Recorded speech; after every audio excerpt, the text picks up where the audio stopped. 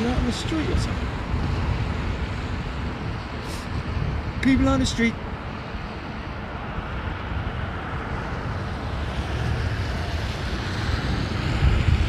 Yes, changeable conditions here this morning, everybody. Hope you're all well. Up and at 'em. Well,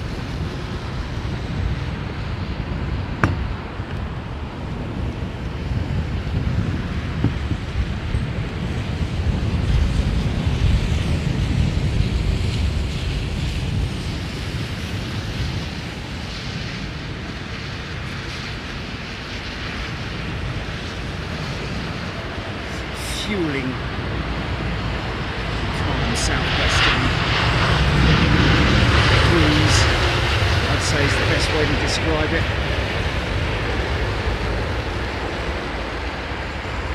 Heavy on approach.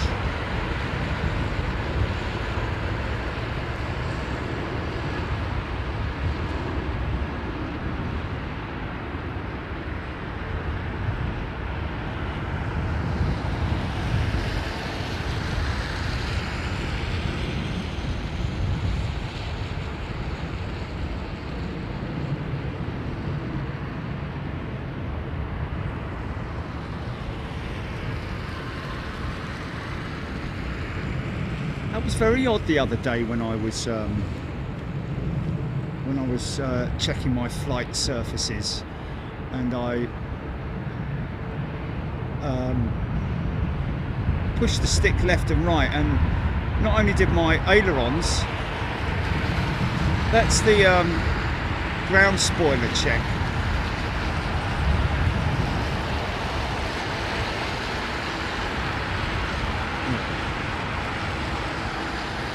Something that I'd noticed before, where the not only did my ailerons move, but my ground spoilers, my outboard ground spoilers moved as well. That's I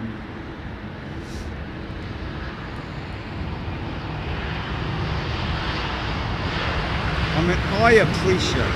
Anyway, whatever.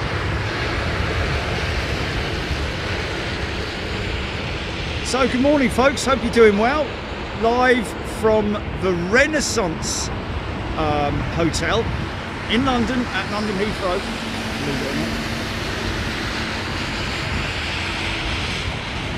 And we're here for a special arrival, American A380, and they are flying their newly painted 777-300 with the retro scheme, which there are a couple of descriptions of it, but it's a good looking jetliner. Interesting that they've painted either the underside of the flaps or the underside of the wing. There is some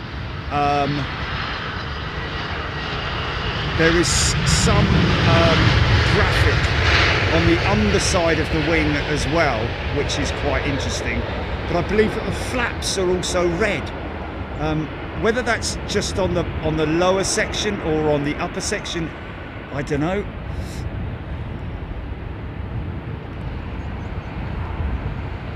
And we are led to believe that she will be towed to a gate for a later departure, and we are hoping that it's going to be one of these gates here, right opposite us. Yeah, there we go, stand 213 right in front of us, thank you. Couldn't have figured that one out better, could we?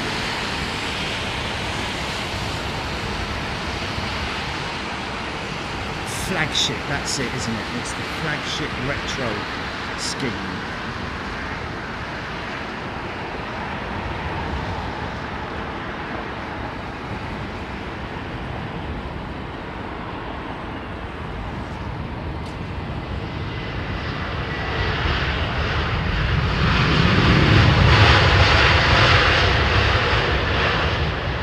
Wouldn't be surprised if our friends from American Airlines give us a little bit of a hoot and a holler whilst they're over there, because we have had it before where they've been actively watching.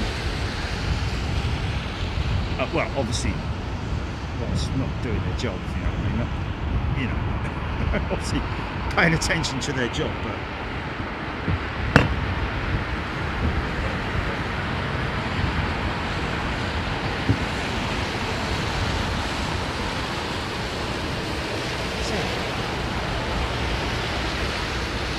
Beautiful cloud formation.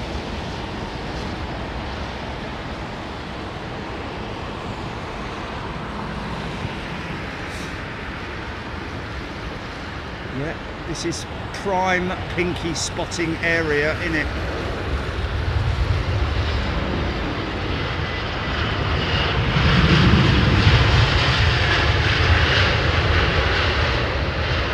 So they may, I don't know where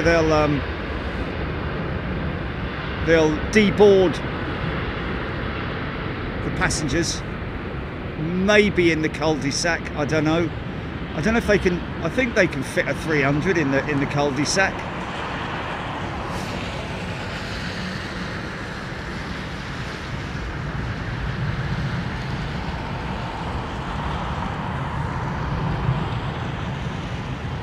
Okay, straight out of the box we've got MJD83 as a brand new member. Welcome MJD83, a brand new first class member. Very warm welcome to you, MJD. Ralph Skyperian is a returning premium member. Welcome back, Ralph Skyperian. And we've got G6 ZNW has gifted 5 channel memberships. Thank you, G6. It's 5 lucky people who are going to be joining us in Miami next month, early part of next month. Well, actually the first week of December.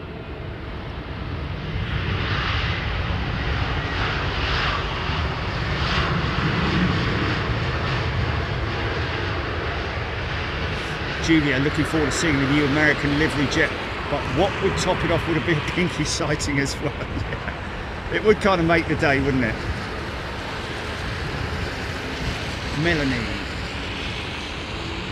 any news on VNY? Our last 2 flights returned to Heathrow after dumping fuel.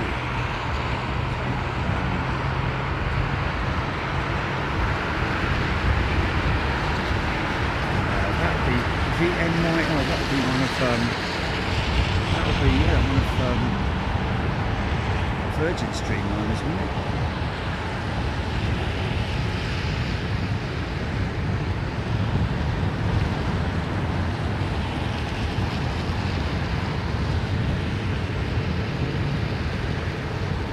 Dew point and temperature should be around about getting towards the same. It will do at some point when the sun comes and heats it up a little bit. We need just a little bit more temperature.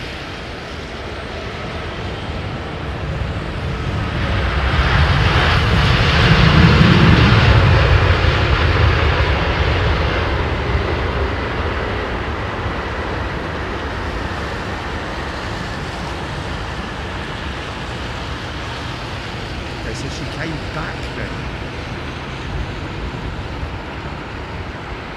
Retro pinky from the 80s, saving pit stop. Okay, there's that big bank of cloud that hit me a little while ago. We've got look at that bank on the south side, but everything to my west is clear. So we should have nice conditions for when American 80 arrives.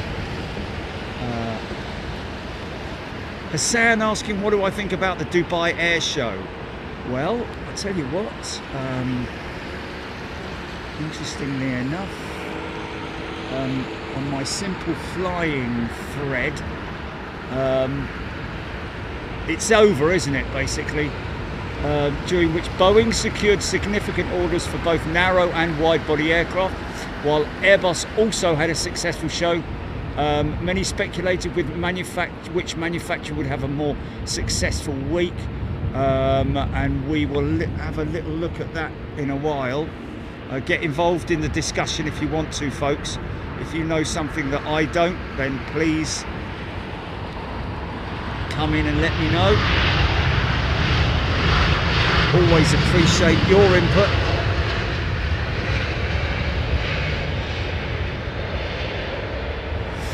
Wow.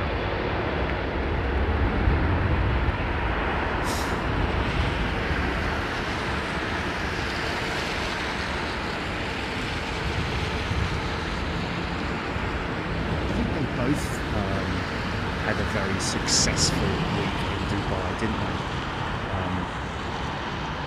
And of course, Boeing displaying their 777. I'm going to call it the 9 from now on. I have always designated it the 777-9 because to me 777X is either a prototype, and also bear in mind that they are now doing feasibility studies on the 777-10. That would be the X, wouldn't it?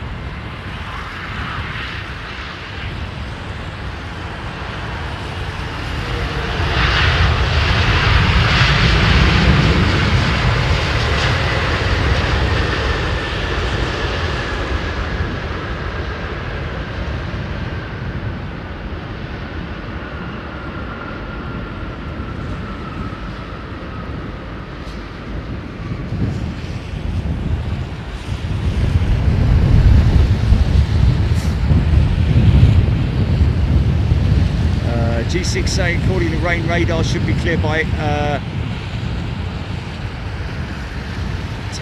but well, no, I think we're done with the rain now. I think we're done.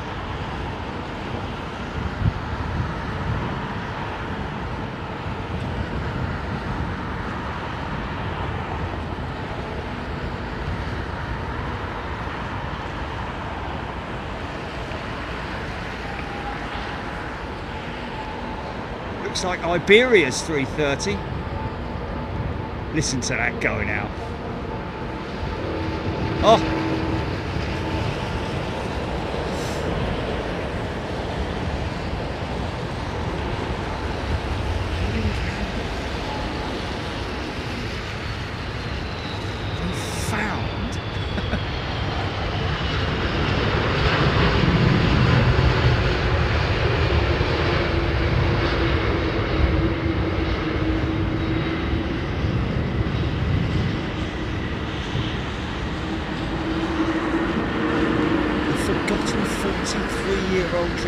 A 737-200 parked at Kolkata. Does he mean Calcutta? Calcutta. For 13 years. It slipped through the paperwork during mergers.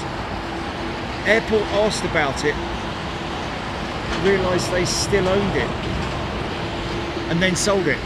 Oh, bless. Wow, that's crazy, man.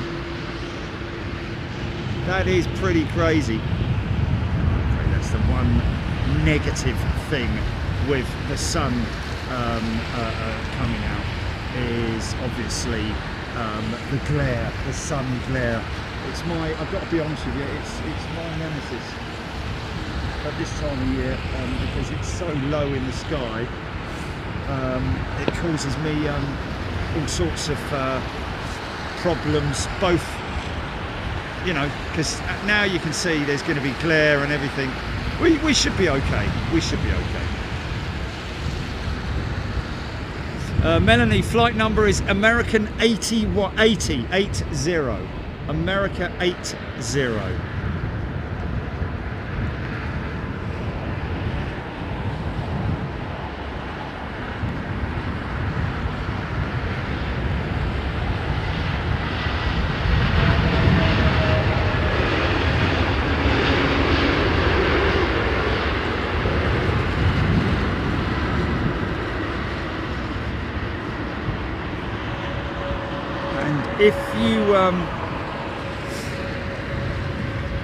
If you've got any cruisers, Donald, where's your trousers? Then let me know, because the skies are now clear.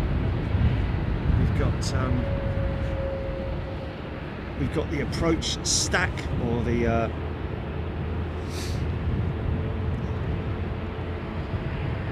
glide slope as it's otherwise known, as it is properly known. I call it a stack, because I just like to.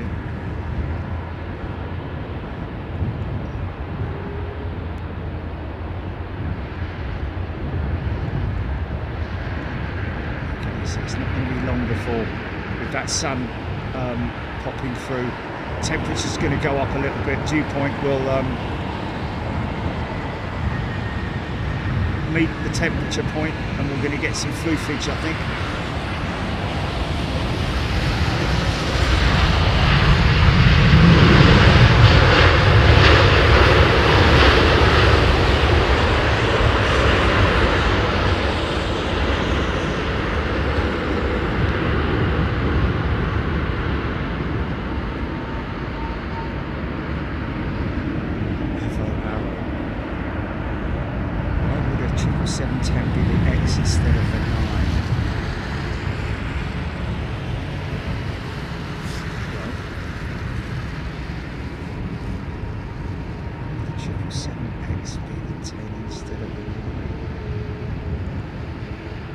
Well, like I say, X, no, Roman numerals, X is 10, isn't it? So it would make sense, would it not? Yeah, look at this, man. Would it not make sense to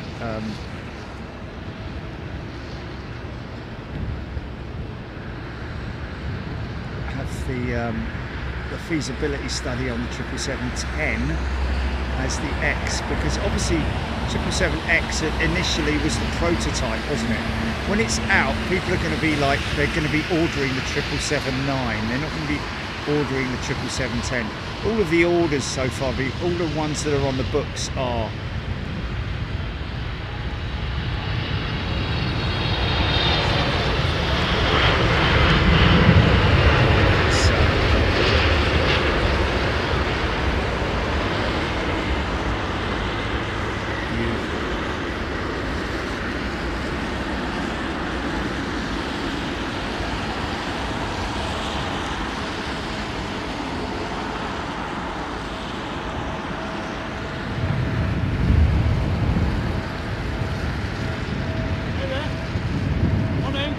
mate. Can I come up and take one video? No, you can't, mate. Sorry. Okay. Can I give you my phone? No? No, sorry, man. I'm filming. Sorry. Okay.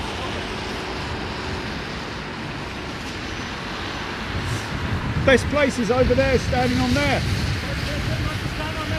Huh? There's a board saying that I don't stand on it. Oh, okay. Oh, yeah. Does it? What, that yellow board?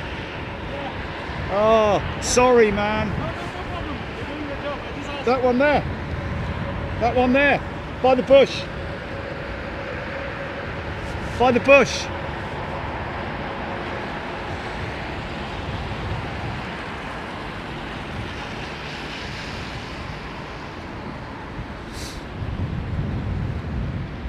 Which plane would have the longest name if Roman numerals were used? Oh, that's a good one. Well, what's 0 in Roman numerals? Because you remember when at the end of the TV programme you used to have XXV111 for whatever year it was. Do you remember that? A380, it's got to be either A380 or the A350, isn't it? Look at them all turning black. Look at them all turning black. We need cloud, man. That sun needs to drop below cloud. We need, because this is just going to be a bleeding disaster otherwise. Look at the glare. Look at the glare right opposite me. Right almost at the touchdown point. This is...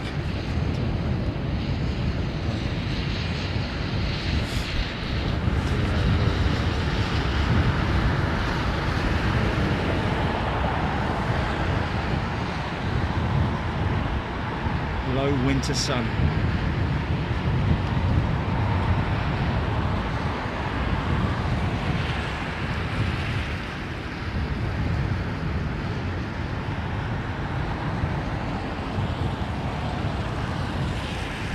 It's supposed to be a little bit gusty today.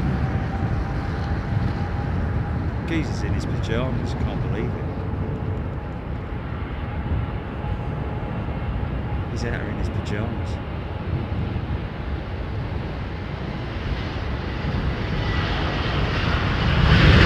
Are you seeing that alright, folks? Are you seeing that alright?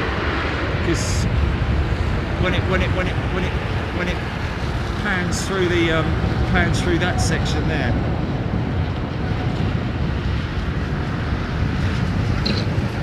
Spot price 64, gifting a channel membership, thanks mate.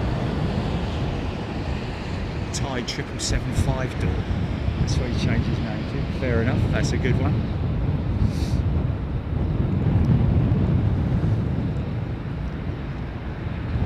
Aaron Thomas, American 80, half an hour late. Okay, James Dayton, sound and vision spot on, thank you. KM saying it looks great. Lewis, yeah, thanks everybody. Well, it's obviously just my perfectionist, the perfectionist in me that wants the best shot for you, because this is I'm just thinking also of there, that's fine, yeah, just before it runs through.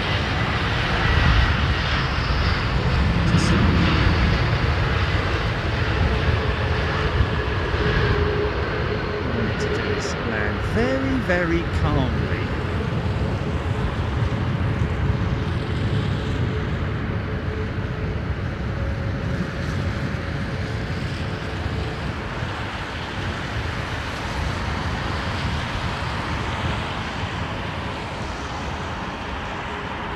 By the way, folks, just to let you know, we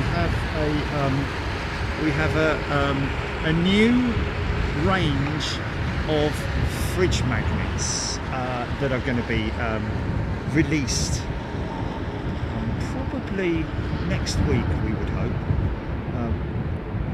The van has been done and dusted.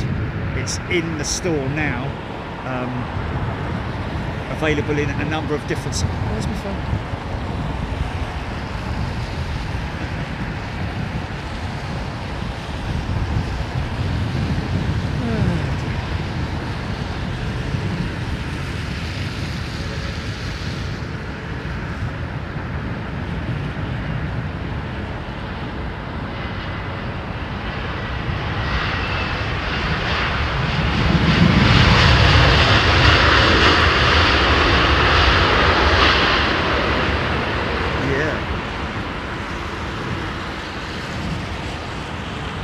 Engines pretending to be G90s. Just switch that. Oh my goodness, really?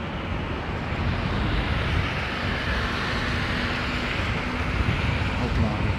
Thai 777-5 doors gifted 50, ladies and gentlemen.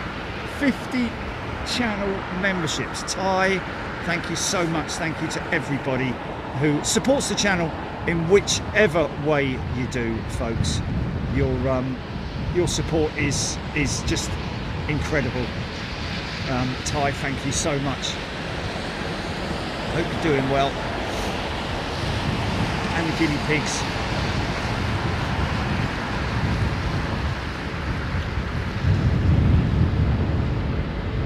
And I hope each and every one of those 50 people, along with all the rest of the people that are gifted channel memberships, appreciate it. We do get so many people who appreciate being gifted, to the point where they actually stick around and become permanent members as well, and then end up gifting themselves, which is great. Kevin Hillier is a returning member. Welcome back, Kevin. I wonder what was leaving all that bleeding now. Oh my good God. Oh, Ty's just gifted another 50. Flipping heck, Ty.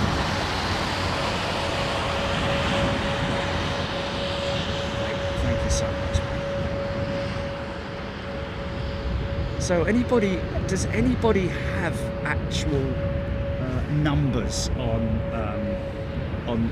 Dubai in terms of the order books, and that includes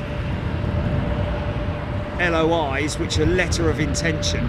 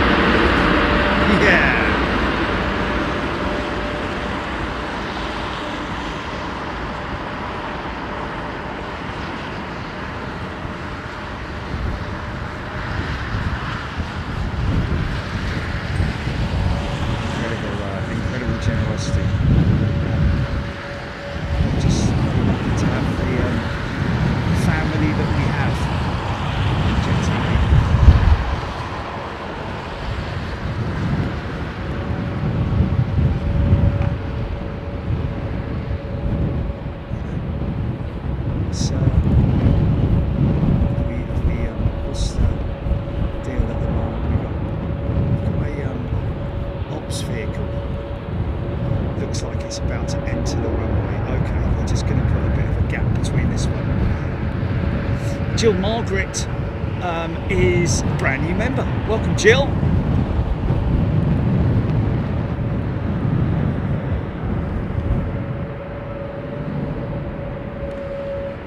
Here's the old workhorse. Festival of Creativity. 777-200.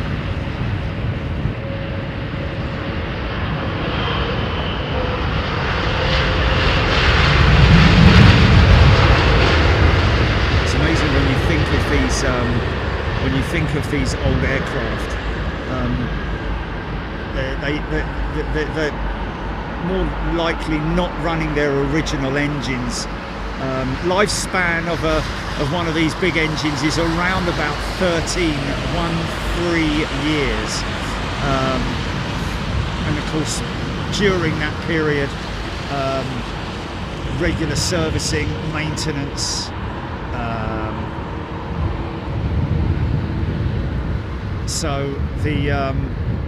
So it is quite interesting. I was discussing it yesterday during the road trip about the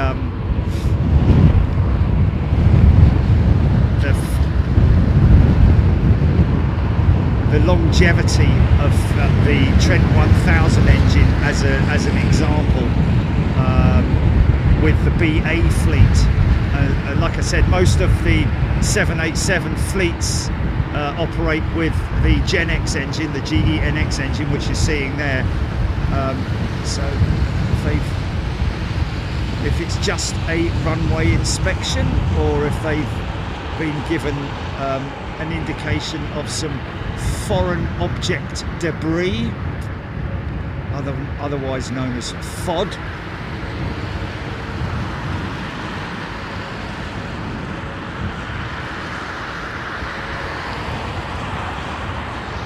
They're a little bit faster than that, I've got to be honest.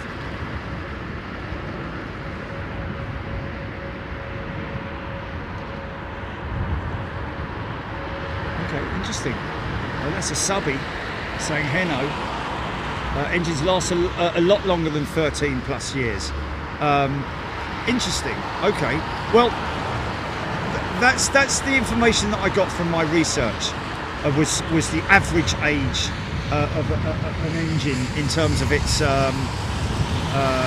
before it's, because obviously by the time an engine reaches 13 years, it's probably most of its componentry has been replaced, I would imagine, other than casings and stuff like that. I would imagine that a high percentage of the engine is not its original engine, if you know what I mean. So it's an interesting discussion, that.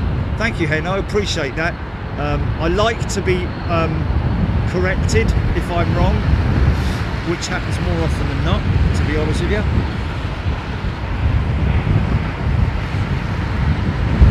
Paul Price always has a look when he drives past the Rolls-Royce plant at Derby, see what engines are there. Yeah, they're working hard to make their engines more reliable at the moment. Rolls-Royce Trent 1000 package, now known as the Trent 1000 XE, which they're hoping doubles the amount of time on the wing of the engine, because obviously that's what, and as well as that, improvements on the XWB-97 engine with Rolls-Royce that exclusively powers the A350-1000, 54 on the 900, 75, sorry, XWB-75. Is it 75? No.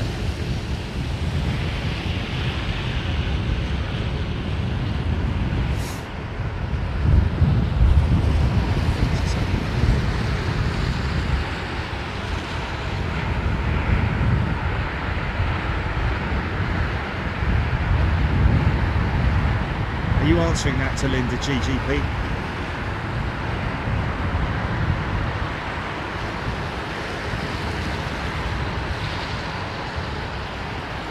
I know. Linda, there is a disclaimer. Okay. We have explained it quite a few times. If you're buying a calendar in the UK, I would highly recommend that you buy the desktop version. Otherwise, it's coming from the States, and you pay a significant amount of postage, which is completely wrong in our eyes.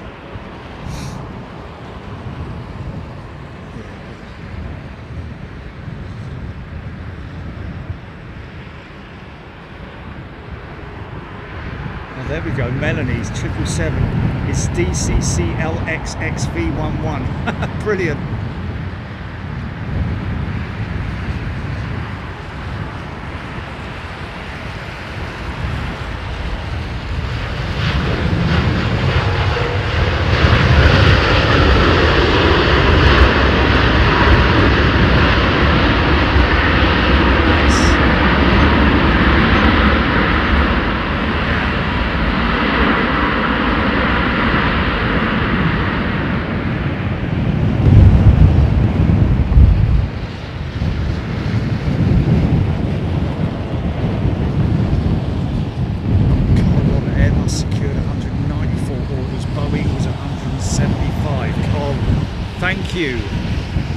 That's the number that I've been looking for. Much appreciated, Carl Roller, thank you. Andy Fishlock, American 80, just over south of Ireland at the moment. 57 minutes out.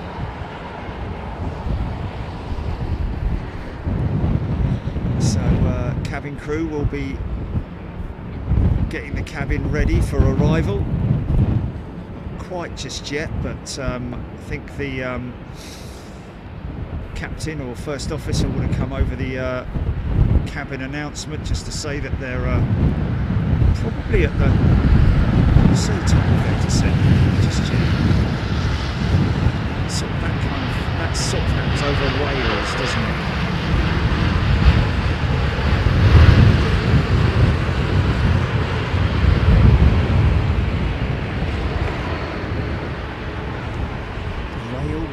Enthusiast £5 super chat. Morning Big Jet TV, brilliant views this morning, keep warm.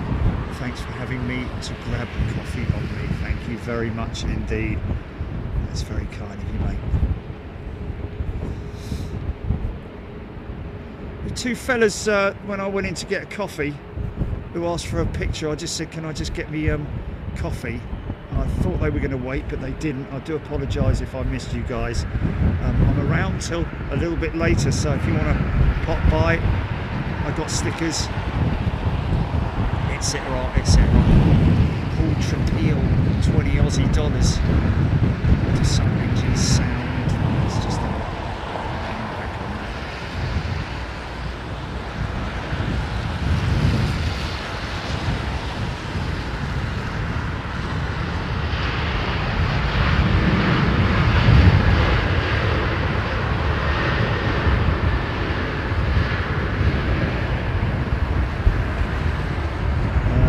Some engines sound like gears grinding and whining, and some sound like a really loud vacuum cleaner. Is that just the manufacturer? Normally, what you're probably hearing there is the older engines versus the newer engines. Yeah, the bigger engines generally tend to have that deep sound to them, whereas the smaller sort of like CFM56 engine, the IAE engines, the older type engines, Pratt & Whitney PW4000s and 2000s, well, also 2000, not so much the 4000s, that's a big fan engine, isn't it? But yeah, good question that, Paul Trapeel. They do all have different sort of like sound notes to them.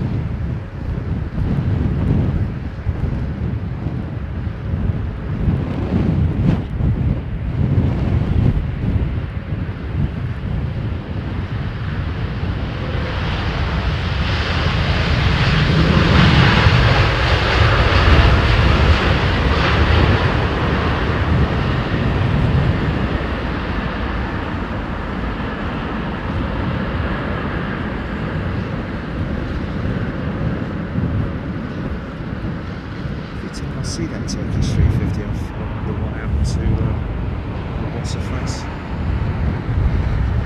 It's just very keen on getting something done, and it never transpired, which was a great shame.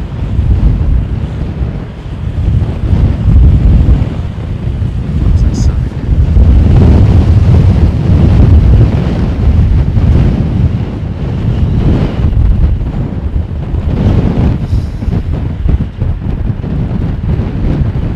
Airways is a brand new first class member. Welcome, MG Airways.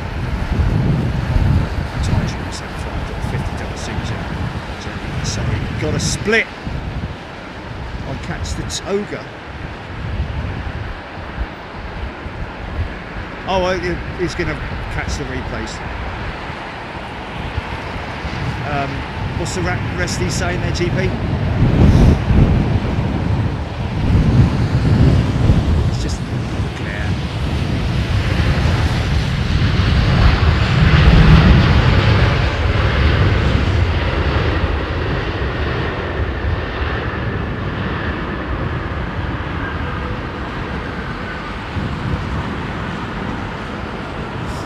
Wow, Ty, thank you so much, mate. Okay, Ty's set himself another target. Yeah, very generous. Anybody who gifts memberships, anybody just anybody who's a member on the show, we really appreciate it is your supporting the channel, regardless of what level it's at. It's very much appreciated. Thank you, everybody. Carol Metar 19 minutes ago, wind 240 at 10. Okay, visibility 10 kilometers or more, no significant clouds, temperature 10, dew point 8. So there we go. And QNH is 998. Wow, that's very low, isn't it?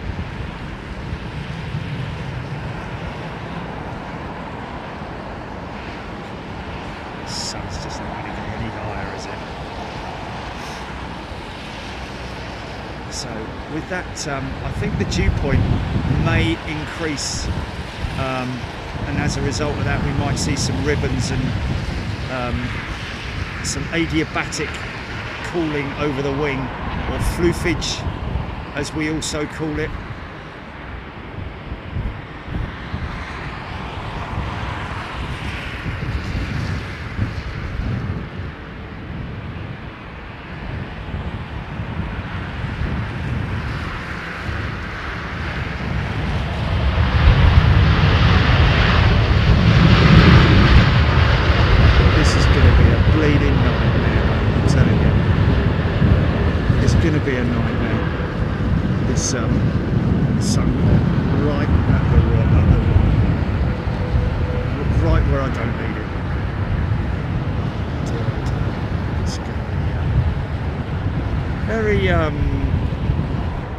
Frustrating.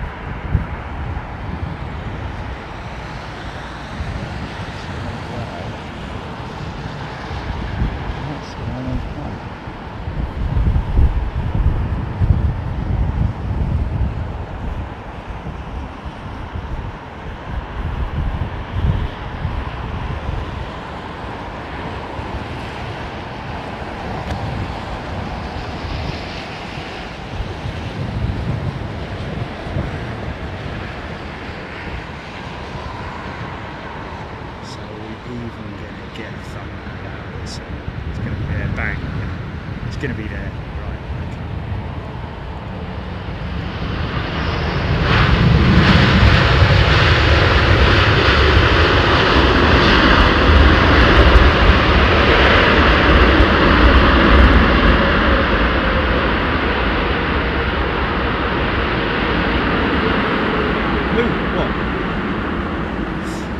just got my normal glasses on, which are, you know, light resistant things, you know.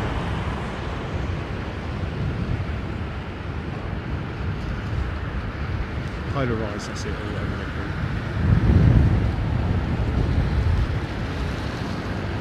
Okay, alright.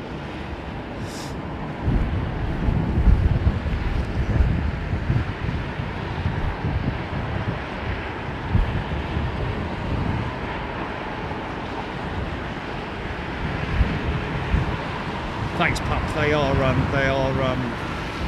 light. What do we call it? What are they called? Polarised. Nice M64. Here we go.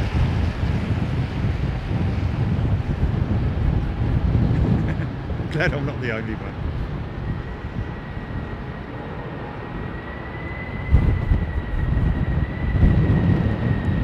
Reactive lenses. There we go.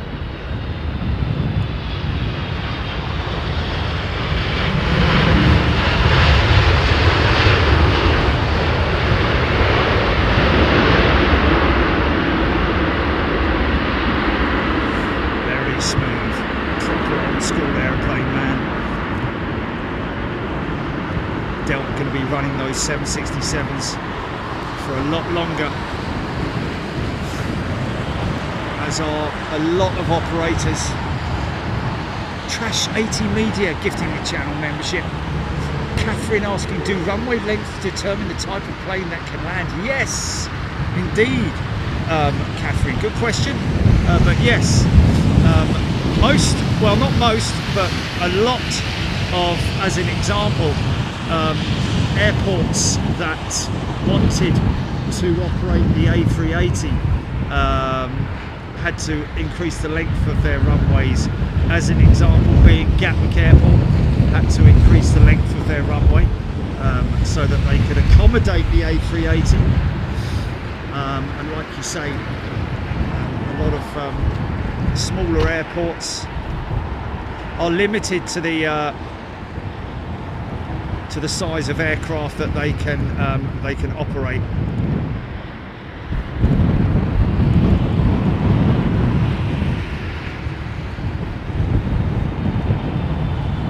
Another Delta jet. We're in Atlanta. Ooh.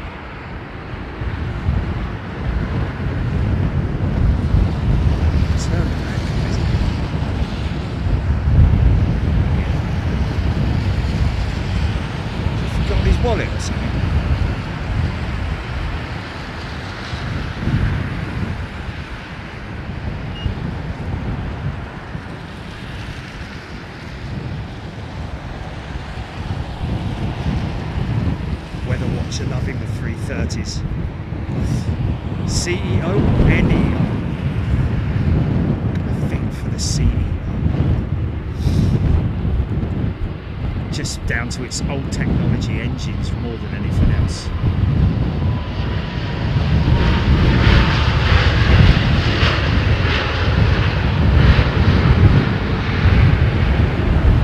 Trans 700s. CF6 Pratt & Whitney.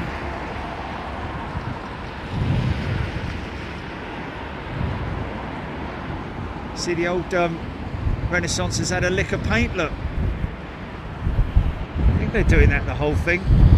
Kind of needs it really. Look at the old how grubby it was or is. So obviously that grey is going to make it a lot easier to maintain, isn't it? Won't show the grubbiness so much. Not all, if anything. Mark Wood, American 80, nearly at Dublin, still at 33,000 feet. Not descending yet. Michael White got my 3-year badge yesterday. He did. Stuart Siddons, ETA 1035 for American 80. Alan Q, yes, I did see the very unfortunate crash at the Dublin Air Show. Crazy footage. Crazy footage. Dubai, what did I say? Dublin. Sorry. Yes. yes, sorry. It's happening.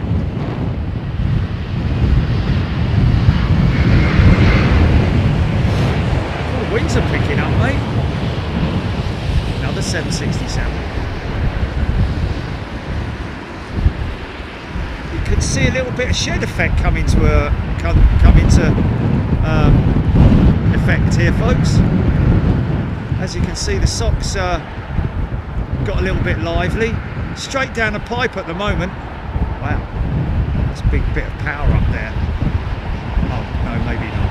It's just cloud in the background.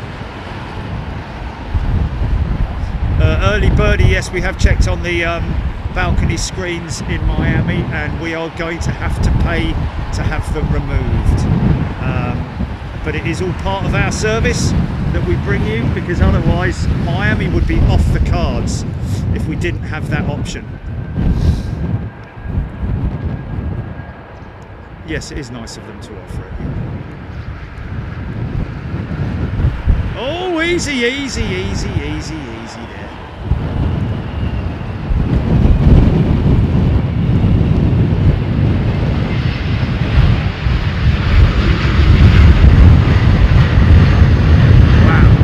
See those wings flex, man.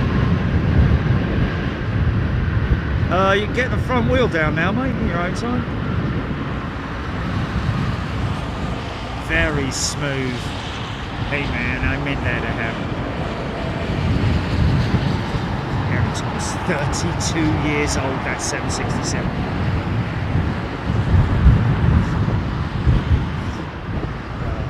Aviation Louis.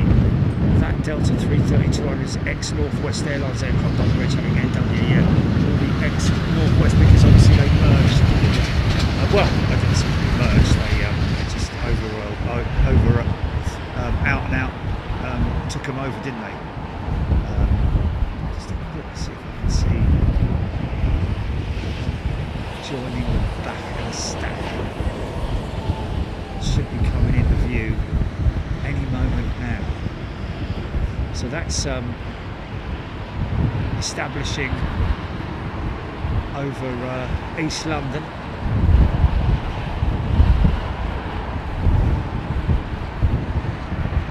Greenwich way. Oh, what's up there with the behind me? What's going on here? Oh, you would want to be at the back of that lot, would you? Silly dog. Oh my good God. Yeah. So is the... Yeah, there must be a problem with the taxi place up the other end. That's all I can think of.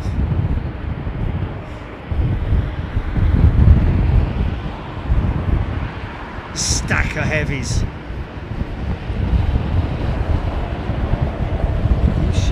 AL76 number 2 on flight radar.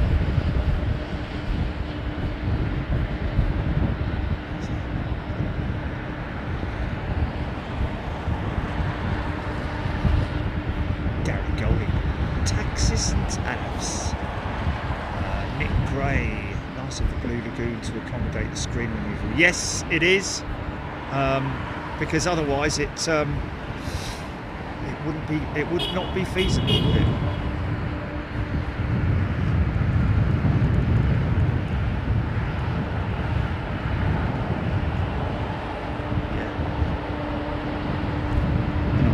They'll probably get through the screen anyway. Didn't they? Oh no, they didn't. That's right. You had them all. Yeah. Yeah. Now that's the sound of old school. That is.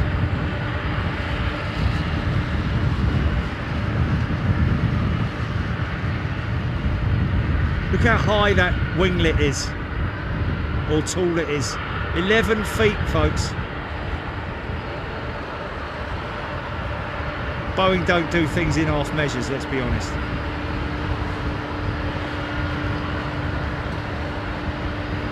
Just wait for 777-200 to push.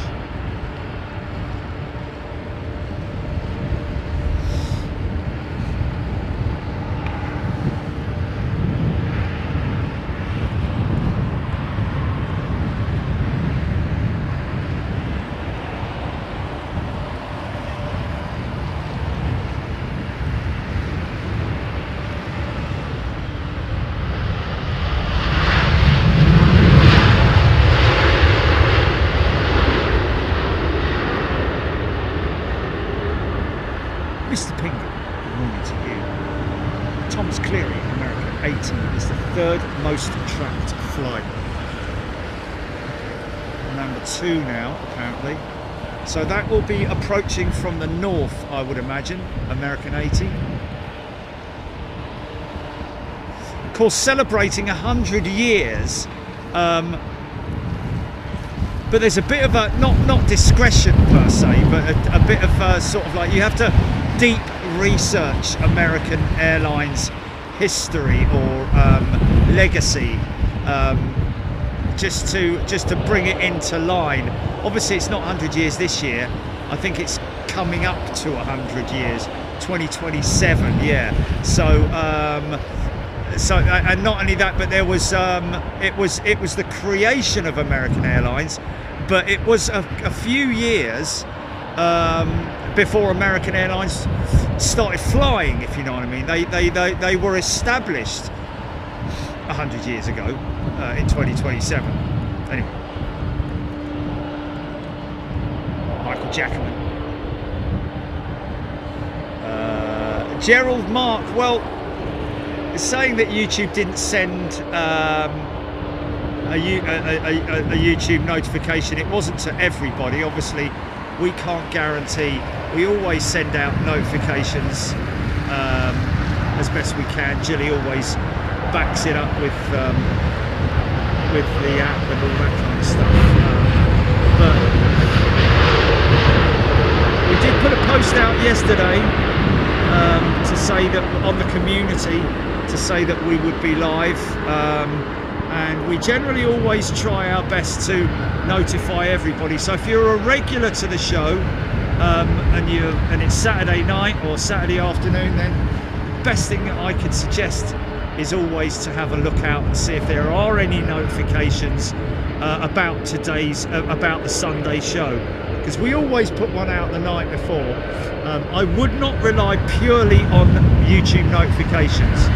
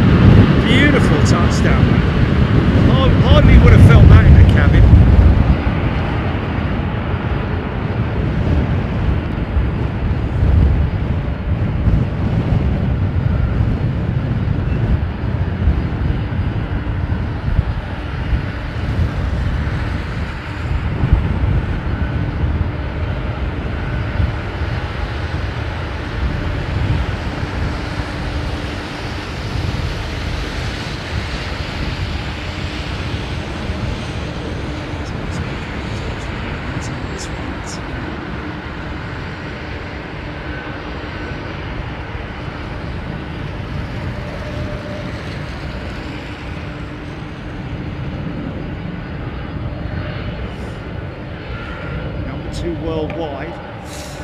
Are we going to beat that IL-76 to #1, or is there no chance? And we've got 4,200 people watching. Let's see if we can get this American jet to #1. Don't need to bother about it just yet, folks. Hang tight until she's big wing. This thing is beautiful.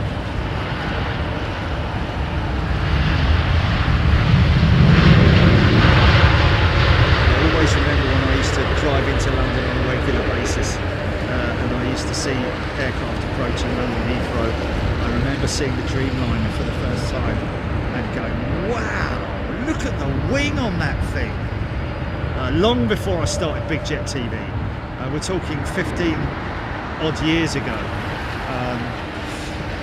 when I was working in and around London, and regularly on that underneath the glass. I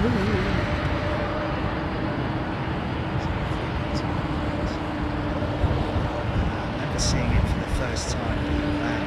But I tell you what, I do remember. I remember being at a customer's house and walking outside, and there was a 747 SP on approach. Probably one of the last ones. God knows which airline it was. I don't know if it was South African Airways or something like that. But yeah, that was crazy, mate. Jamsani, awesome sound today. Uncle Jamsani.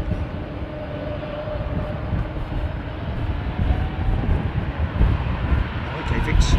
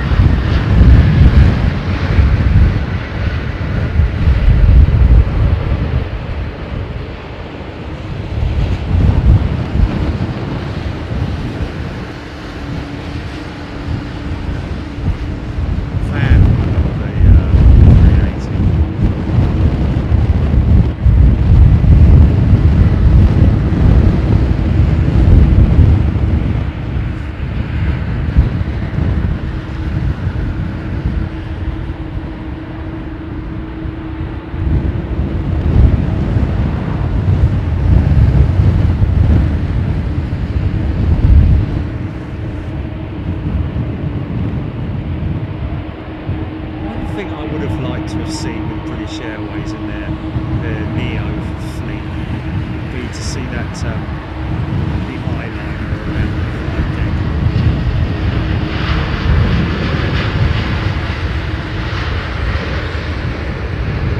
I think it's, you know, in the grand scheme of things, it's it doesn't cost that much more, does it really, when the aircraft's being painted? It just makes them look so cool.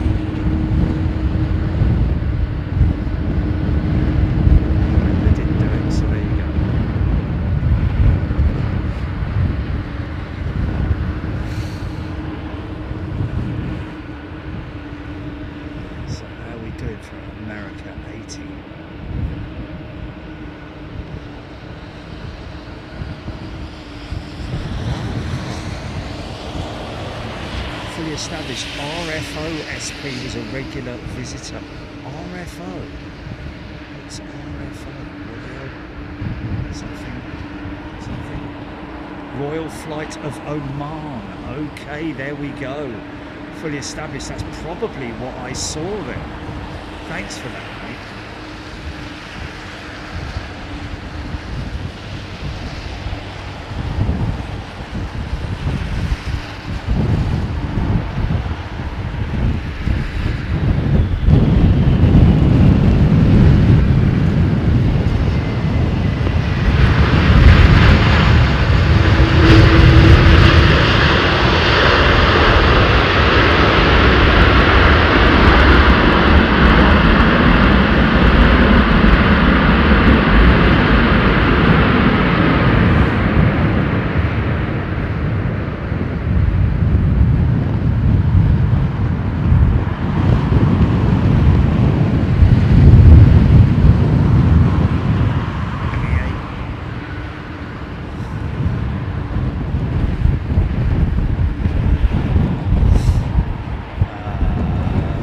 Big Red 380 over Chester. Thank you, Big Red.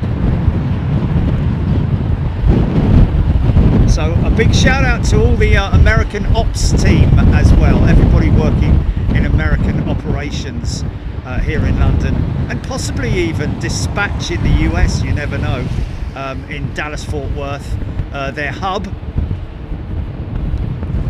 So big shout out to everybody there, and anybody from American operations watching here in London.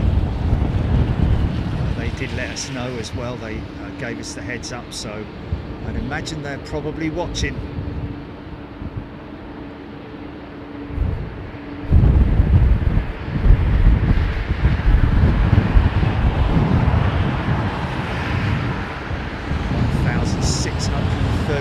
People watching American 80 right now. She's number 1.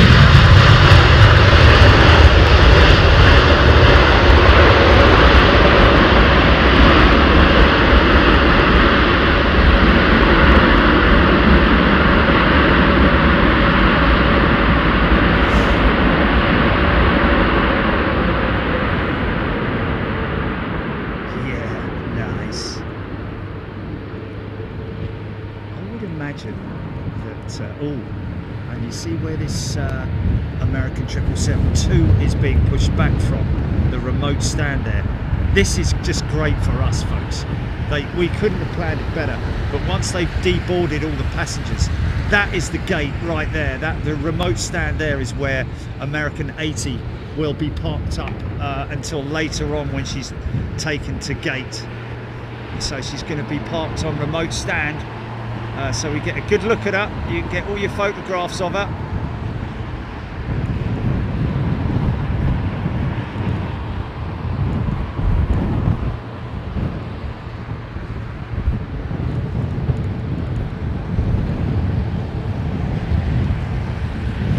Number 1 worldwide. Thank you, folks. Thank you for the updates.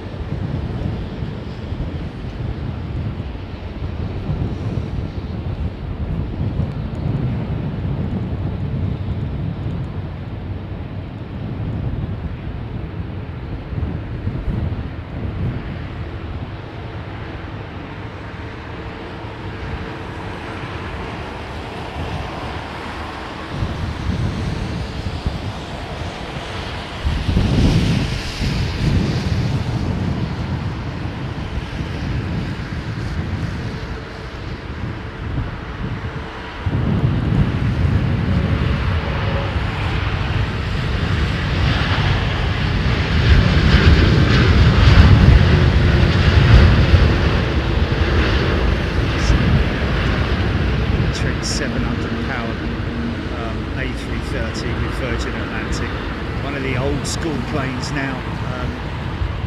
I'm not sure how many they've got left in the fleet of the CEOs, but I was led to believe that those aircraft were supposed to be disposed of by the end of last year, believe it or not.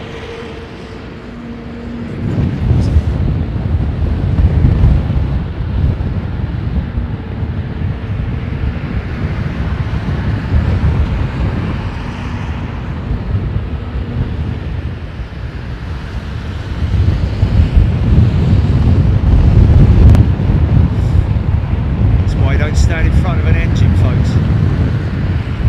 Still ingesting a lot of air. Look at that, look at that. Having an good old wizard of a time.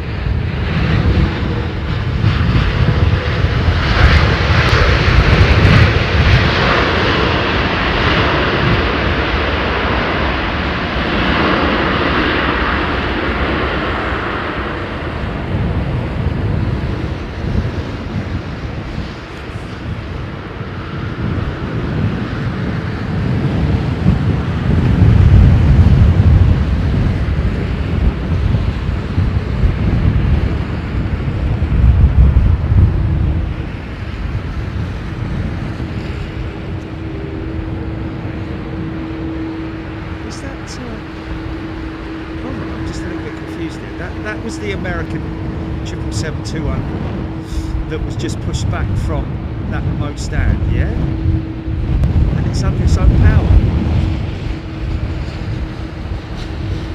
That's a little bit odd. That's a little bit odd. What's going on there then? What's going on?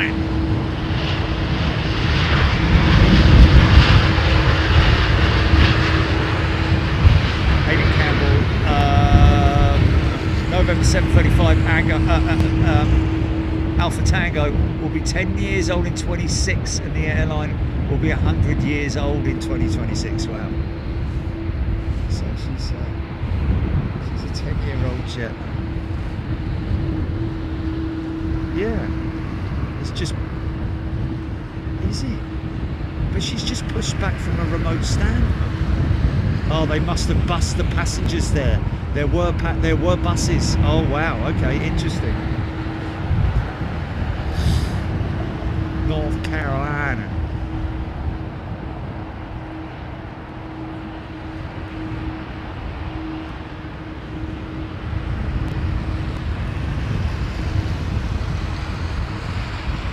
Michael White, 349 Thai, whatever they are.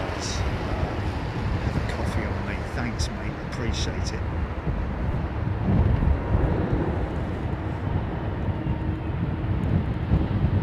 Thank you, Mr. White.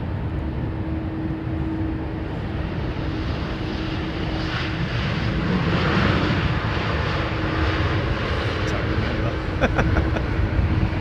Did we?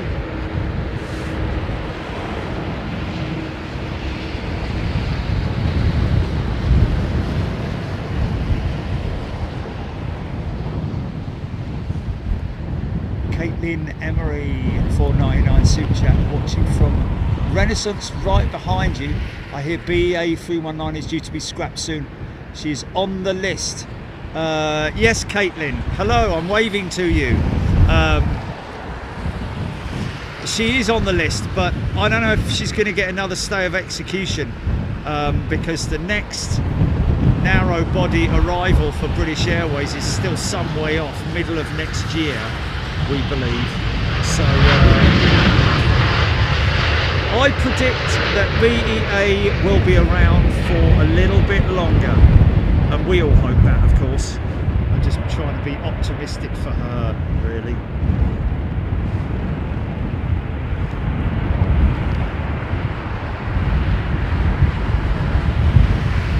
Michael White celebrating 3 years with us as well. Thank you, Michael. Thank you for your continued support. Thank you, everybody. You are amazing people. 1, 2, 3, 4, 5 on the glide slope right now. 1. And then as we go back, another 4 established there.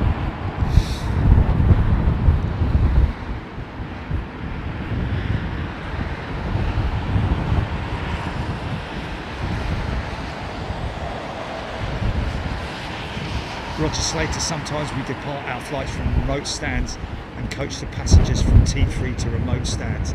I tell you what, when you're boarding a big aeroplane like that, it's really cool to be doing that, but you just want to be dressed up right, don't you? Because otherwise you could be standing on the stairs for, you know, 5 minutes waiting for everybody to board,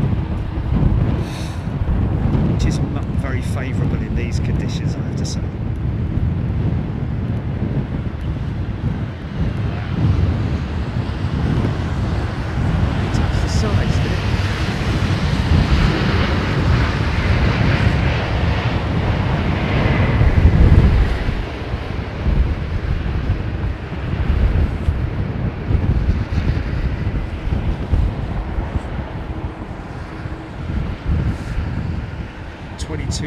Avro, thank you. On the Leamington Spa, Stefberg booked a room at Thistle, got a fantastic discount. Let's say it was more than the cost of Big Jet TV monthly membership. So the perks we get as members are fantastic. There we go, nice one, Steph. That's brilliant. Let's just hope they're on that. It doesn't matter what operations they're on really at Thistle.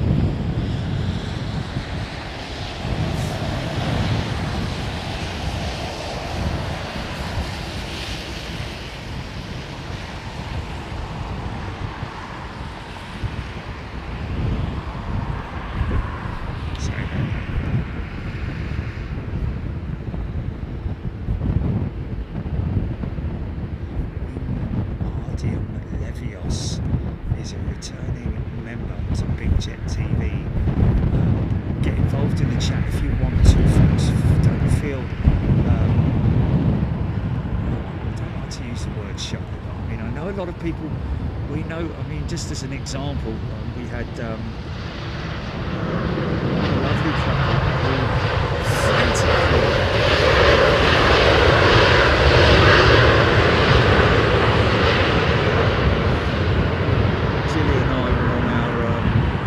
daily trip around London Heathrow, and a couple frantically waving at us from the road side,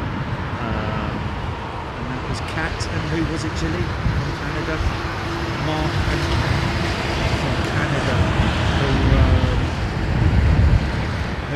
who were staying here at the Renaissance overnight. Been with us for stayed at the Room 747 at the Hilton Garden Inn, sorry. Yes, sorry. Room 747 at the Hilton Garden Inn. Been with us for, what was it, 3 or 4 years? Members for 4 years, never get involved in the chat. Just,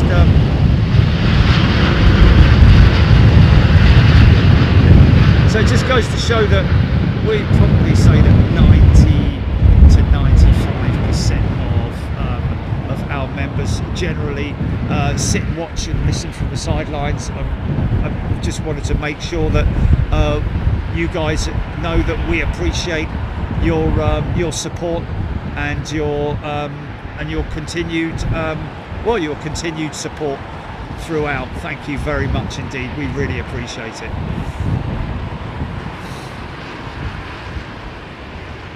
New top planes. Still got a long way to go with the tech stuff, but really enjoying the pictures. Who's got a long way to go with the tech stuff? New top planes. Super Max Dan, American 80, #1 flight radar, nearly 2,000 watching, 19 minutes out. Thanks for that, Dan.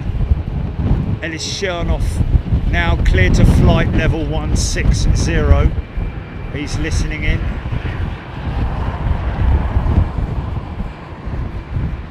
Oh, okay. Oh, okay. There we go. Superman Dan. Yeah, still he's still got a long way to go in terms of his learning.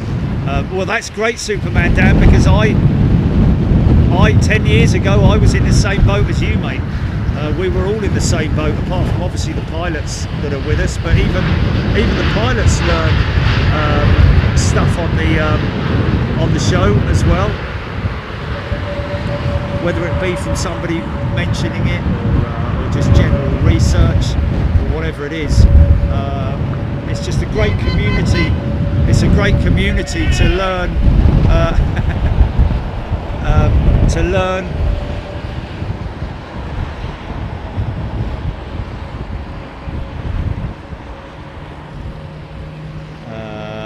Joe Tate, can anyone give me a timestamp for that mini tornado? Think I just missed it. It was literally 5 minutes ago, Joe. Just keep popping it back.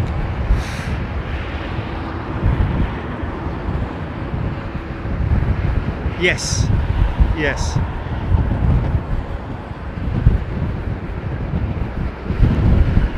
Ah, okay. Okay, so on Flyer Talk, which is the official forum for aircraft, new aircraft and deliveries and retirements. Well, no. Okay, it's a forum that we get information from. Yeah, it's a reliable source. But now all of British Airways A319 retirements have now been an asterisk next to them, but TBC, to be confirmed. So another reason why I would think that a potential, I don't like to use the word stay of execution, but I can't see that any of those 319s being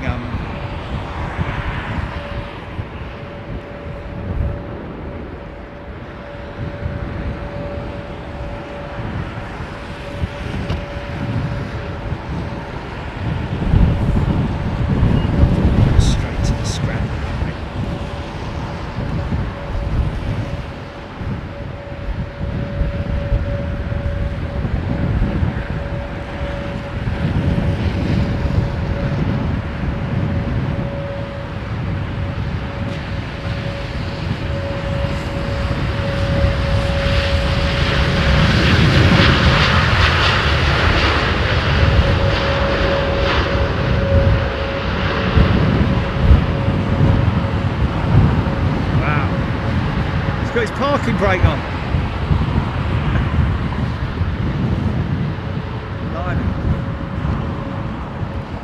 That was a very light aeroplane.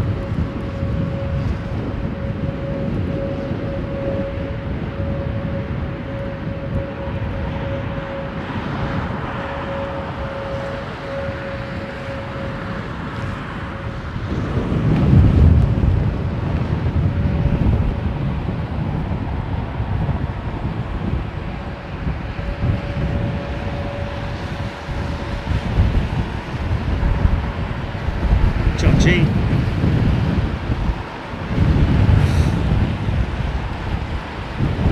Car spotter from Sweden. I'm guessing that's Swedish car spotter, isn't it? Has he had to change it like that? Wow. Is there another Swedish car spotter? Obviously in the region, I imagine there is.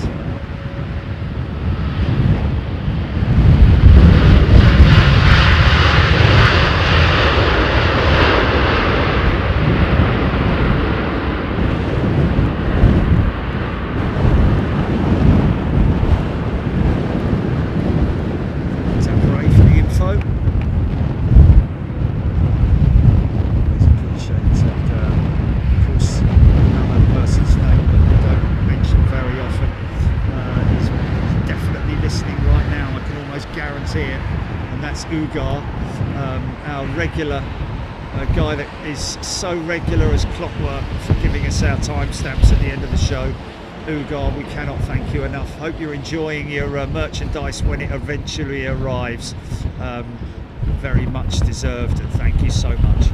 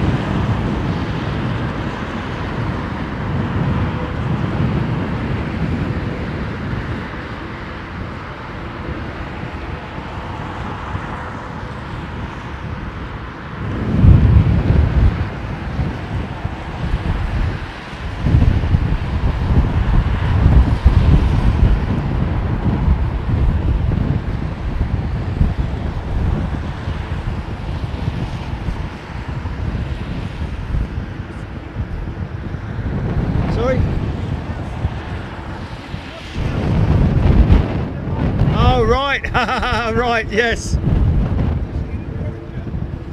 Bless them. I think these are the guys from who were in the Renaissance Livery. They gave a wave to. Bless.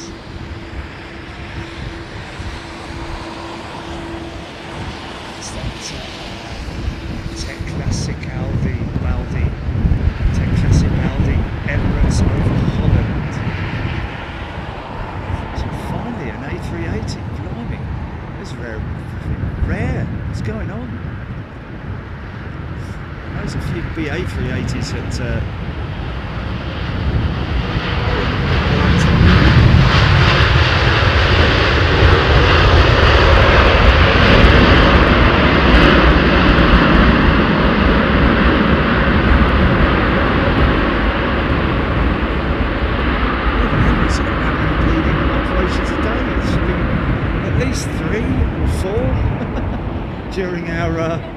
during our time. Hello!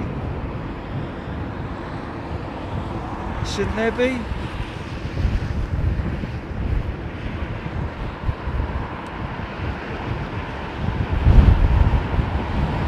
The GPS.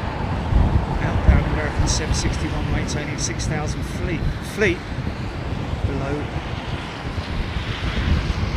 Big End. outbound 761.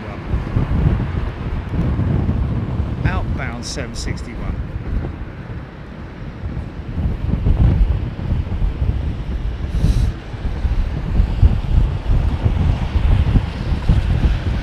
Susan New, loving American. Pup saying Emirates 380, 20 minutes out. Awesome.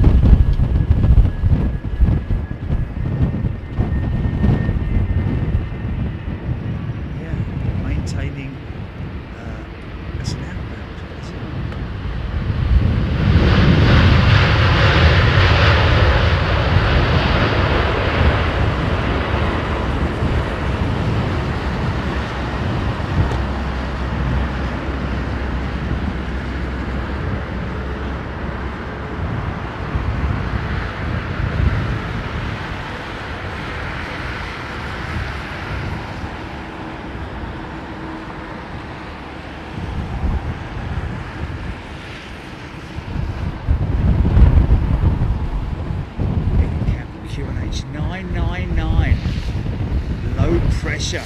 But rising slightly from earlier.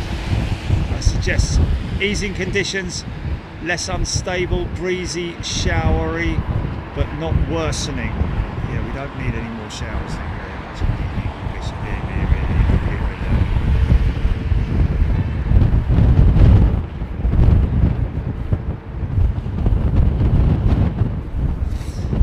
Aaron Thomas just holding over Amersham. Sue Cruz, good day to you.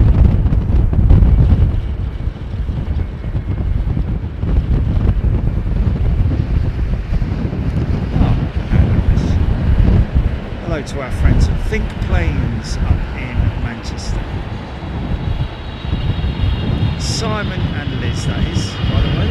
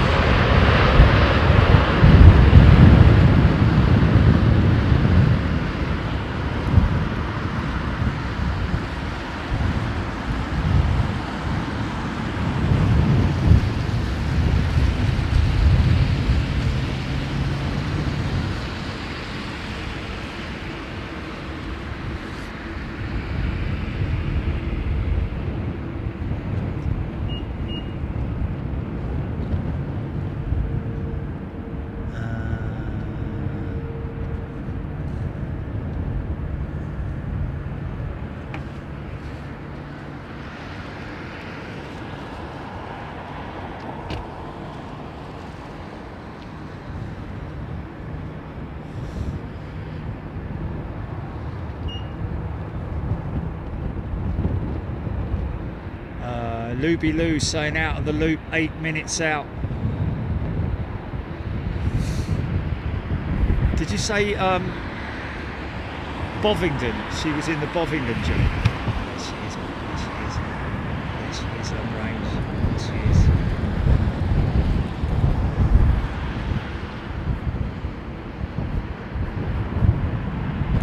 I think that's it. Refuel, is it? It's not refuel, is it? Can't remember. Yes, we flew on the blue one, didn't we? Did we fly on the blue one? Oh, was it? Okay.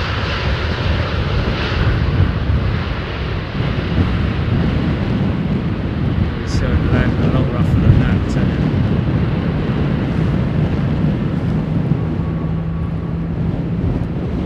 That wasn't her. That's not her, no.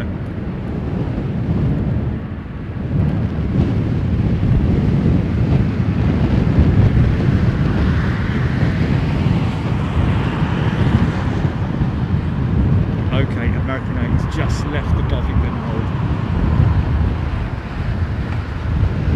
Yeah.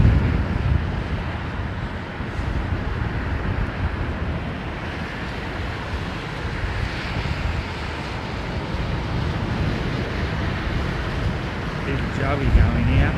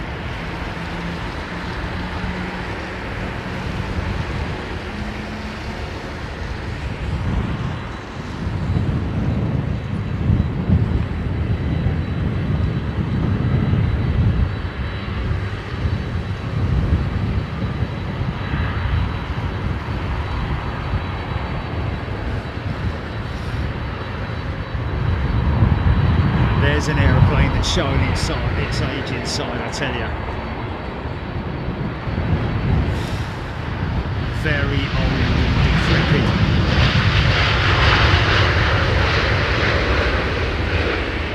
Obviously costing Iceland quite a lot of money to maintain as well. So Iceland going to all single aisle jets as early as next year. Their 321 is going to be in operation, 737 MAX.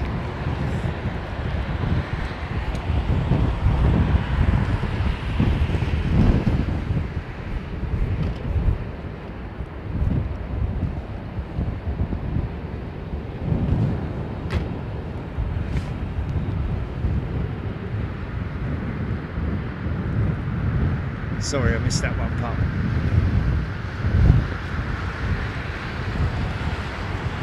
American 80 over East London, Joe takes a. Thomas, Iceland brought their 757-200 the other day. Oh, we're still operating it then. Wow. Okay. I think that's her there, isn't it? Is that her there?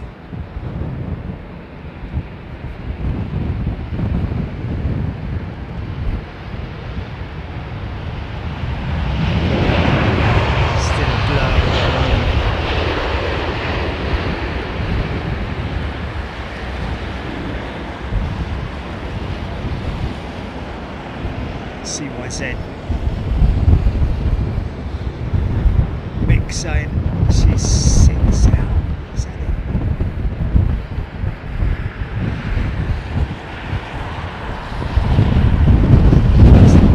That's a 320, so it should be coming into view. Actually, she's below. There she is. There she is, folks.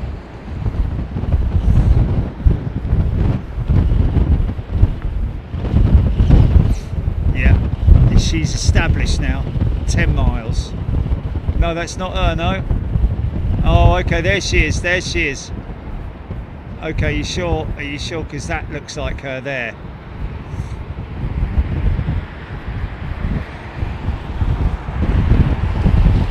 I think that's her there because you've got a little bit of a lag on flight radar.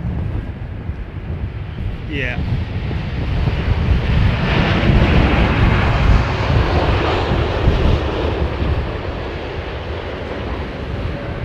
Got a Dreamliner in front of her, yeah?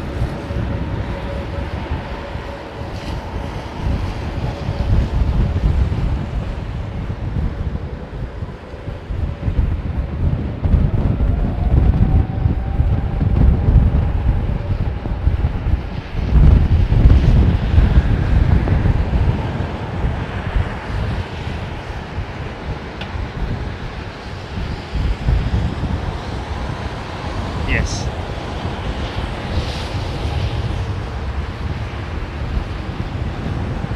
Okay, so that's Air Canada. Is it an Air Canada triple? Oh, okay, that will make sense then. So, American 80 should be coming into shop.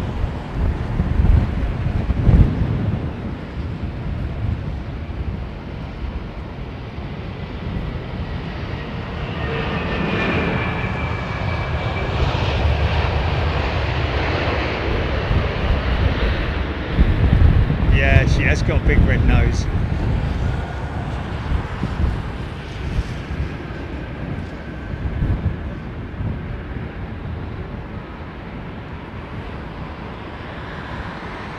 Oh, look at the ribbons, look at the flue font. Oh, yeah, man. Yeah. Yeah.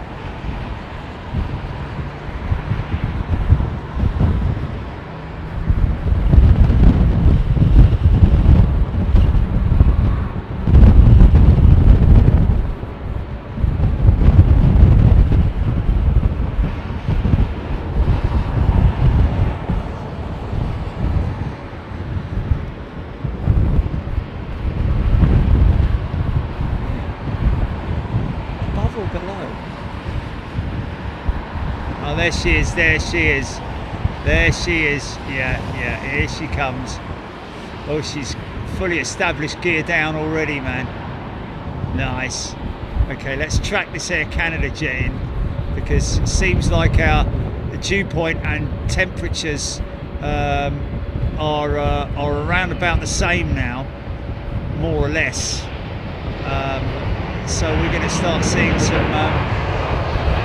adiabatic cooling going on. There's a... Oh yeah.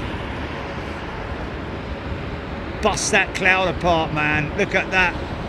Look at the downwash from that thing, man. Wow. That is pretty insane, man. I've lost American 80. She's going to bust through that cloud as well, man.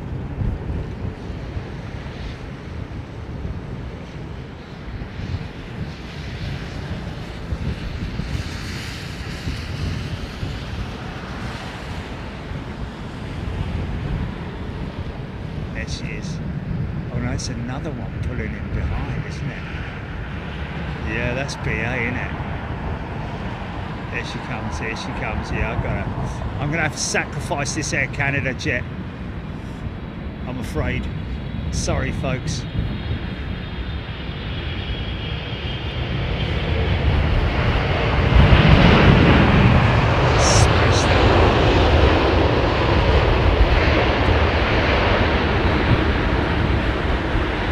Sorry, I had to sacrifice the Air Canada. I thought we'd have a bit of cloud busting on American 80, but not to be, I'm afraid.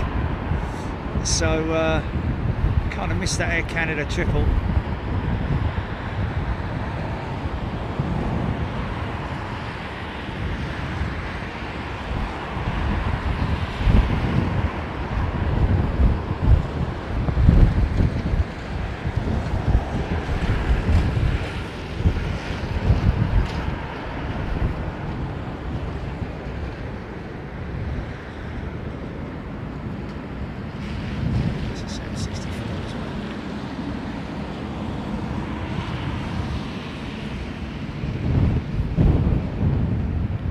Tracked by 4,653 people worldwide, man. Wow, that's a big, that's a good number.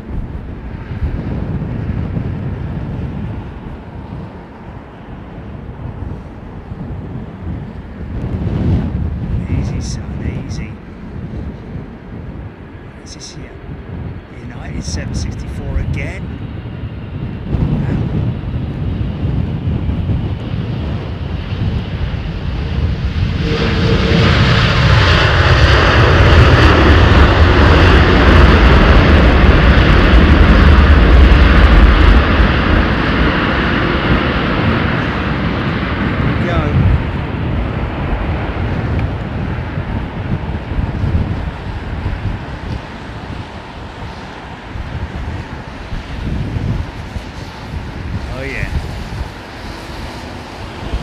Oh yeah, she's looking good, man.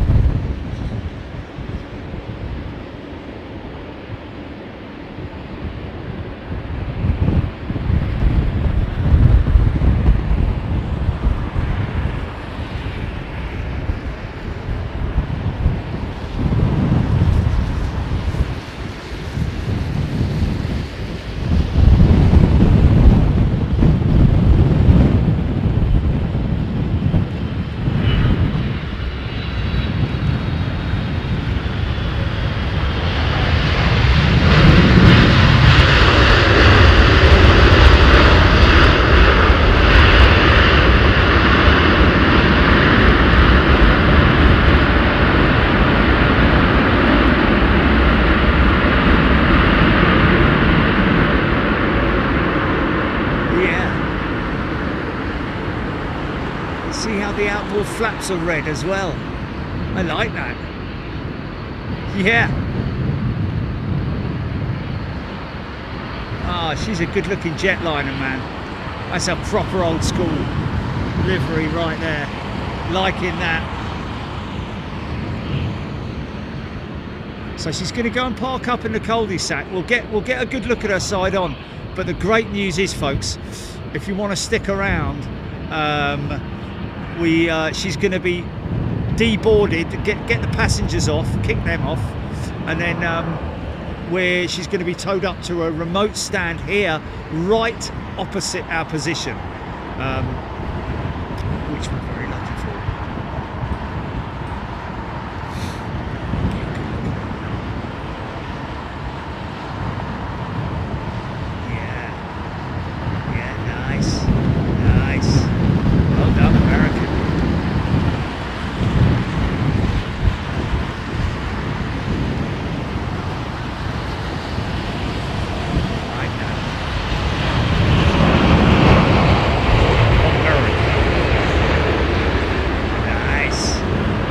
Cheat line, well done guys, really appreciate that.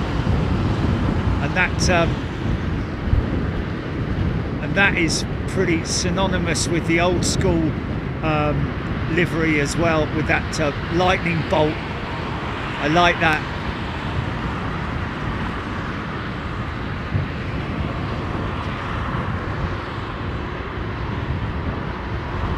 Yeah, looking good, man. Just the right amount, isn't it? Just the right amount. That was just the right amount.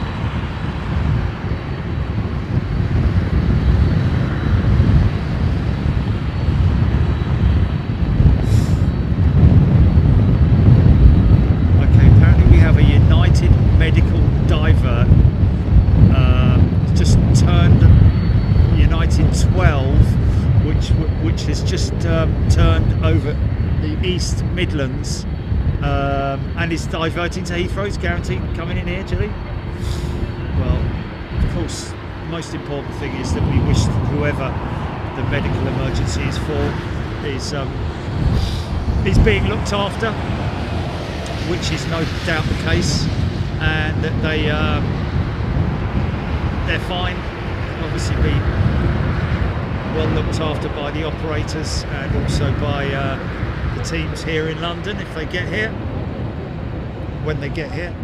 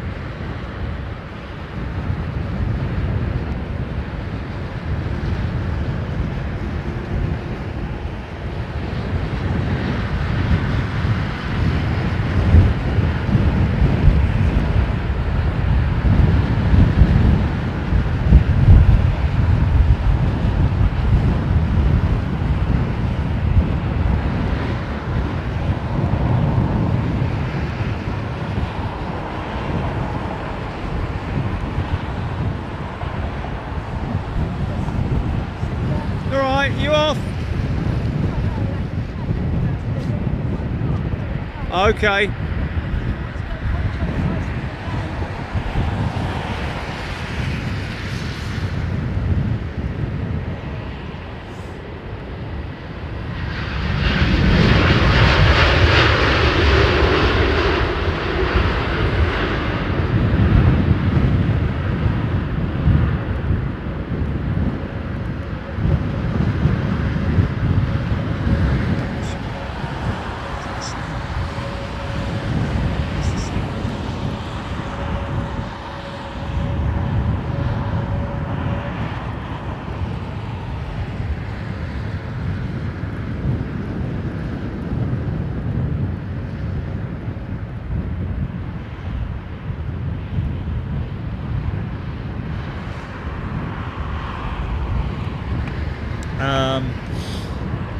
Yeah, I'll show you the new fridge magnet in a moment, folks, when we after this next one.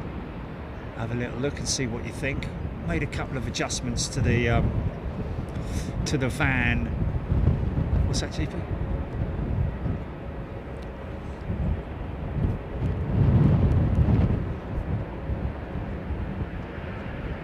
Oh, the van. Okay, yeah. But the first, we can give them a first look. Oh, okay. I thought you said you had the van. Yeah, no, I know the van's up on the store. I thought we were going to quickly show them it.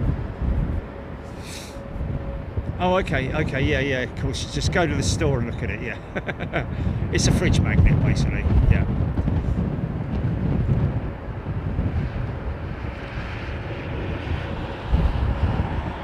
Stephen Billings, American a medical diver is United 12.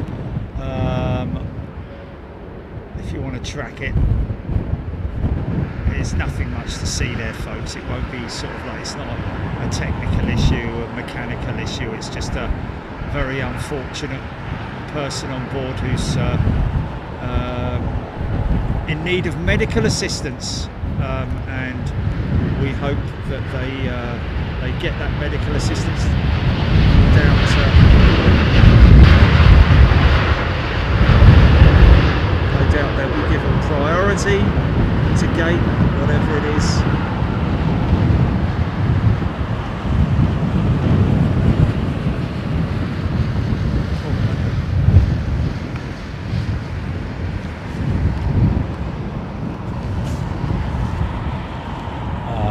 No. No, I never did think that. This is either a 380, 340 or a 747. It's a jumbo, innit? That's a jumbo, innit? That's a jumbo.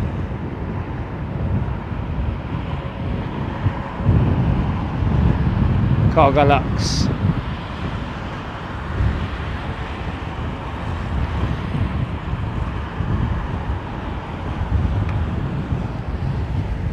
Rogers, what is he taking a picture of it? Nice. Nice one, Rog. Cheers, mate.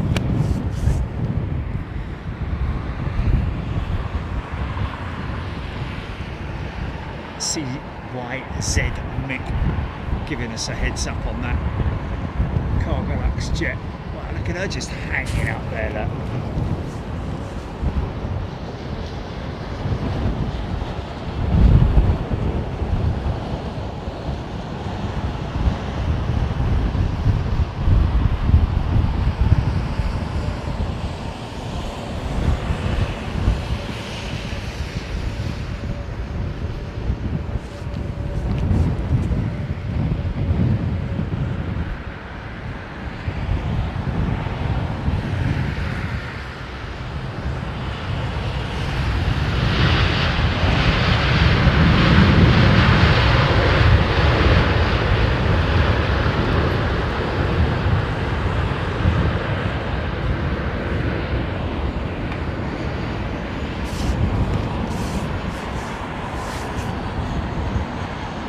I would imagine that the captain would have said when they left DFW, welcome aboard, folks. Just want to let you know, if you're wondering why we've got a different livery on our aircraft today, probably would have given them the heads up on it. Some of them wouldn't even be bothered, but I certainly would have been proud to fly on it. And, yeah, American Airlines celebrating their 100th year anniversary around about 2026, and then, well, it's next year, isn't it? 2026/27. 100 years in service, and I think they've done a great job with that Flagship retro livery. Stuart Scale Models is a returning first class member. Welcome, Stuart. Wow, was there another Stuart Scale Models on YouTube then? Wow. The original Mr. E has upgraded his membership to first class. Nice one, Mr. E.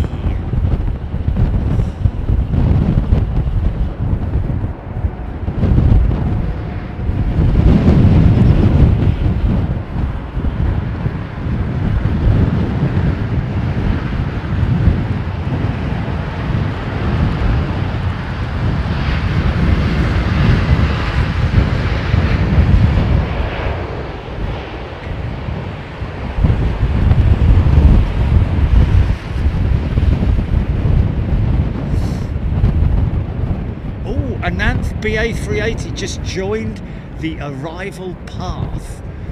I like that. Thank you, Ananth.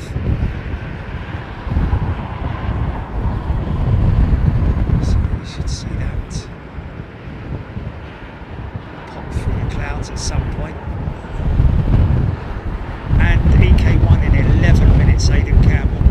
Papa Kilo, good afternoon to you. John G, welcoming new members and gifters. Carl Spotter from Sweden. 20 minutes before the show started, we had a BA go around. Interesting.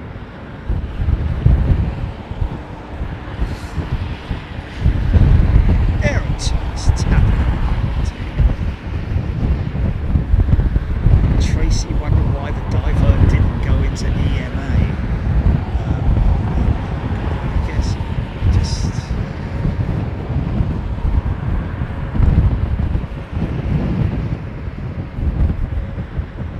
Yeah, I think they've got the reserve pilots here, haven't they, or in London? No?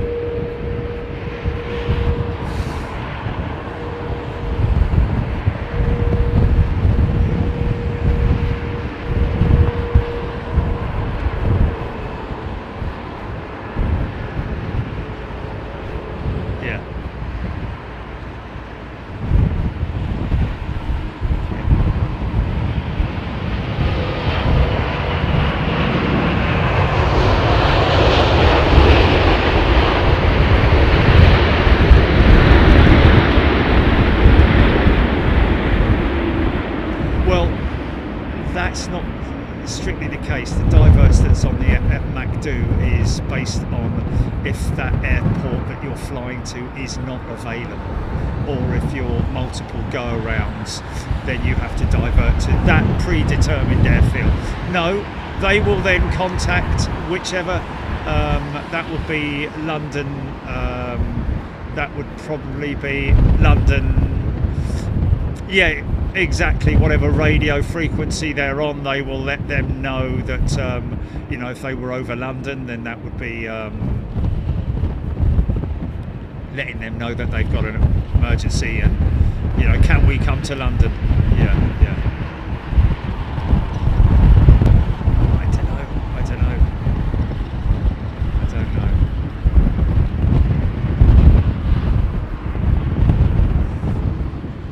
It is, like you say, it's all about logistics, isn't it? And feasible.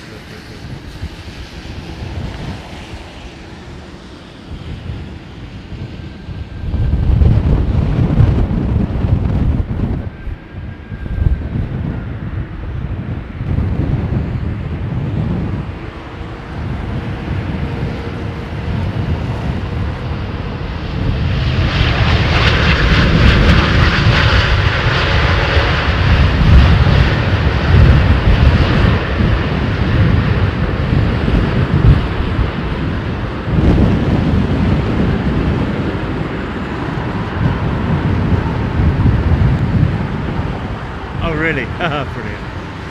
Aviation Fan UK, welcome back to Big Jet TV. It's a first class member, you are very welcome.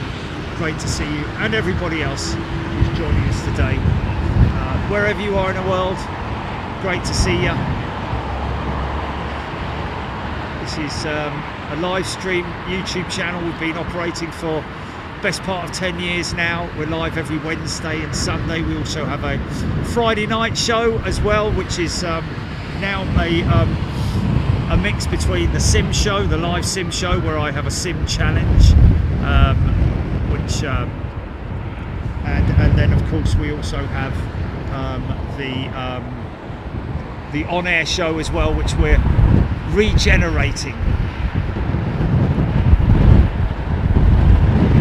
So welcome to probably one of the friendliest and most welcoming communities on YouTube, has to be said. We're very proud of what we've achieved over the years, bringing thousands of people together, like-minded aviation avgeeks, as we are known sometimes, but not just aviation, people who are into engineering and technology, science, physics, all that kind of stuff. It's a great channel to get involved with, and you are more than welcome, and it's lovely to see you. Of course, we travel overseas as well. If you have a look through our profile,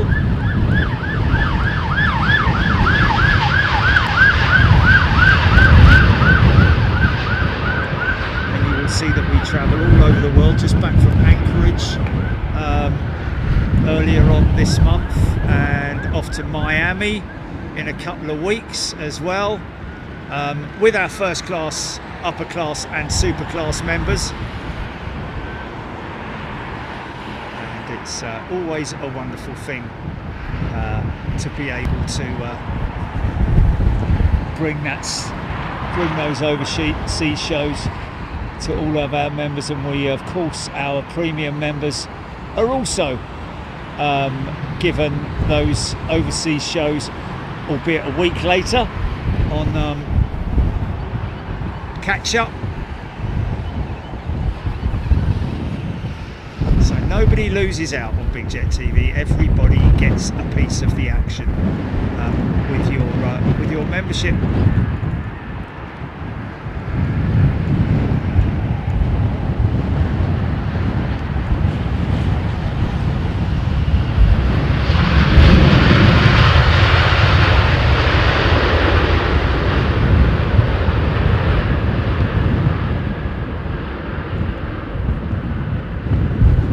So here's the thing.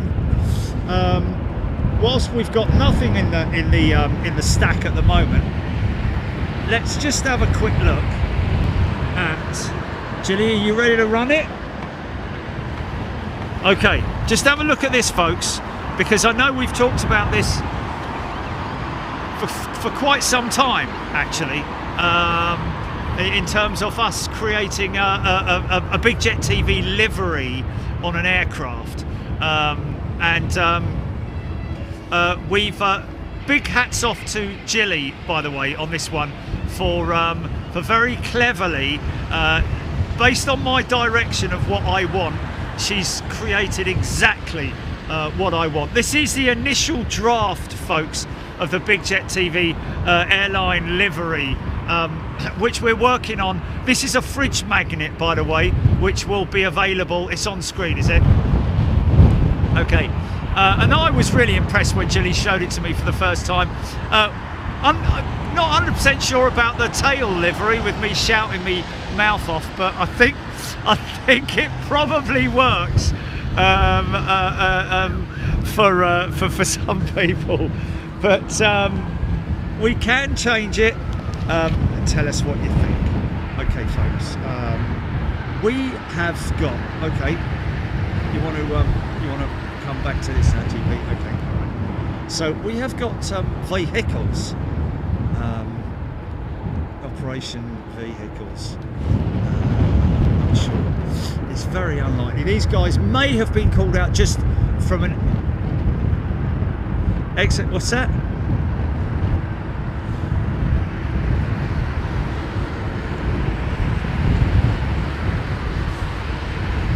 Heathrow Joe is a returning member. Welcome back, Heathrow Joe.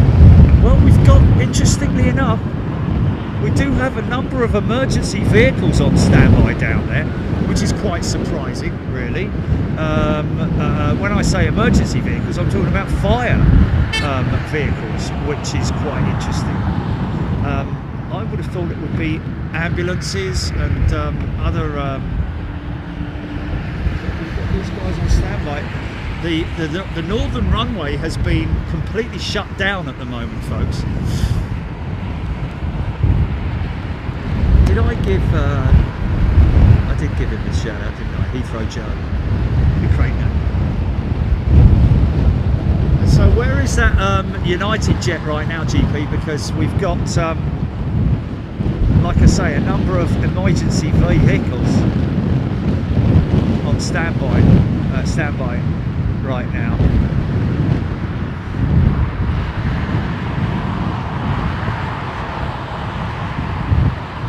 Oh, you should see United 12 now, and that's G6. Okay, we're not seeing it just yet. Okay, standby. It's a medical emergency we're hearing, but that might be wrong.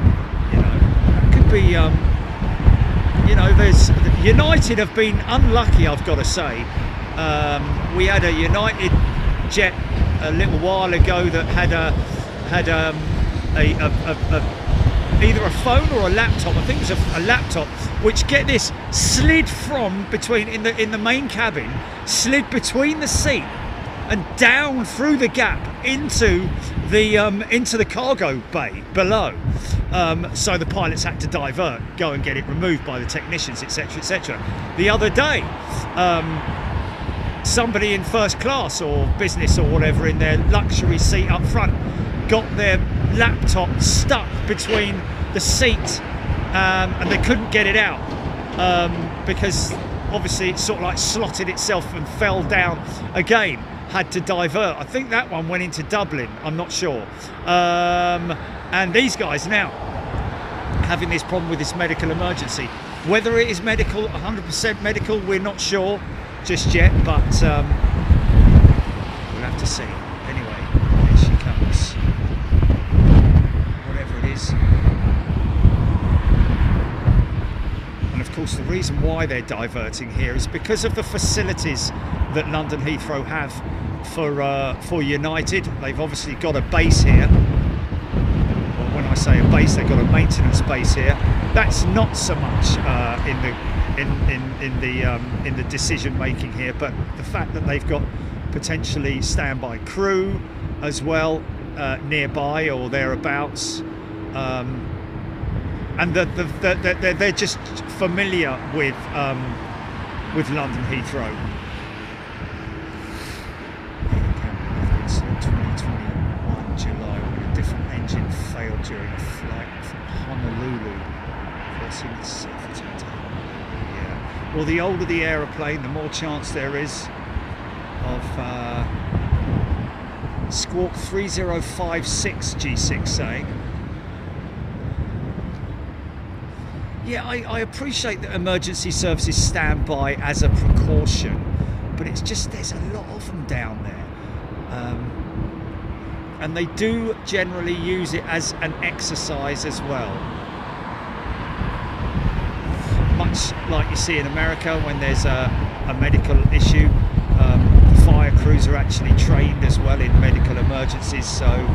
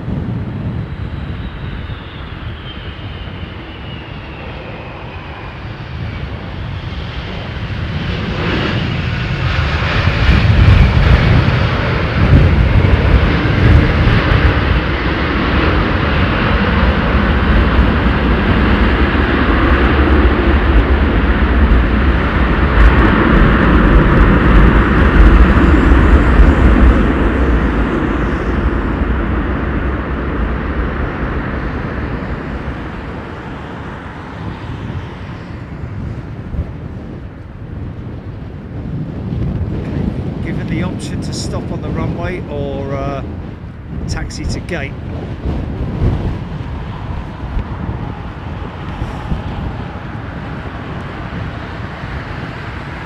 It looks like it had everything operational, engines, hydraulics.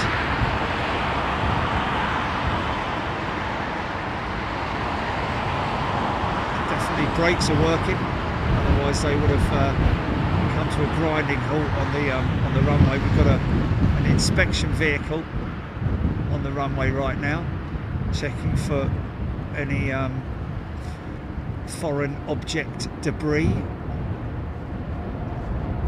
We have emergency vehicles coming out to meet the aircraft now. That will probably be an inspection vehicle. They may follow her to gate. I think that's an engine. That's an engine-related issue, and maybe not a medical emergency. I don't know. Probably best not to speculate, but.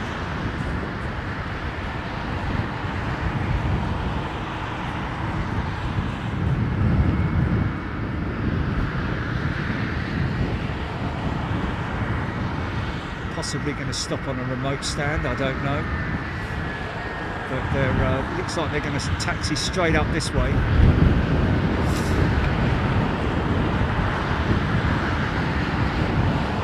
Yeah, that was a well executed landing based on her weight. She's still got probably 2/3 of her fuel weight on board.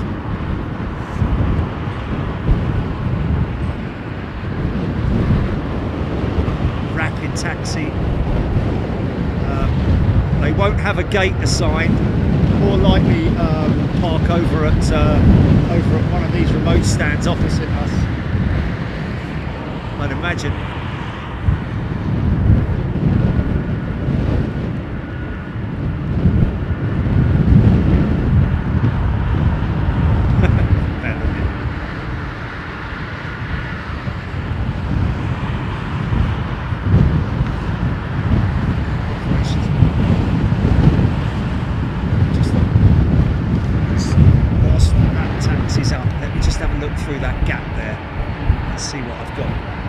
Oh yeah! Oh yeah!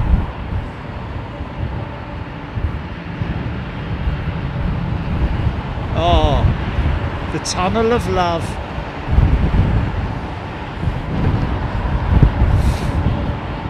Ride that wave.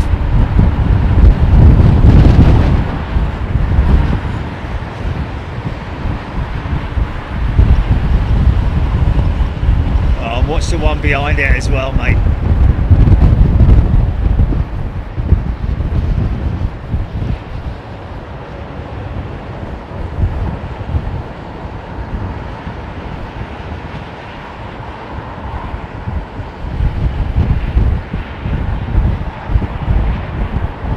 Yeah. Wasn't it on the what's that? Colonel Sanders. Who said that? Oh my god, that's hilarious. Wow, look at that cloud just getting busted and blown and swirled up. Look at that swirl, man.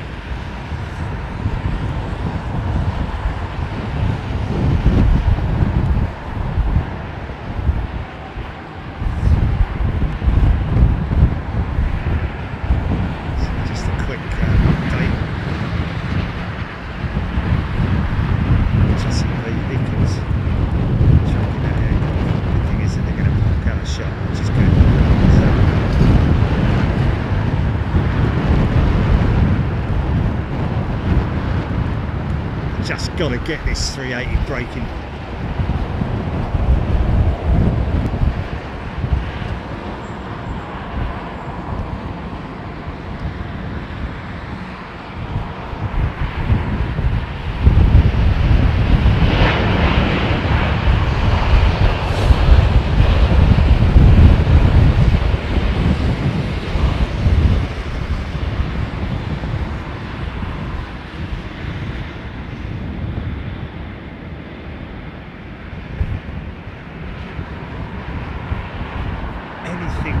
It's in its way, look.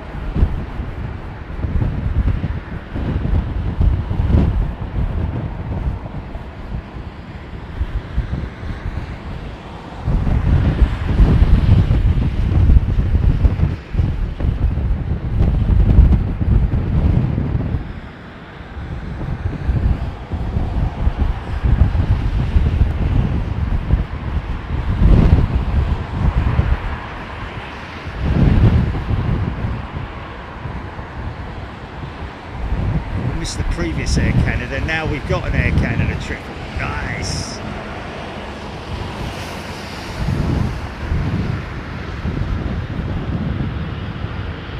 Wow.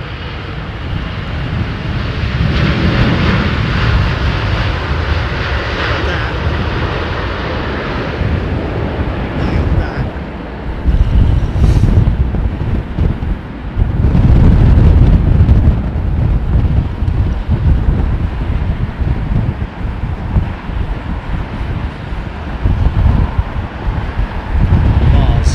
Overwhelmingly beautiful, like that.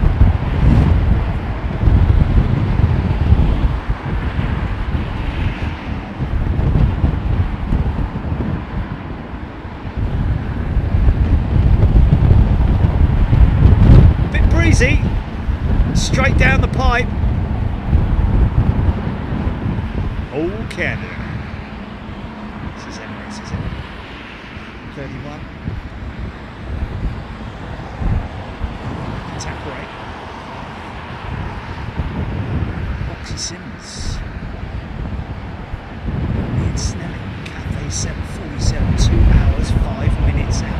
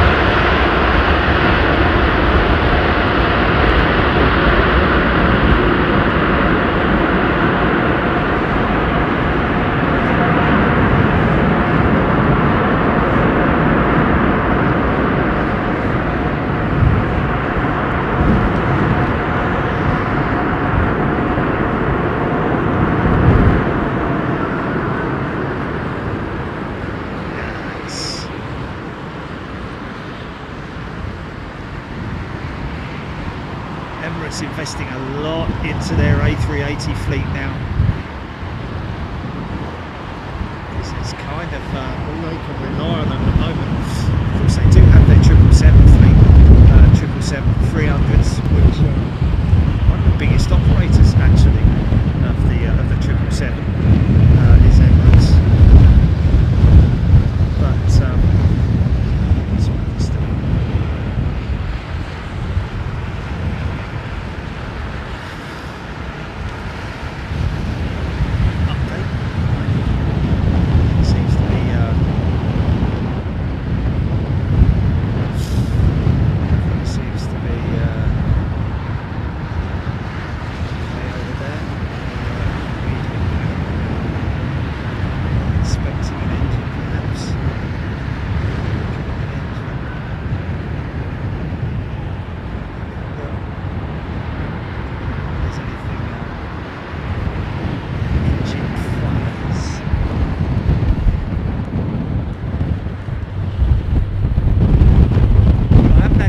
giant hand warmers today. Paul Skilling's gifted a channel membership. Thank you, Paul. So, what do people think of the what's the overall consensus on the Big Jet TV livery this evening? Apart from the fact that like okay, so I what you mean. The same colour scheme as well, isn't it?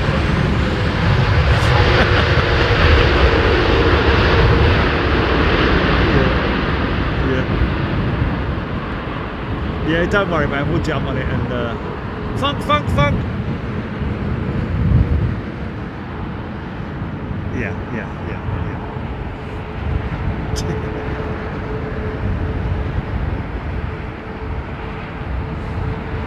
Much what?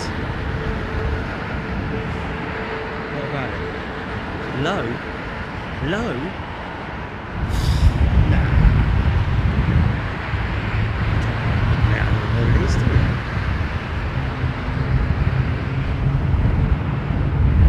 Come on, hum with me. Chicken in the basket. Yeah.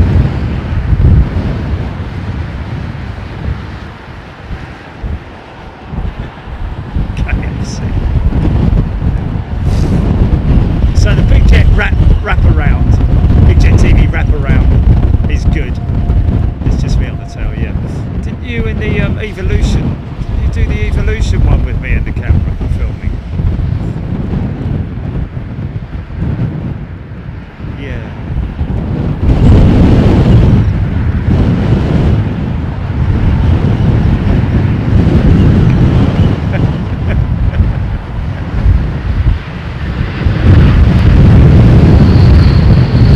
Well, maybe it's a good thing to leave it then, because it's got that look about it. And I don't know.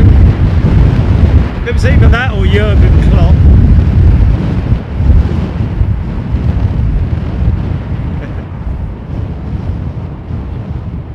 Yeah. All of a sudden, subliminal advertising. Massive rush for KFC.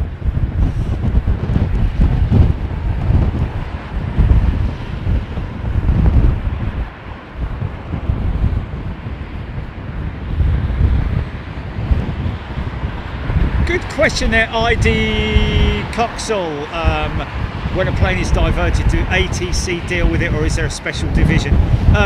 Well, air traffic control there are a number of different divisions, and it depends on what frequency they are currently on. But an emergency frequency, they will squawk to start with, and then they will contact London Control. I would guess that they probably would have contacted London Control, United, whatever it was. We have a medical, we have an emergency, not pan, but we need to divert, and we would like to request London Heathrow if possible.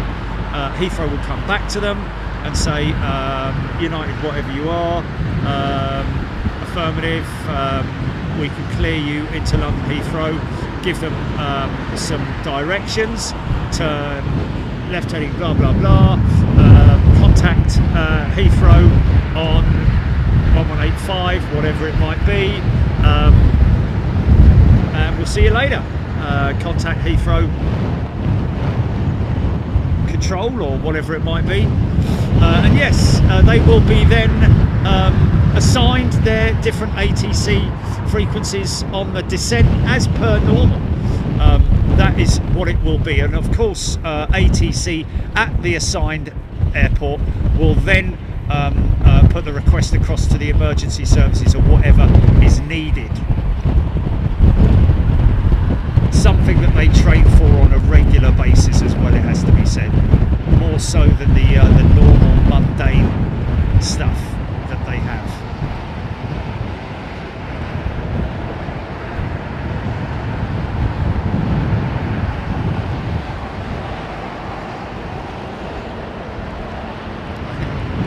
Giant KFC.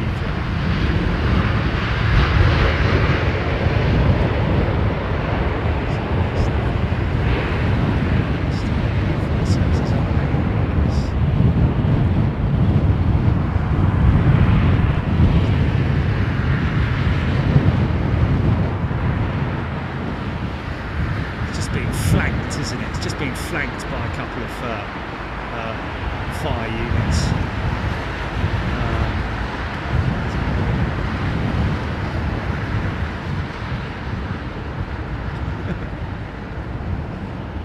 It's interesting. Let's say that vehicle there that you can see there is used for access, wheelchair access.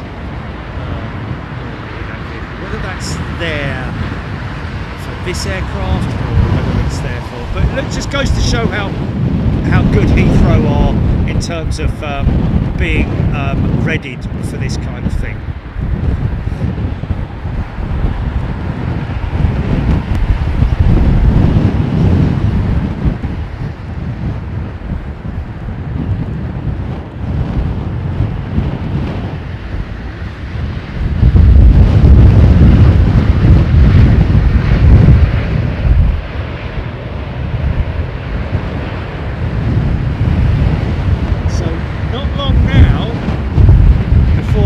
See our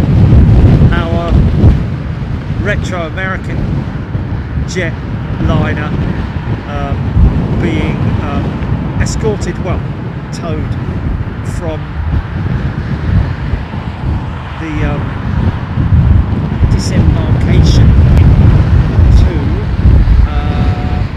to a remote stand, which will be over here. And of course the sun's giving us some real chip at the moment, whether you guys are going to be able to see it. So how clean is that shot there, Jilly, of that American jet right there? Can you see it clearly? Or is it silhouetted by the sun? Yeah, it's alright, is it? Okay, alright, yeah, but it's just a bit dark. Is it a bit dark? Yeah, okay, alright, okay, fair enough. Good. Alan Q 530, £2 super chat. What website is it to see the aircraft on scrap? Ah, yes. Good question. It's not a website, it's a forum. Flyer Talk is what you're looking for. Alan Q. It's not for seeing scrapped aircraft, it's for seeing new aircraft deliveries, arrivals,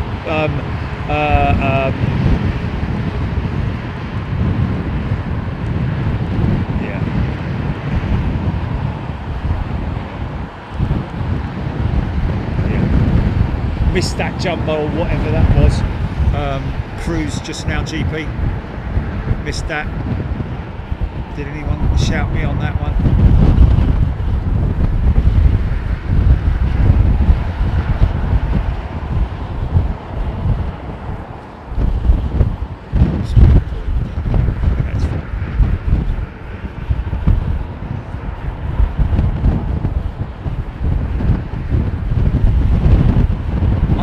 Just with my thumbs up, Jilly. I think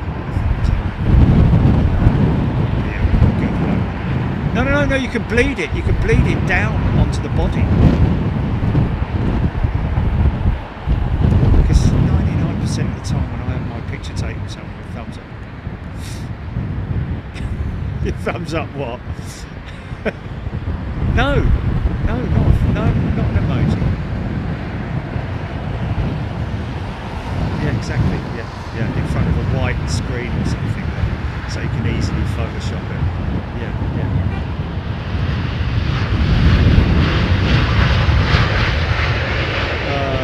It's heading east. West to east.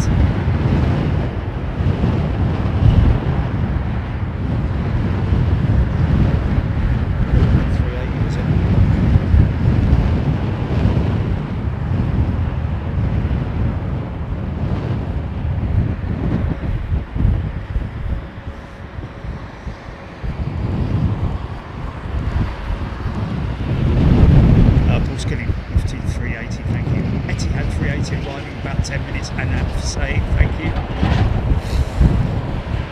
Swedish car spotter, I'm just going to continue to call you that. 767-300 on approach. Thanks, mate.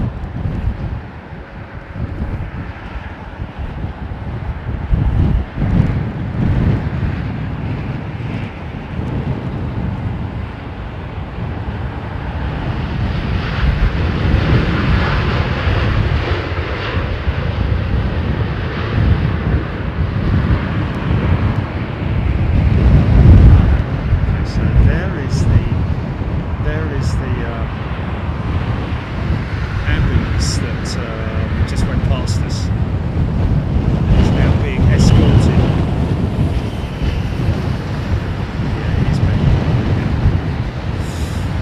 Okay, well, we wish you a Merry Christmas. No, we wish the very best to whomever is in need of medical assistance on that aircraft. You know, you bet your bottom dollar that those crews are going to do absolutely everything that they can to make sure that that person arrives safely at hospital or is treated properly as well.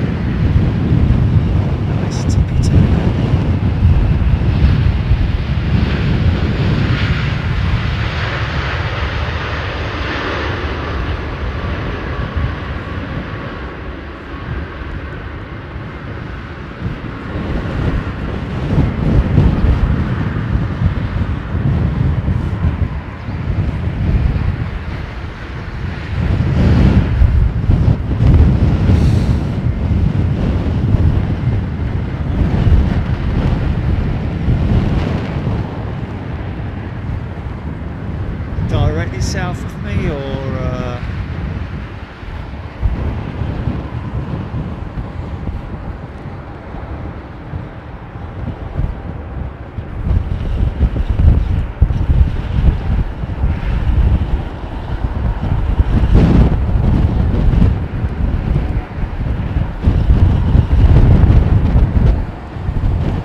BEA fourth to land, Aaron Thomas. Thank you, Aaron.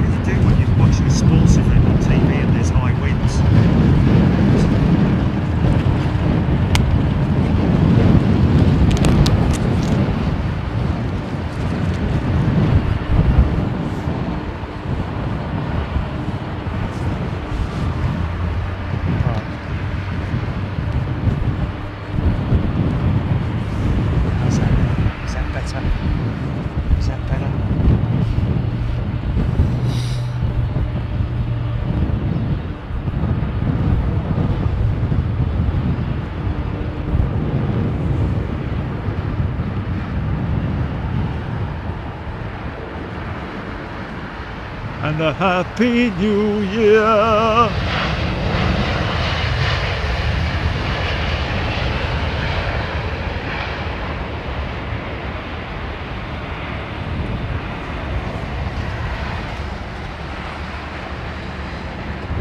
Yeah, exactly.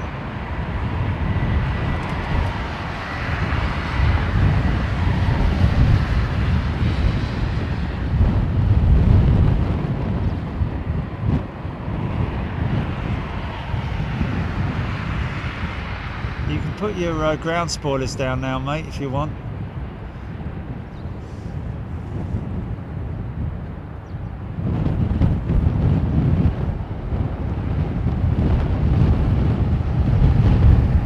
It's clearly missed that. Clearly missed that, I think.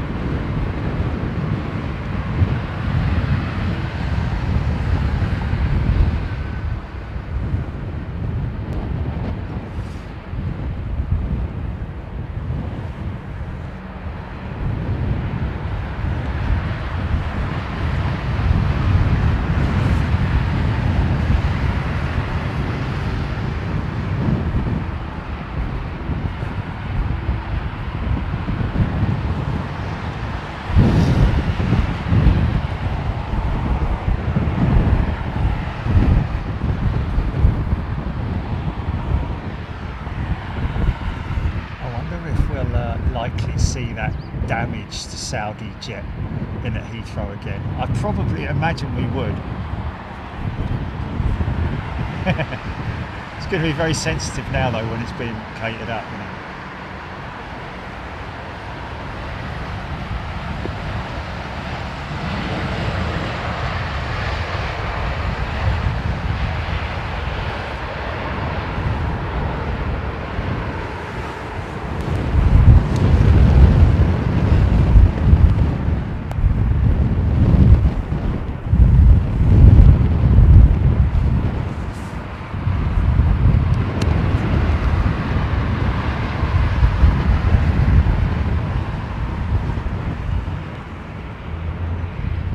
Start up.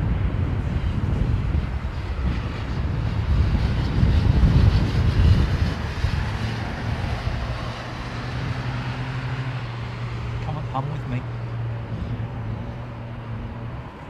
Sometimes you get the XWB. It's a bit of a start up.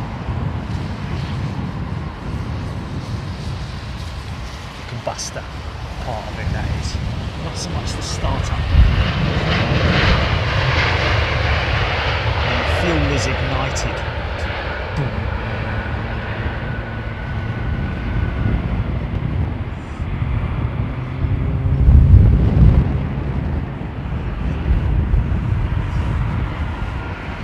It's a regular wake-up call for me, that is.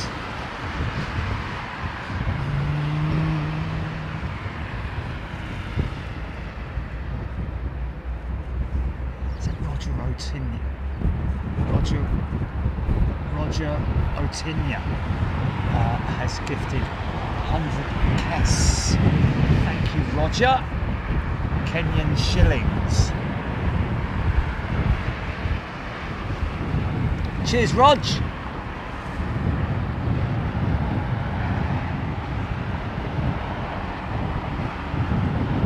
Etch and sketch. No go around today, etch and sketch. Not yet. Saudi 787. Tippy toe landing coming up.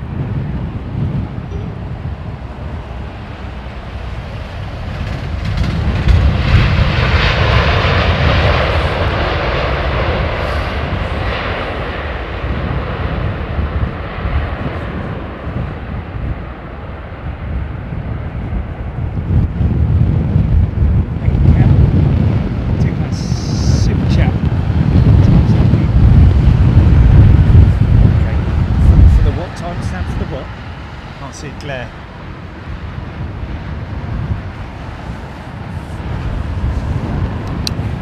It is. It's. I don't know how that's happened, but it has gone.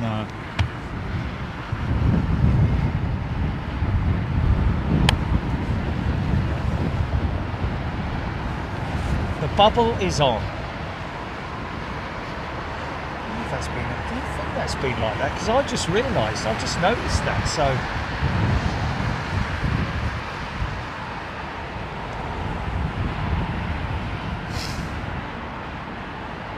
Chill out, mate, chill out.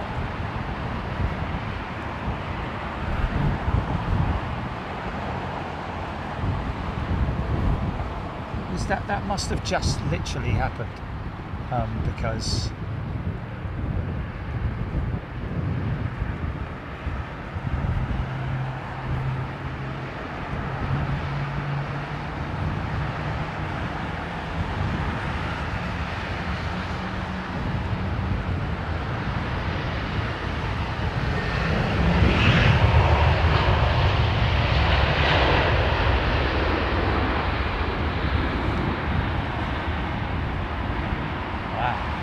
oh yeah, look at that for a line-up.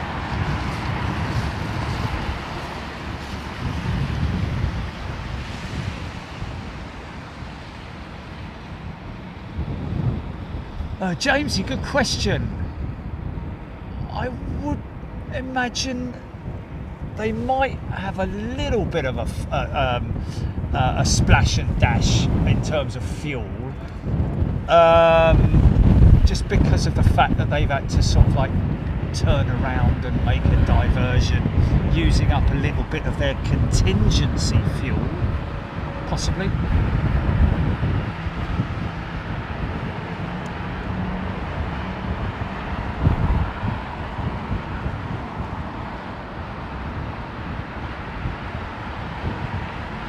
So yeah, these aircraft, when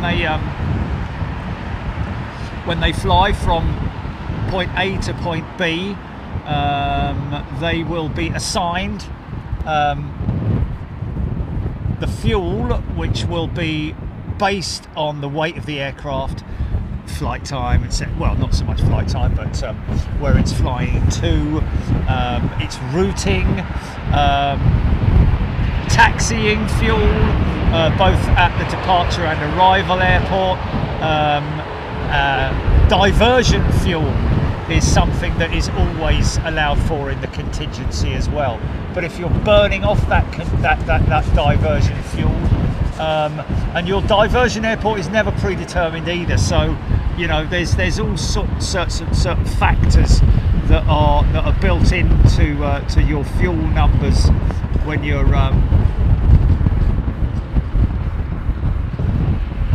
before you set off. Oh yeah.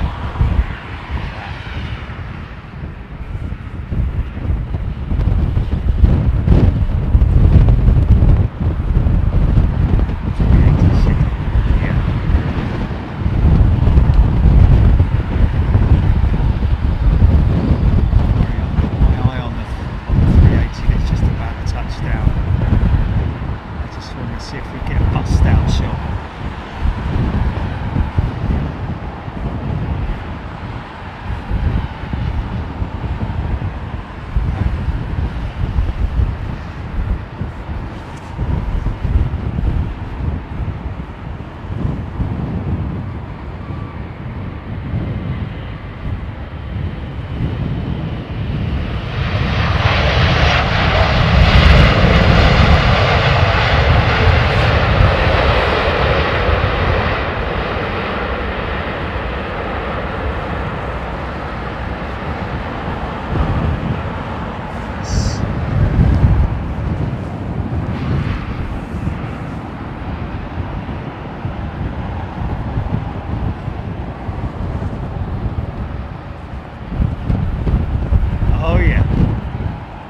Dispersing.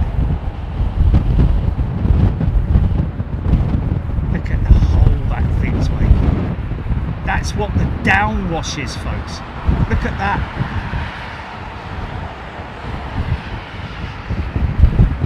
Insane.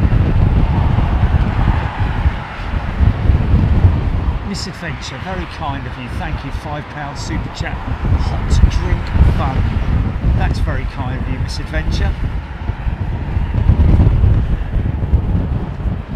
Staying in the Renaissance, I think. Susan Shoshar, Retro 1046. Oh, is that the time of the Retro Jet?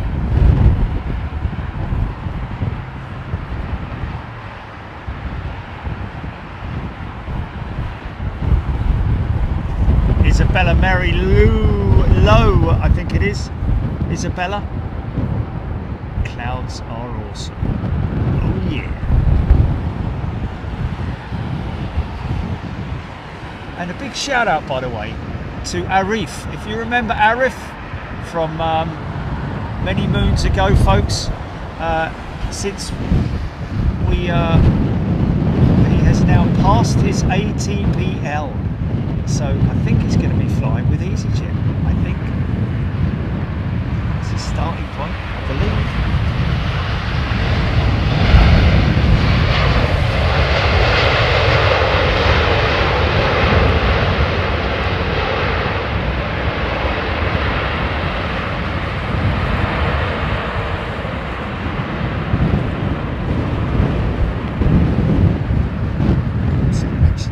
Possibly going to BA as well. So good on you, mate. Congratulations. Lots of hard work and effort has got that result for you, Arif. Well done, mate.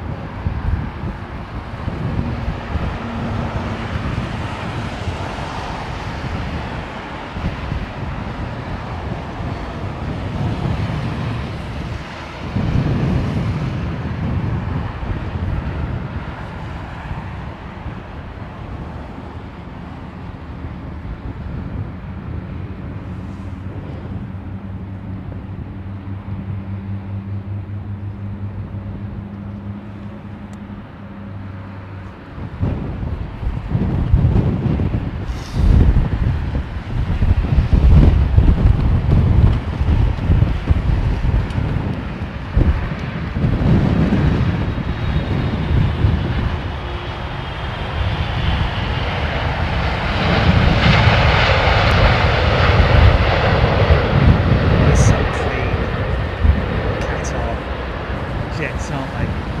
Always so clean. Probably, in terms of the global fleet, I think they're one of the cleanest liveries.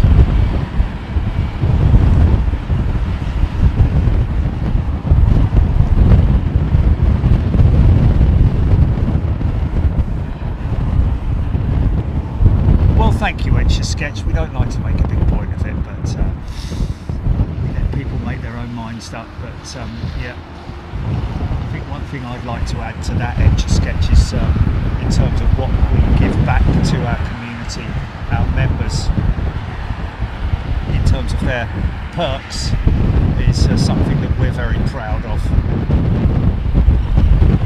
Value for money, as well as the amazing community, and just everything about it is fantastic, I have to say. And Jilly, as sort of like, we were discussing this the other day, and Jilly follows quite a number of YouTube channels that have, not aviation ones, but other community channels that take money from people, and she says that of all the ones that she gets involved with, ours is the only one that really gives anything back to its community, its members, for their investment, which is good. Which is another reason.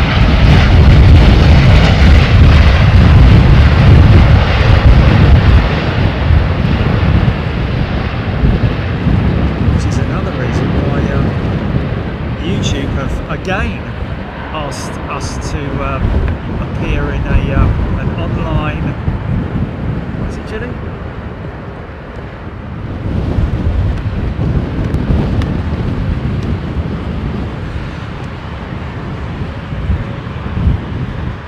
We've been invited by YouTube once again to get involved with them with an online discussion for creators, Q&A with YouTube creators about what it is, or how it is that Big Jet TV have created what we've created, but also the longevity of our membership, in terms of people staying around and being long-term members and not just sort of like in and out, like what happens on so many other channels. So what we have created is obviously from listening to our members as well, and wanting to always give back as much as we possibly can.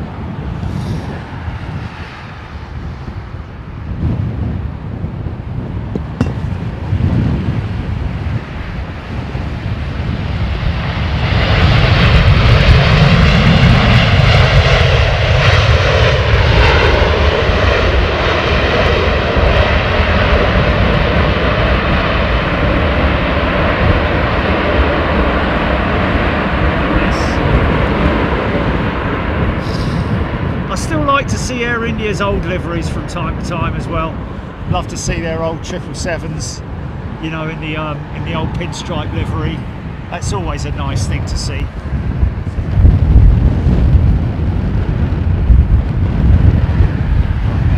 The box down there, box of tricks. I've got some sorry bars.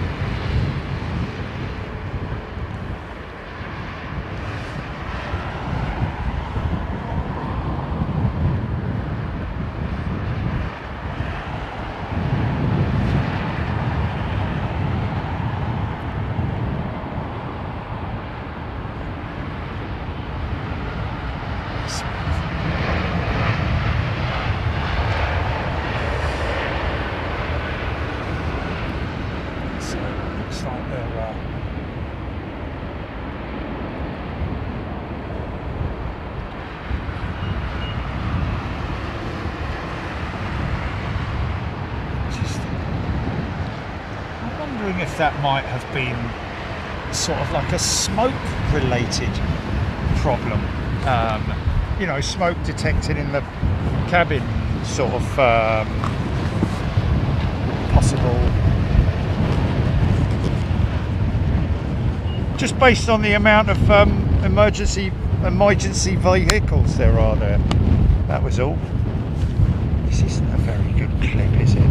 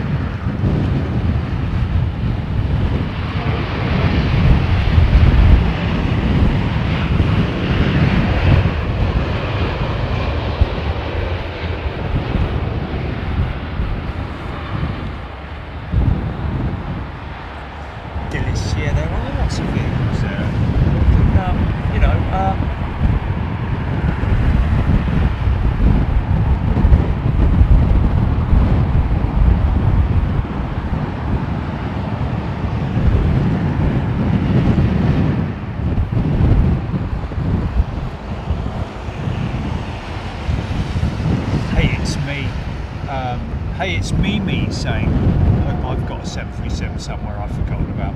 Crazy bit of news coming out from Air India that they had apparently found a 737 that they'd forgotten about. That was at another airfield. Someone found it, and it was like in an inventory somewhere. And Air India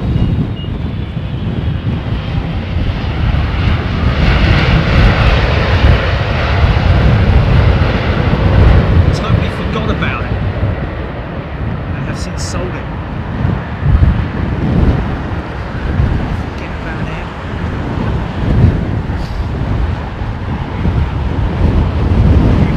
Maybe it was diverted there or something.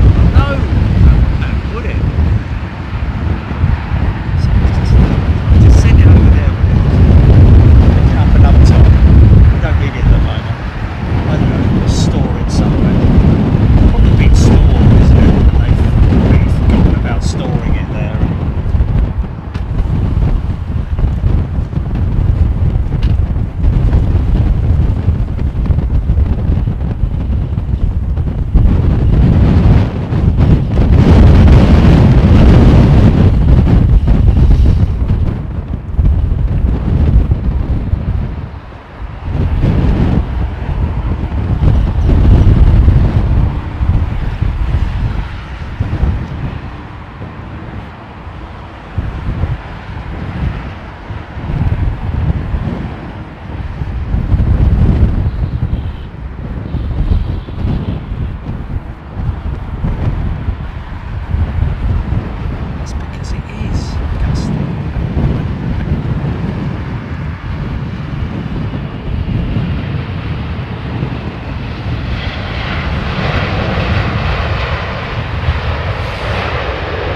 Anyway, the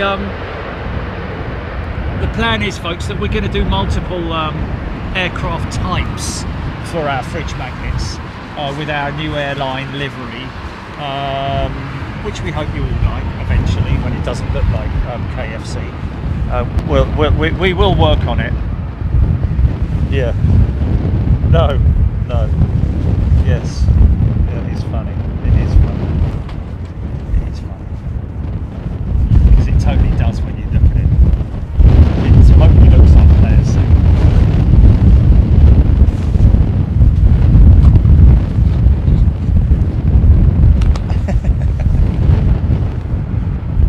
Either that or Jurgen Klopp Airlines.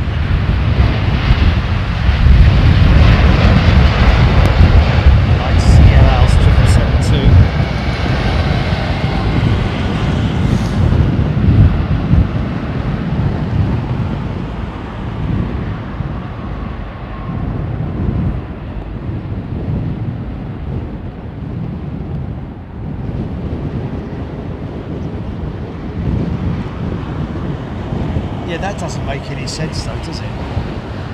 That doesn't make it. If they knew their number 4 was not, then oh, I see what you mean. Yeah, so they would only, so they should have applied. Yeah, but the reverse thrusters are levers that you pull up and over on the 747. It's a separate set of levers, isn't it? Smokey Joe.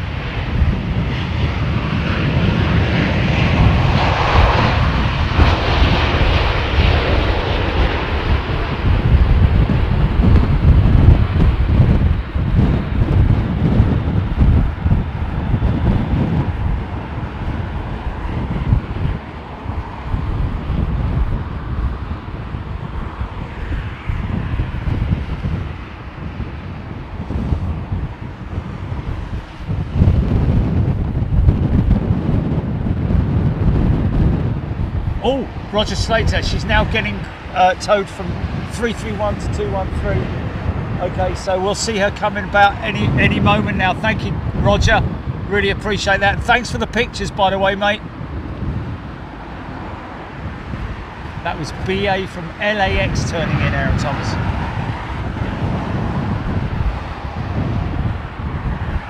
Engine number 3, what, Julie?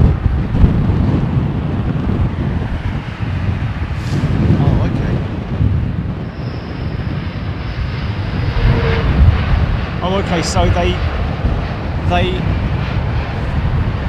activated the reversers on 1, 2 and 3, was it?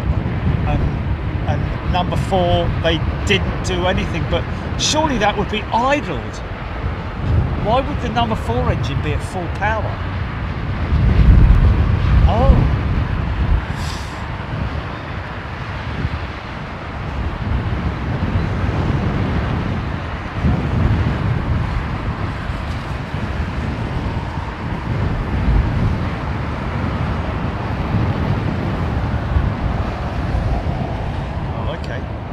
So that's me and Jenny just discussing the preliminary report of that 747 that slewed off the runway at Hong Kong a few weeks back. The preliminary report, apparently the number 4 engine reverser was US or INOP, and apparently the number 1, 2 and 3 engines reversers were applied, or actually maybe idle reverse, but idle reverse on 1, reversers on 2 and 3, so both the inboard engines, and then number 4 engine apparently was not idled and was continued on this is what I can't understand, power, that it was, because when you're coming into land your engines are idling, man. You're idling your engines there, but you know, I mean, well, the auto throttles will be idling the engines almost to a point, or a very low power setting. They wouldn't be at full power. Why would that number 4 engine deliver so much power that it would literally push it? I can understand it happening. I just don't quite understand why the number 4 engine would be at full power.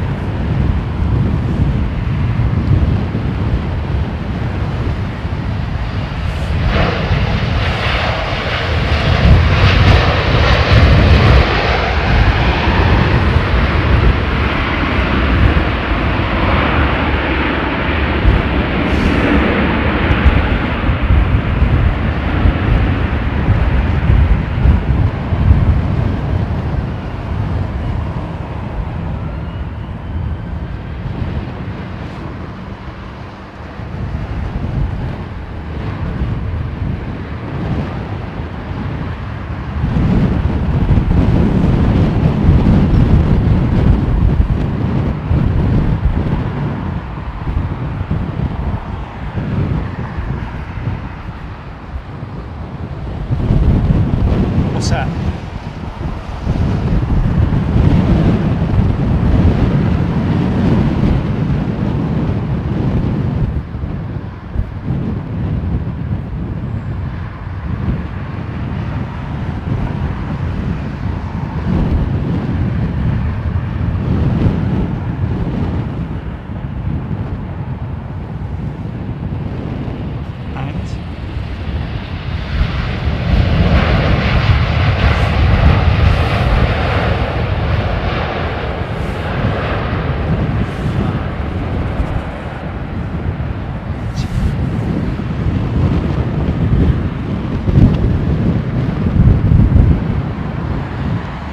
Who is that? I don't know who it is.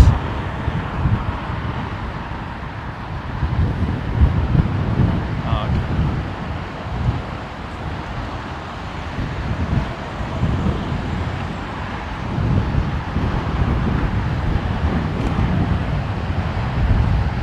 Okay, so it wouldn't need to be full power, Darren's saying. I don't think. Okay, even if it was idle, then it's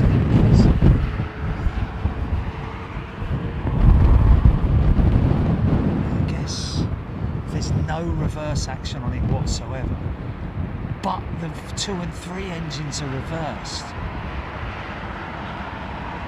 You're going to have to have quite a lot of power going through the number 4 to counteract the reverse. I don't know though, because really interesting to see that from a physics point of view, isn't it?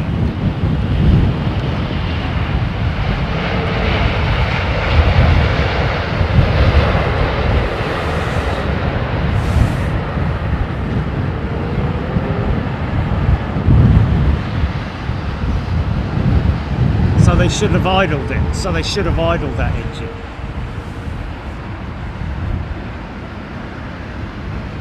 Maybe they accidentally idled number 1 when they should have idled number 4. Perhaps. Oh, now there's a smell. It smells like a fairground. Burgers and onions.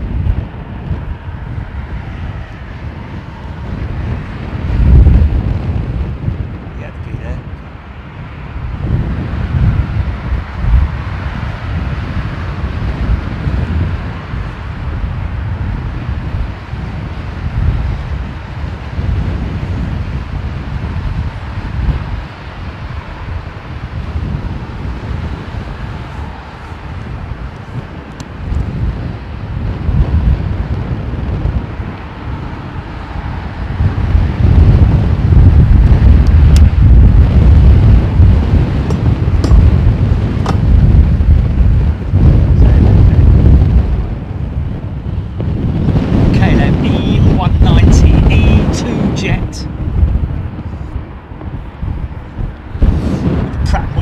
Turbofan and a raked wingtip. Listen out for the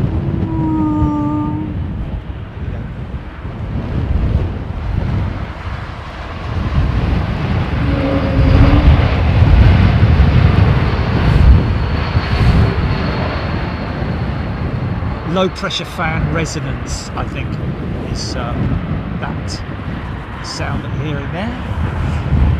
A bit like blowing over the top of a bottle of water.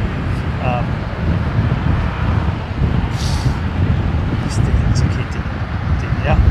I did.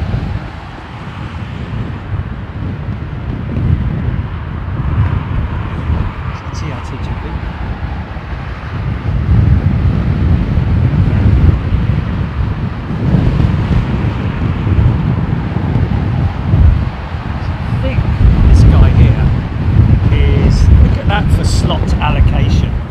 Not slot allocation, gate allocation.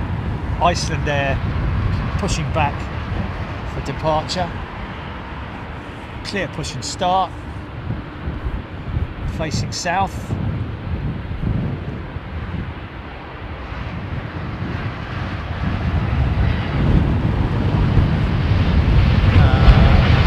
United Jet. waiting to jump into that lovely warm gate. She's pushed, started and taxied away. Low landing United States lady confirmed to Singapore. It's 272 passengers. They need to address the fumes in the aircraft carrying project. Oh, I was right then. No, alright. Oh, okay.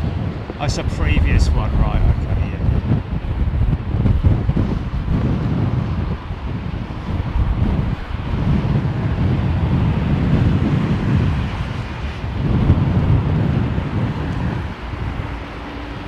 See you, mate. Okay, that was in July. He's obviously done it in a two-part thing.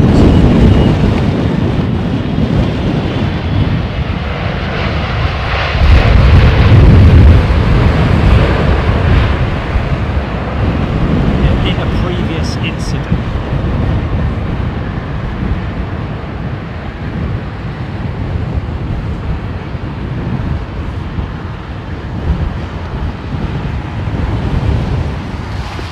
Well, that will appear in our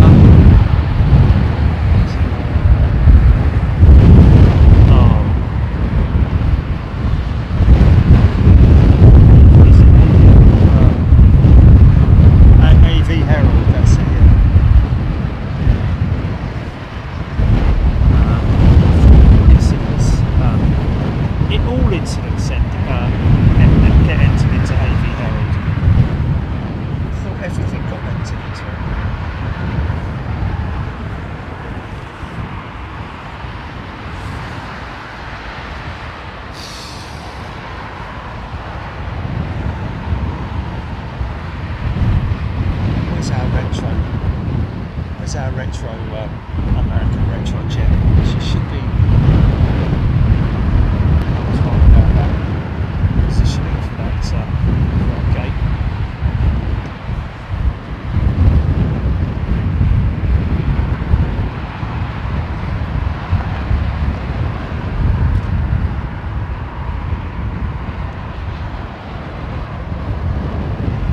Kind of like that old United livery in a funny sort of way. It's got more of that continental look about it, hasn't it?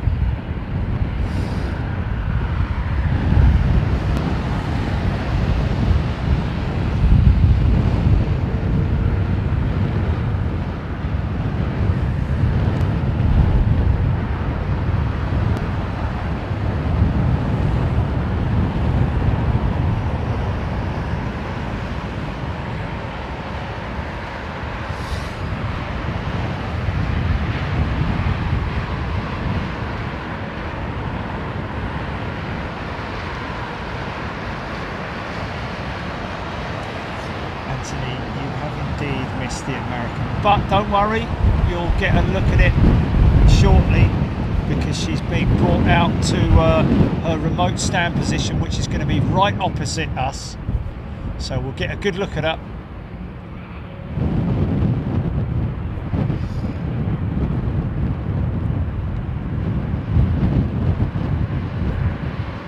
Yeah, it's time for me to move up to a bigger aeroplane now.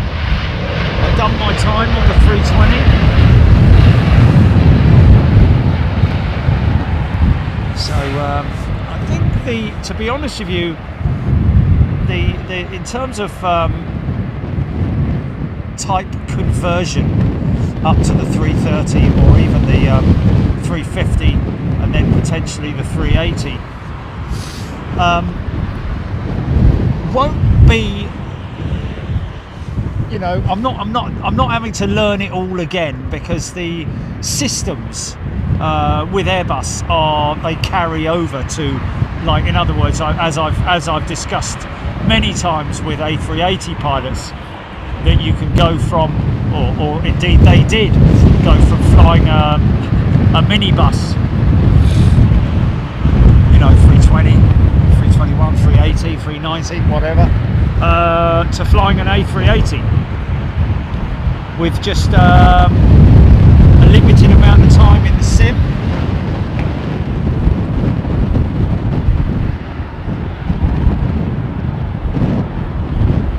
It's on the move, is it?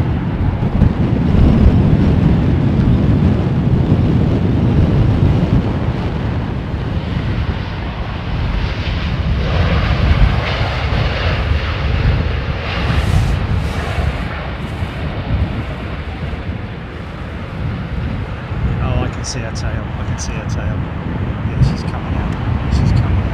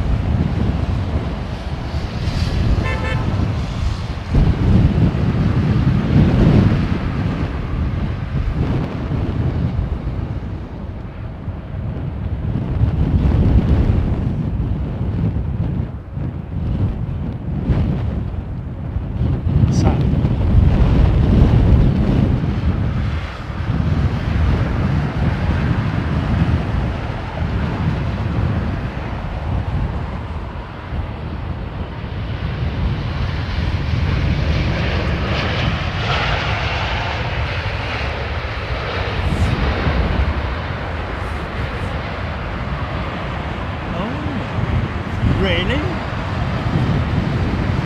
That's a bit odd, isn't it? Wow. Okay, well Gilly's just informed me, has someone informed you, Gilly? So somebody's saying on chat about an aircraft that was on finals, has pulled out of finals, a BA jet from Venice, and has now pulled out of the final approach and turned north and is now over High Wycombe. Who came up with that? Spooky Cindy received her desk calendar yesterday. Thank you for that, Miss Show and Jerry. Hello to everyone. Have a good Sunday. Thank you, Spooky Cindy. Glad you received it. Okay.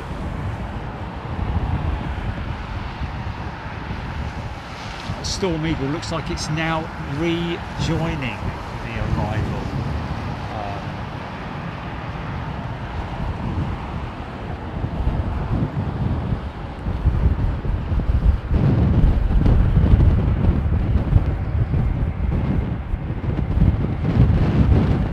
So it's joined, it's gone into a hole, is it?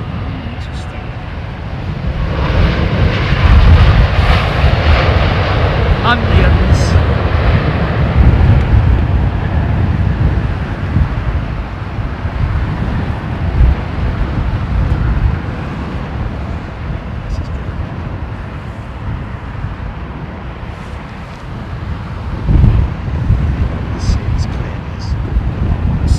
Bloody sun, man. So low on them.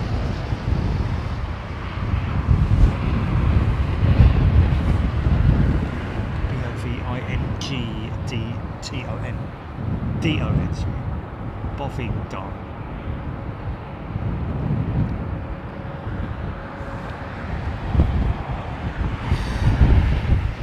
Nice one, Cindy.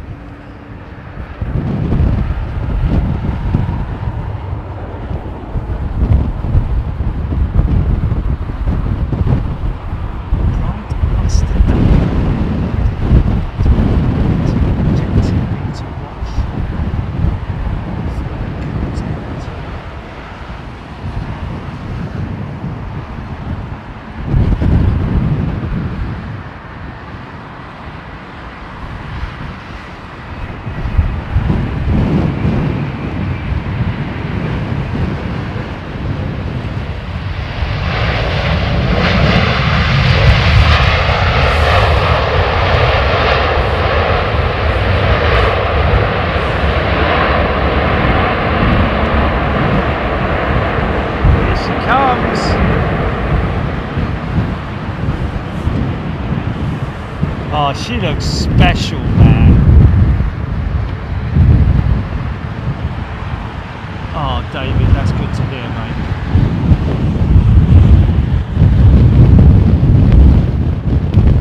Oh, thank you, David.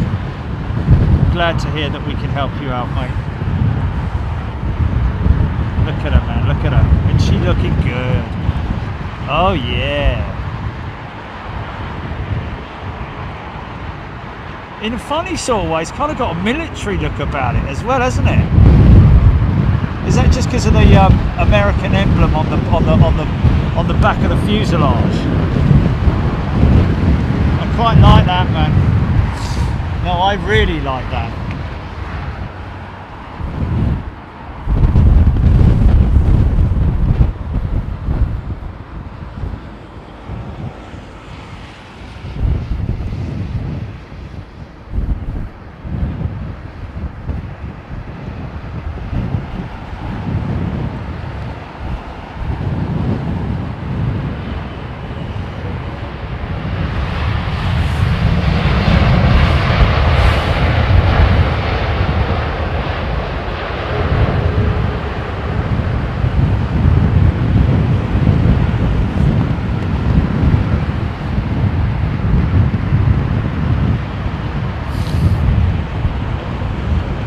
Oh, really?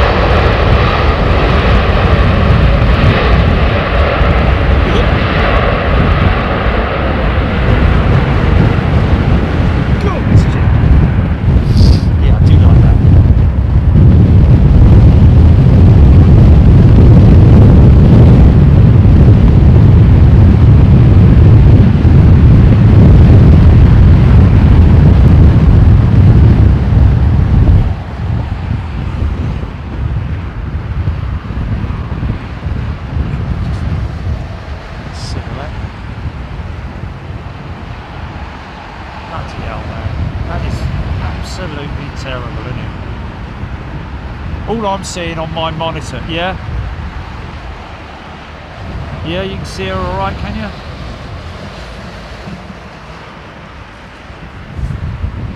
Burgers and onions.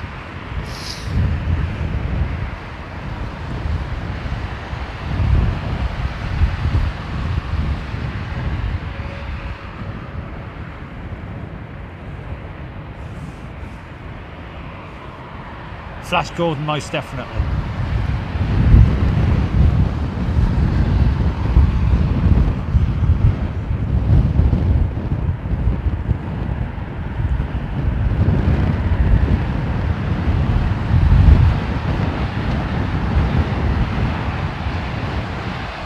She has got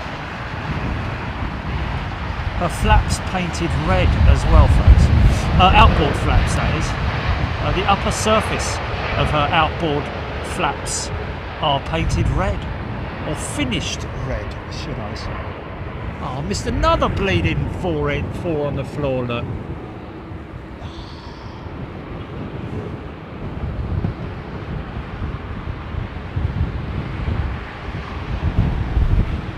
No. Oh, really? Bloody hell. Oh, she's going in behind them. Oh, I think she's, yeah, it's not going into the gate that I thought it was going into. 737.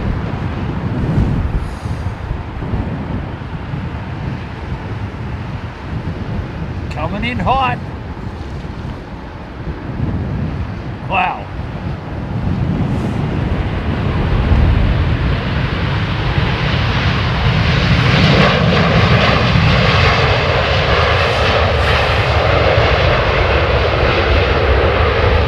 Yeah.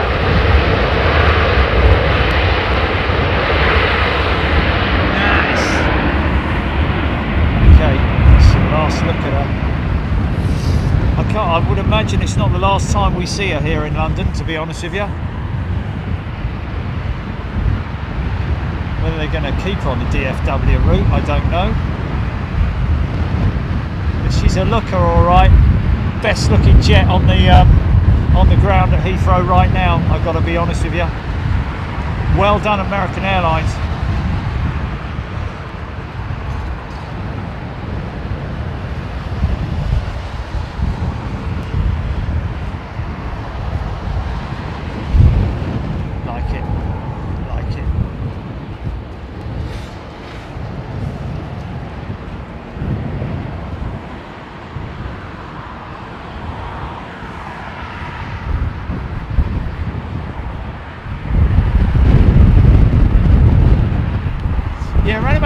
Knots over the normal landing speed, for example, over the Airbus anyway, I think.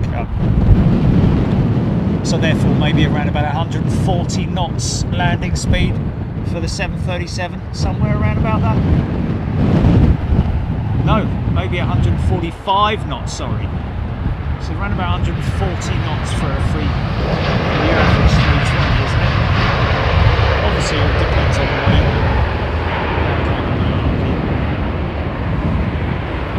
Something going on with the 767. All the emergency vehicles have now left. It looks like they're taking possibly some baggage off, maybe. But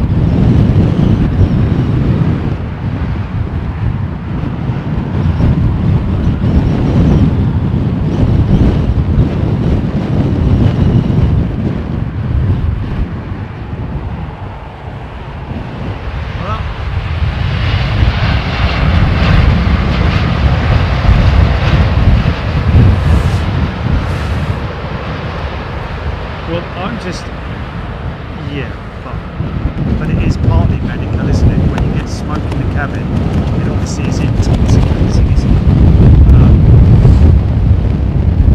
Oh, is it? Is it on there? Oh. Well, that is their base. DFW is their base after all, so that kind of makes sense as to why it's got Flagship DFW written on it.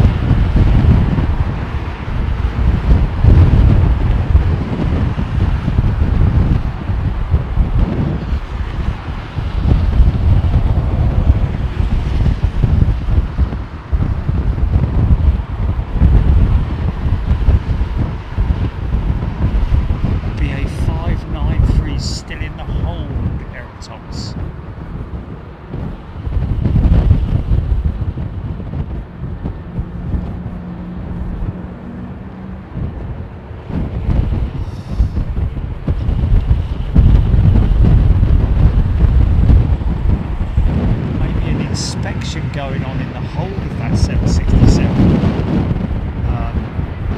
to try and find out where the smell has come from.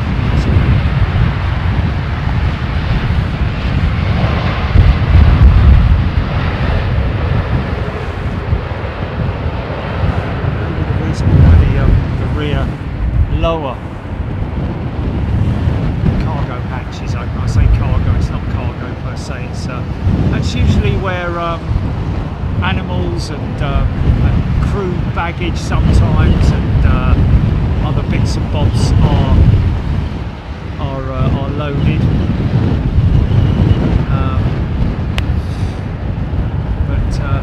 Yeah, I don't think did they evacuate the did they take all the passengers off that jet? I don't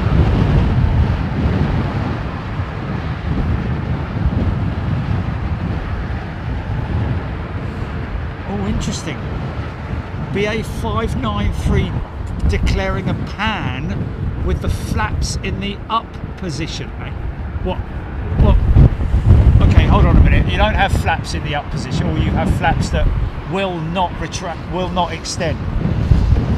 Well, I guess you could say, yeah.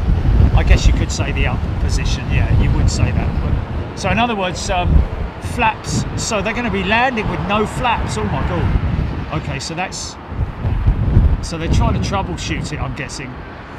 That's pretty serious. That's a serious problem, not having any flaps, because obviously they're going to land very, very fast. So that's all about the engines, controlling the speed using the engines. Okay, coming out of the Bovington hold now.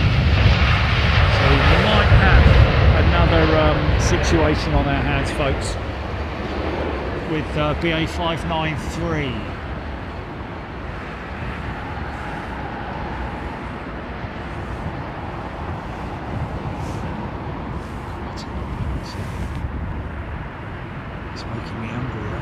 Smell of them onions and burgers.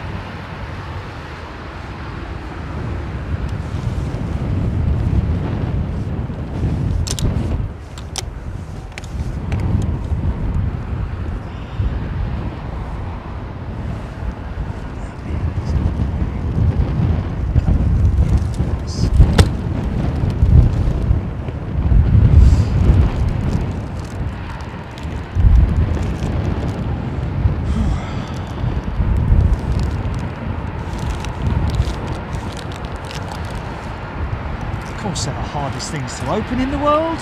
What else would they be?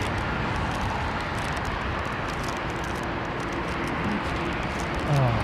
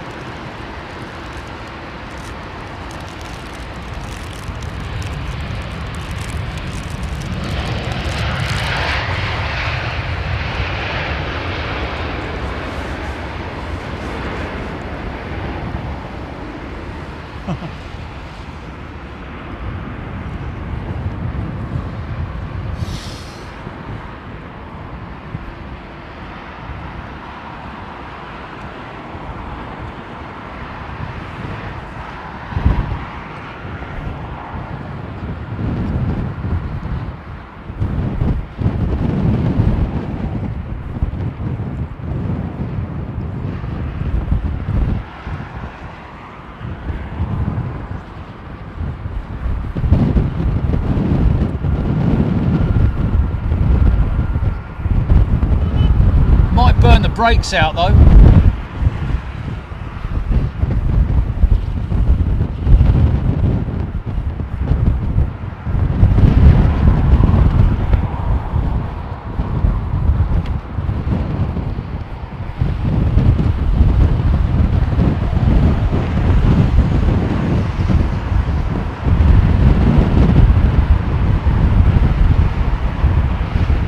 So mate, great explanation, mate.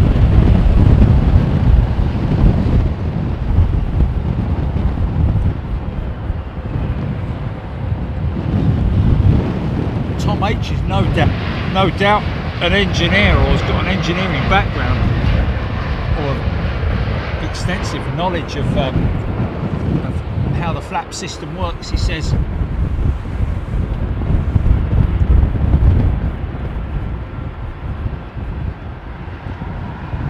Could be a wingtip brake activation. They are hydraulic brakes that clamp onto the flap slat screw that will prevent asymmetric flap slat deployment, which can be very dangerous, he's saying. I'll have to look that up. Thanks, Tom. Brakes that clamp onto the flap screw. Okay.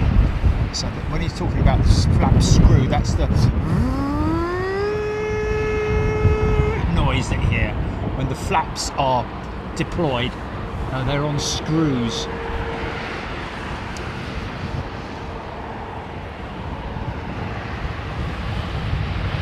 There's obviously some kind of a clamp system in that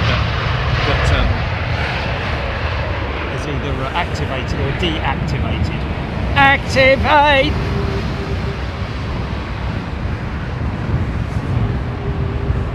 Pratt & Whitney's on that beautiful old A330. Look at her. Look at her. Where's my other thing gone?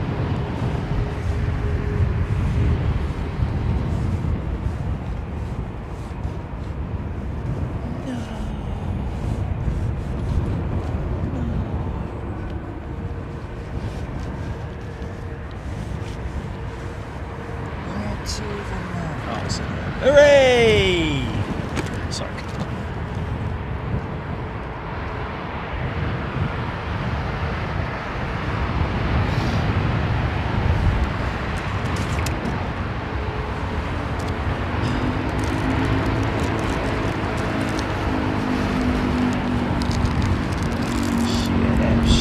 Shut up, I'm telling you.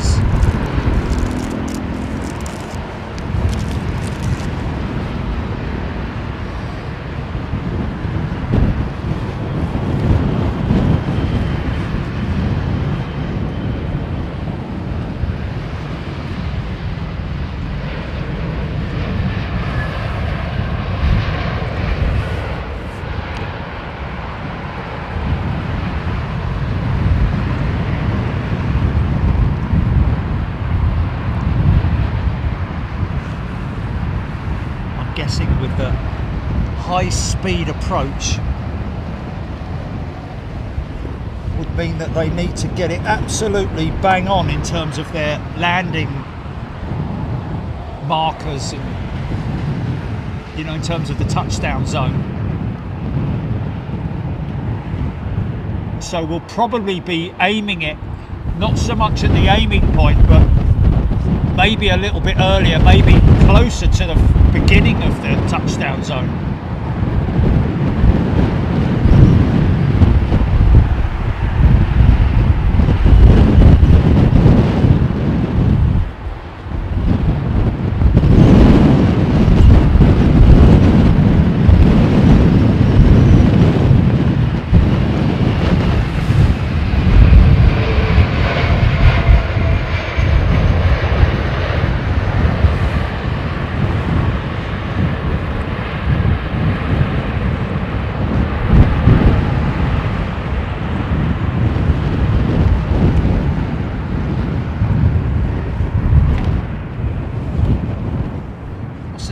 On that jet then? Is it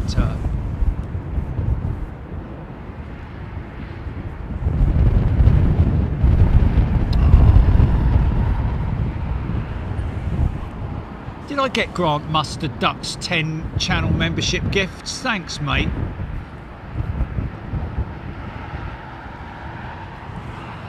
Lost that bloke's bleeding thing now. His comment about the brake, the flap and slat screw brake.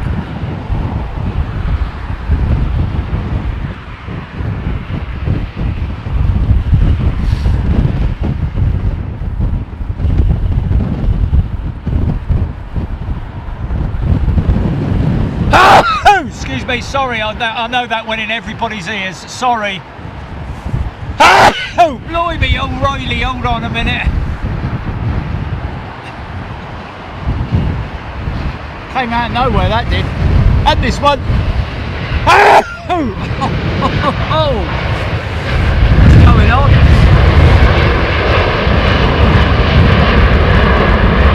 Yeah.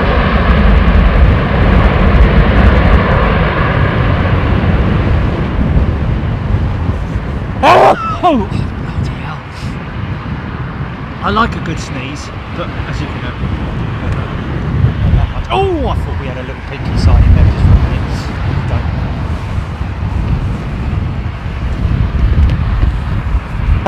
don't. Bloody hell, stop it.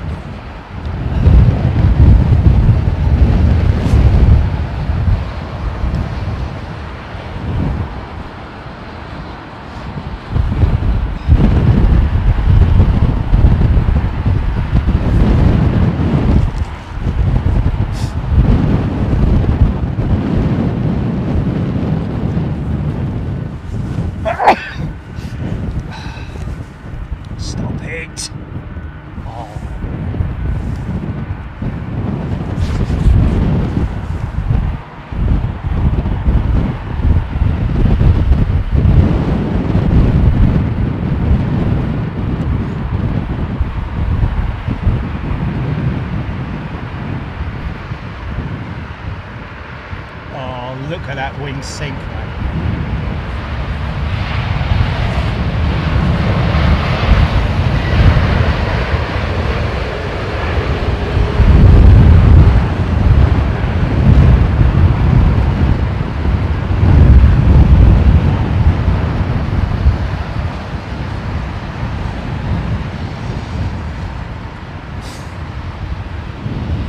That is a very fast taxi.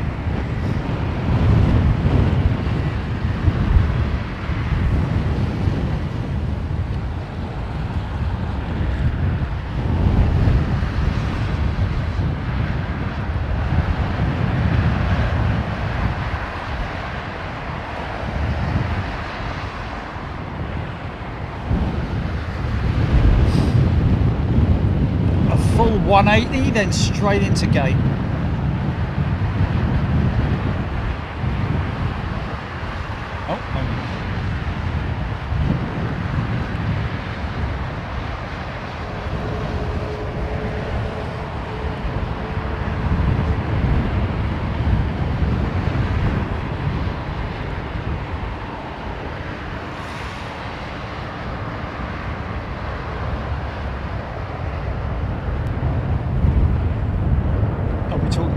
Is this it on approach now? Okay. Okay, no emergency vehicles. Oh, yeah, we do have emergency vehicles, I think.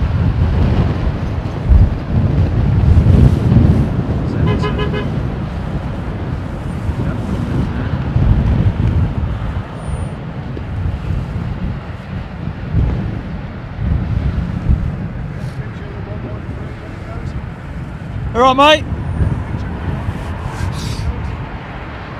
Who? 113. You're flying it. What time? Oh, okay. 113. Okay, I'll look out for you. BA 113. See, first officer just pulled up in front of me. Okay, we believe, folks, that this aircraft has no flaps. A flapless landing. Oh, okay, 425, yeah. Oh, look at his angle. Look at his pitch angle. Look. That's... now you can see... yeah, man, nose up pitch angle. Look, you can see he's got no flaps, man. Wow. So, what will be the case with the cabin crew? Will they won't be a brace, will there? There'll be nothing like that. 30 knots faster than normal. That's fast, man. I wouldn't say that there's nothing to worry about on this. This is pretty fast. Oh. Could have Could be a go around if he gets it wrong.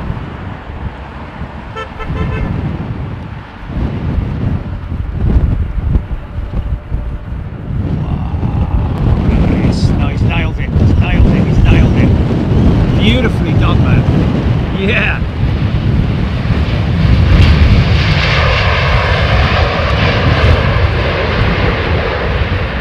Look at that. No flaps, man. Well done, man. Oh, we'll have to do that on the sim challenge, won't we? Hey? Yeah, that was one of my normal landings.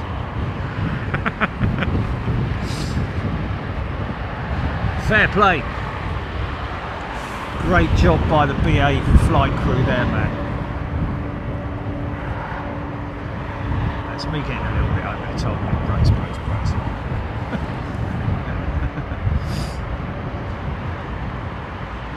Well, just be aware. They would have made the cabin crew aware that we're coming in hot. So. Oh, slats looked like they were deployed, somebody saying there, I think.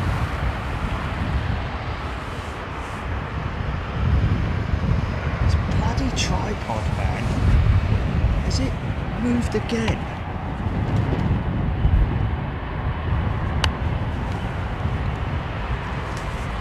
These are all fully secured, aren't they? I haven't moved at all.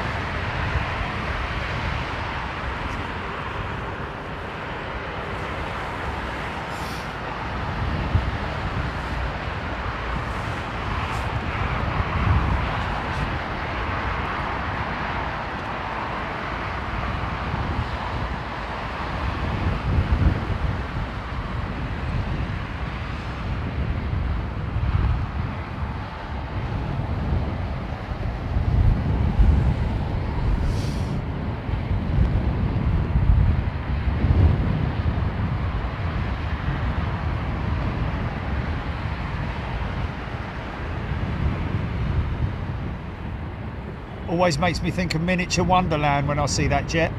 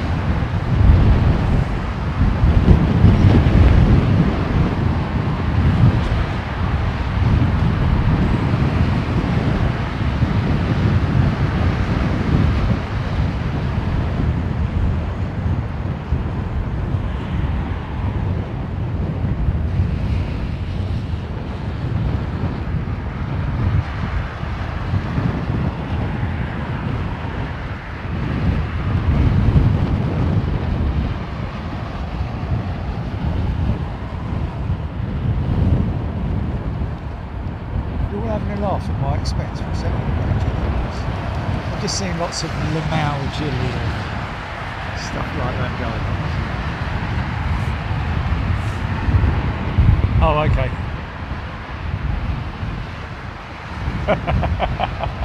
Right, yeah. Yeah.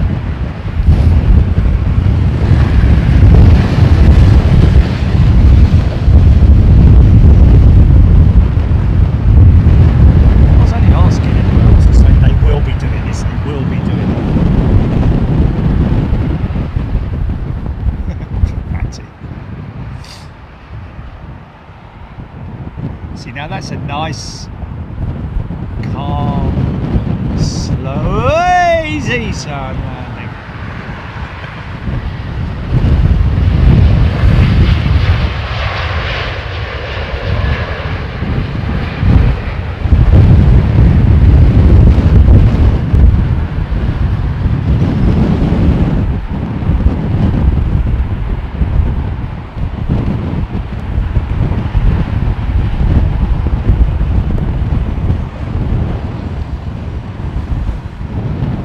Really?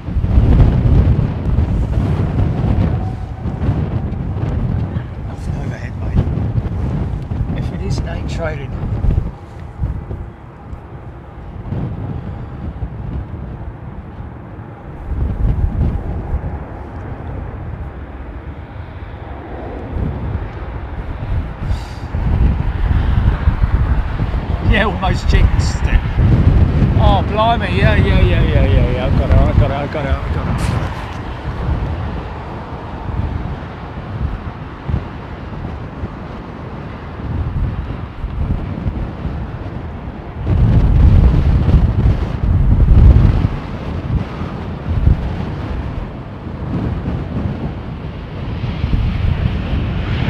It's 744 in it.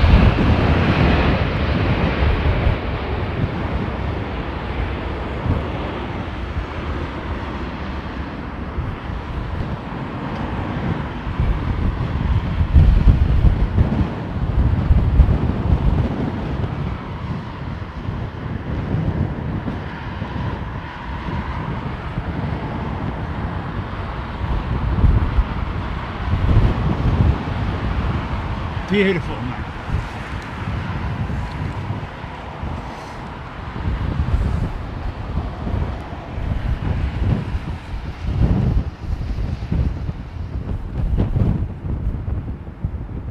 Oh, was it a Dash 8, was it? Not a 400. Just looked like a 4 to me, quite short.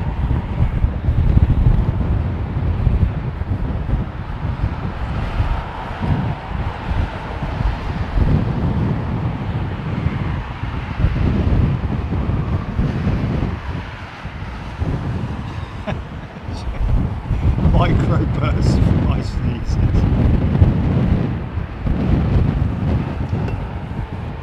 Yeah. Bogey fun.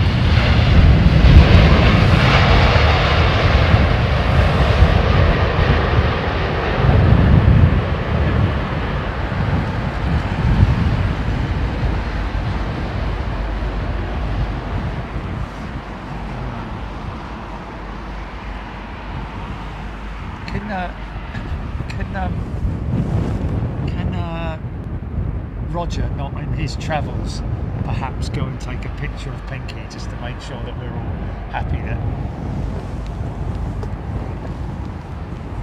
Oh, did they? Oh, okay. Oh, I didn't see that. Oh, okay. Posted on the community then, yeah? Oh, good.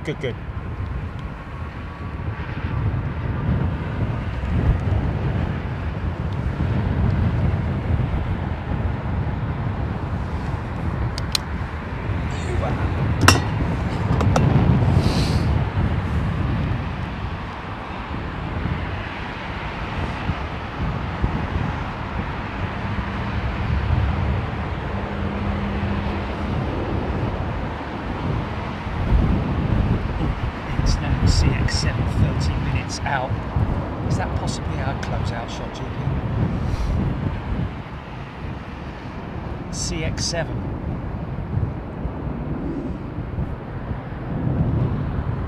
Did you get a good thumb of the Flagship?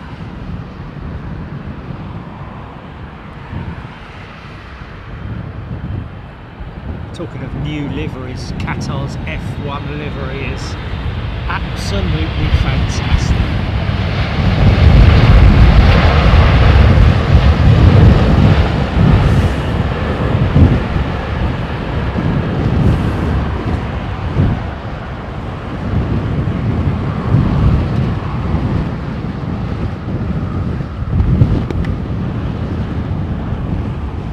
A new site we're seeing now.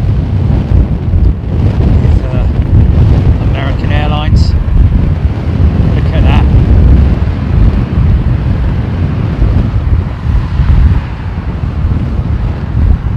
Beautiful.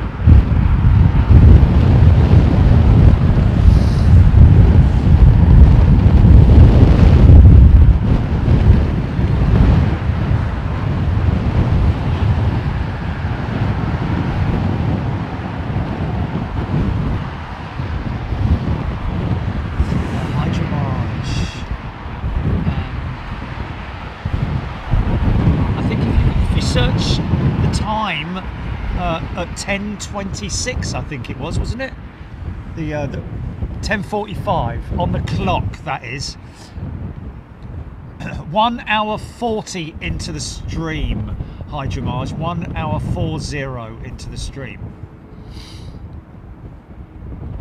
Yeah.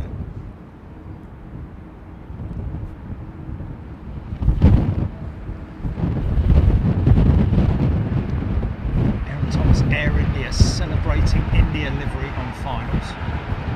Thank you.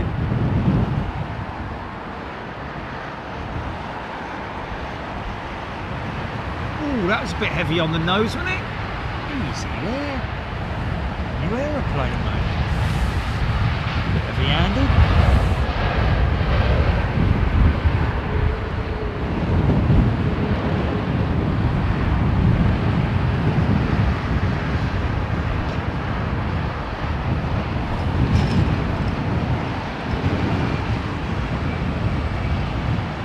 Charlie 10, picture of Picky 5 days ago by Becky Hale on the community page. There we go. So, that out, ladies and gents. Those who've been maybe a little bit worried about Pinky and her whereabouts, we're just not, just haven't been lucky enough to catch her. Some days she's in and out like 63 bus. Other times she's very shy.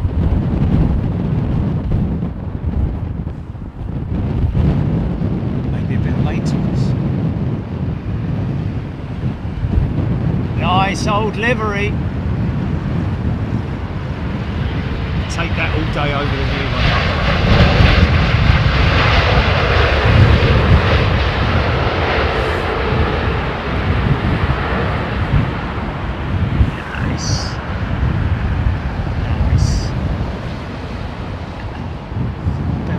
Cathay 747 and Emirates A380 due in within a few minutes of each other.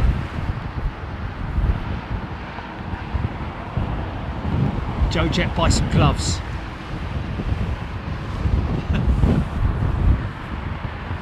Be my recommendation.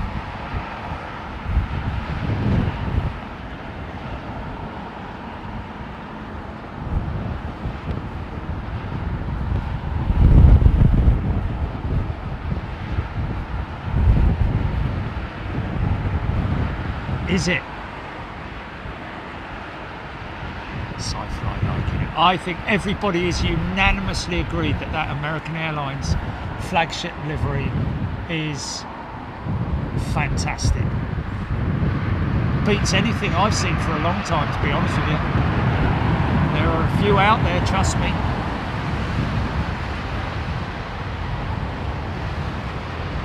Hopefully it'll spur on. You know, I mean, British Airways, of course, put all that investment into their retro schemes with their 747s. Got burnt heavily on that one because of the fact that obviously they only operated them for a couple of years, didn't they? Before they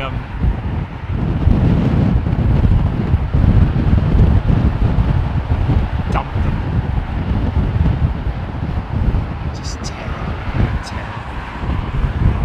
They just keep those 3 retro jets in active service of all of them, because I think they were the last ones that they were going to retire anyway, weren't they? I don't know what. The youngest of the fleet, possibly.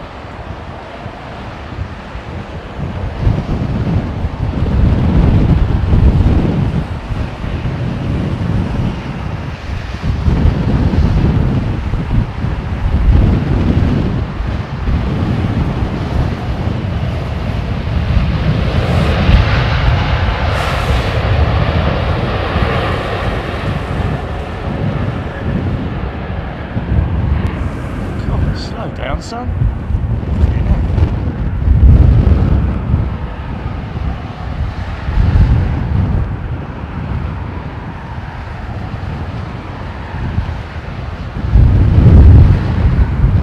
It's crazy. Yesterday when we were up at ARD and I was looking at that, those models of the BAC 111s, the latest introduction from Incl, which is ARD's own brand of die-cast models. The in-flight BEA and British Airways BAC 111s, both 100 and 500 variants, but comparing them in the size to next to an A319 was just crazy. How big the 319 is and how tiny the BAC 111 was. Absolutely insane. The BAC 111 is about the same size as an ATR. This is the Air India celebratory livery, isn't it? Not a big fan of this, to be honest with you. Smoking me.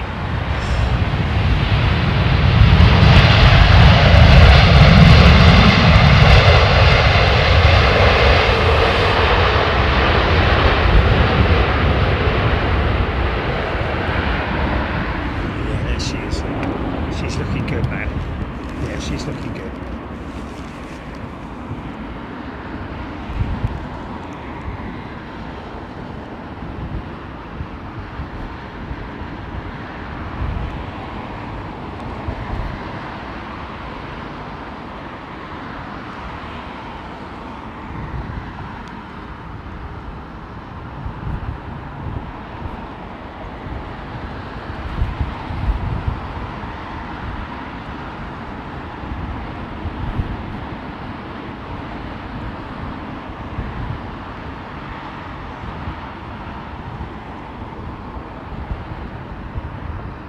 Nice. Oh, go around. What's that all about then? Air India's still on the runway. Well, it's a long way out though. It's a long way out. You could have easily made that. Easily. Maybe just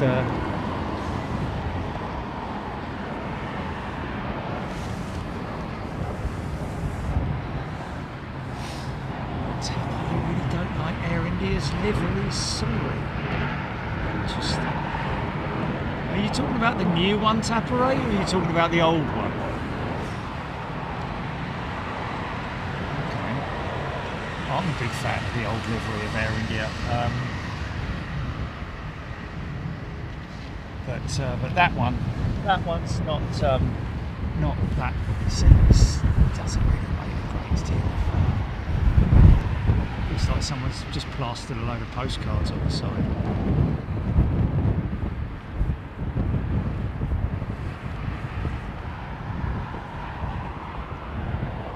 Beverly George and Aaron Thomas, that was BA 341 from Nice.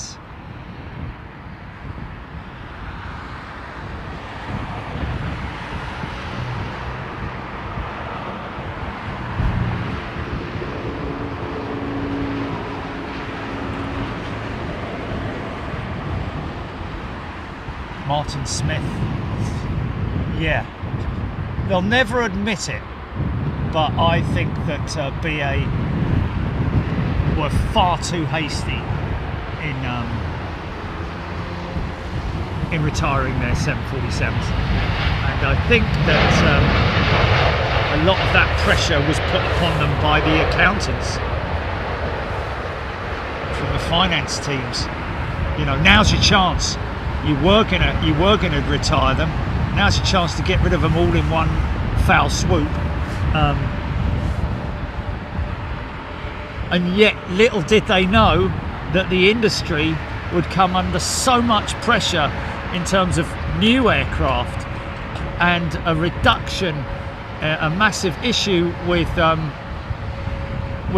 delivery of new aircraft.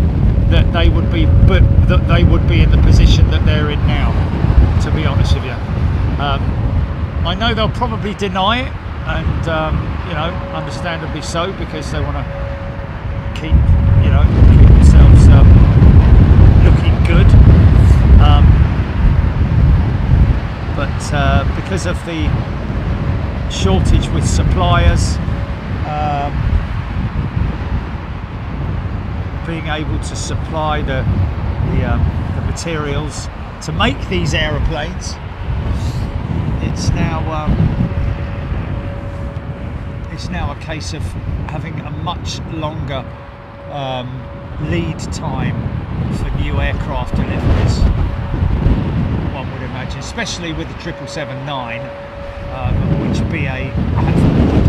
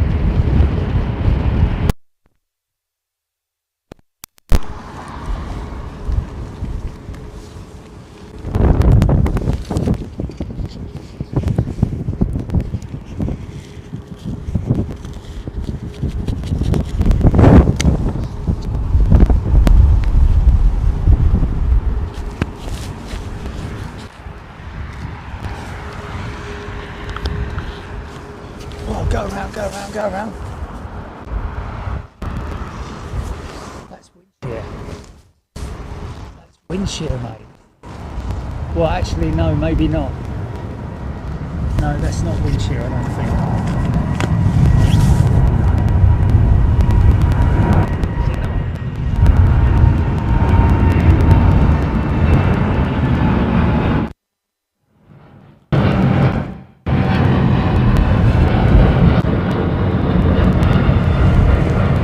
Fly the field, climb and maintain 2,000 feet, turn right heading.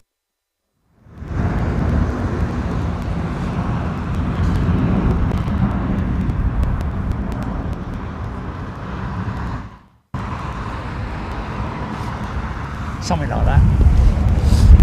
Preset.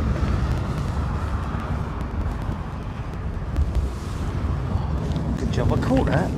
Is the audio working? Okay.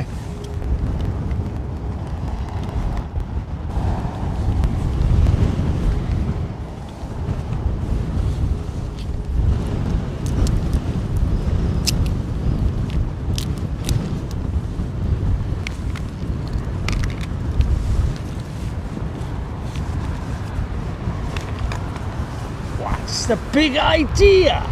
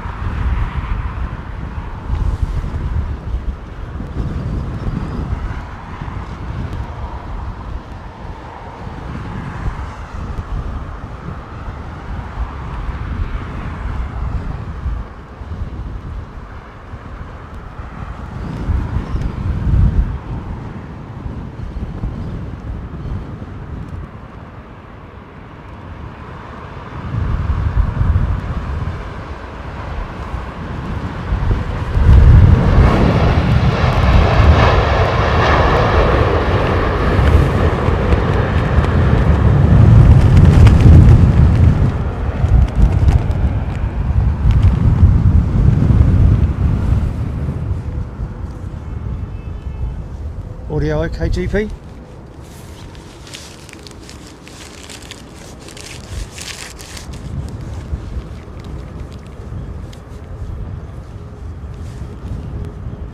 What's me? What, with the sweet wrapper just then? Yeah, but that was in my pocket. That was in my pocket.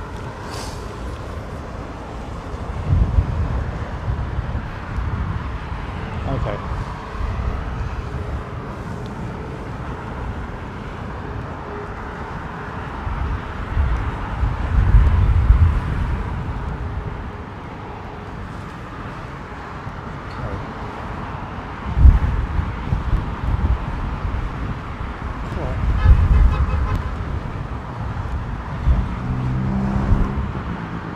James Dayton, only one BA 747 ship stored at Tyrrell. Has all 4 engines fitted. Oh, okay, so the other one has to. Yeah. What a shame.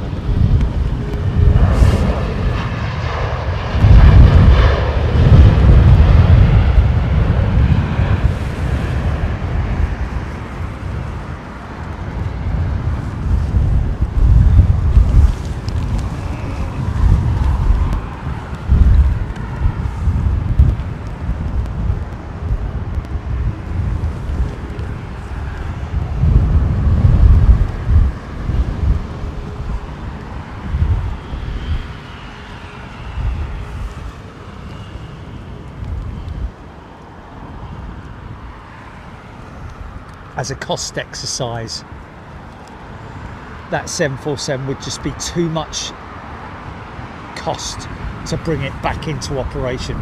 First off, it would need a D-check, which is massive. Engines would have to be completely overhauled. She's been out of service for too long, really. I mean, she's been stored in good condition, don't get me wrong, in a climate that doesn't require, you know, constant cabin circulation because it's installed in a dry climate down in Tyrrell. But even so, you know, she'd need a full cabin refit, IFE, the whole shebang, really. So it just wouldn't make economic sense. It'll never happen.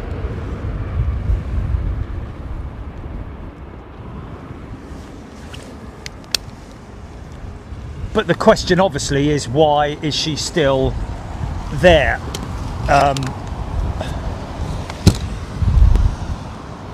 And not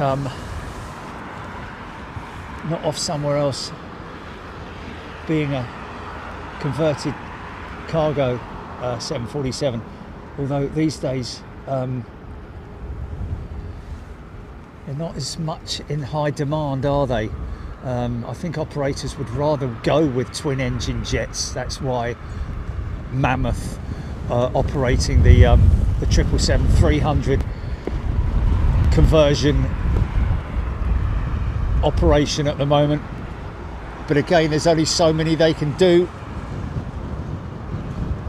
at any one time.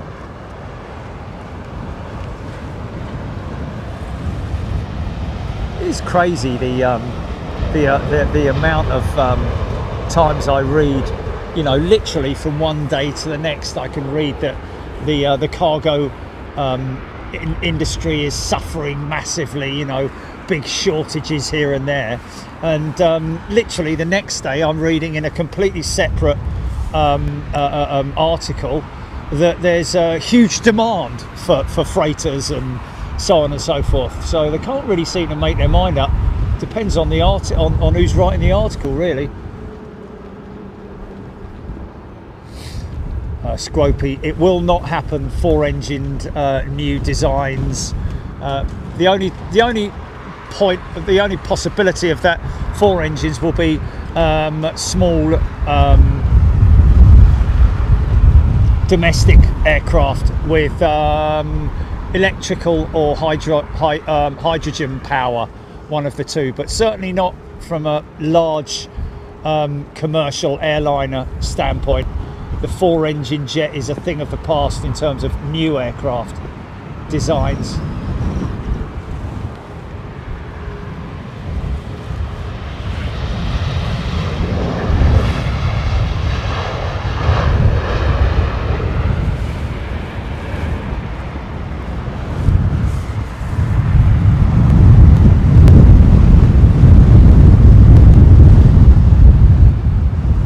Feisty old wind, man, I'm telling you.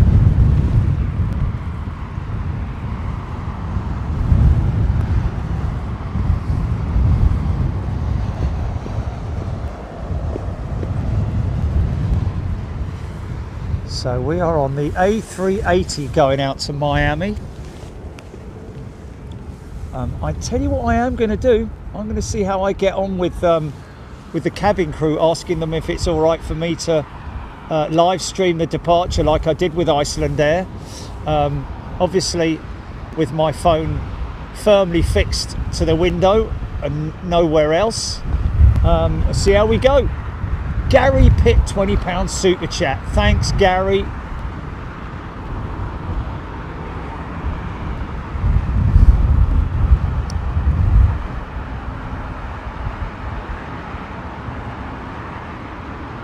I don't know about that, mate. I disagree with you. I've done it before. I've been 1,000 feet up before the signal's cut out.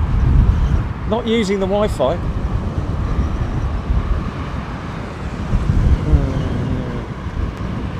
Yeah, but I did it that time ago. Remember when I did it before and it worked? Yeah, true. Yeah. Oh well. But I was doing it. But I did do it from Heathrow on 4G or 5G or whatever it was, wasn't it?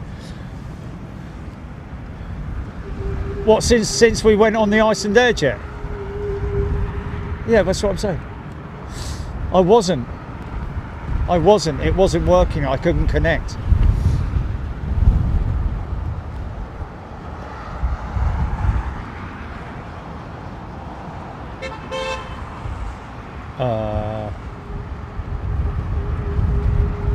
Oh, Oh, okay, not the one in Iceland, not the landing, the departure at Heathrow.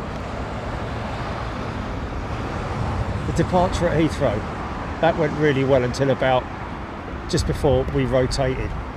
It went all...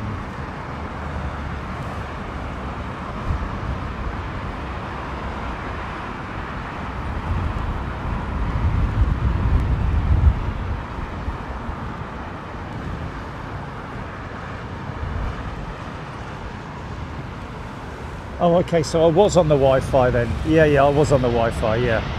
Yeah, now I think about it, because it was very quick to connect, wasn't it? Yeah.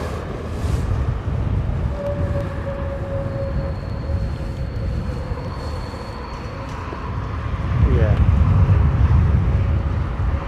Yeah. So BA's Wi-Fi isn't no. Yeah. Okay, so we won't be doing that then.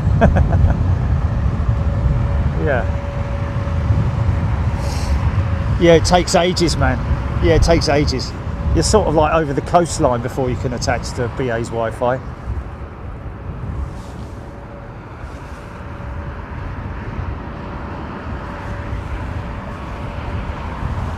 Yeah.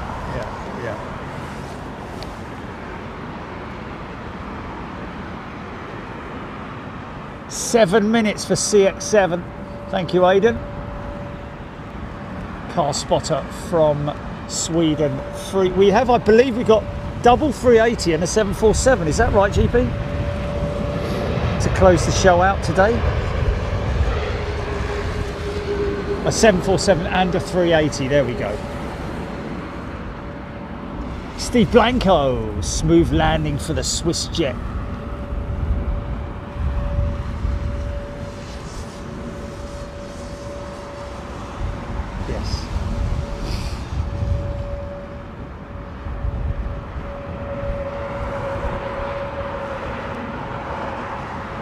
France 777 over the top. Not seeing that. Sorry about that. Take the Starlink with us. Need a long old power lead for that though. EK29, 10 minutes out.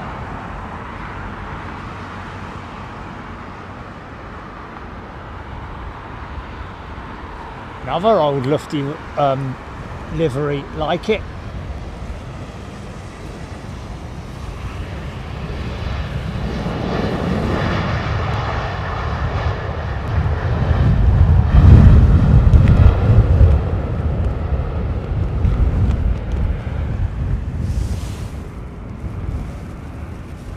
Oh, and Nanth has got mates on that lofty, yeah?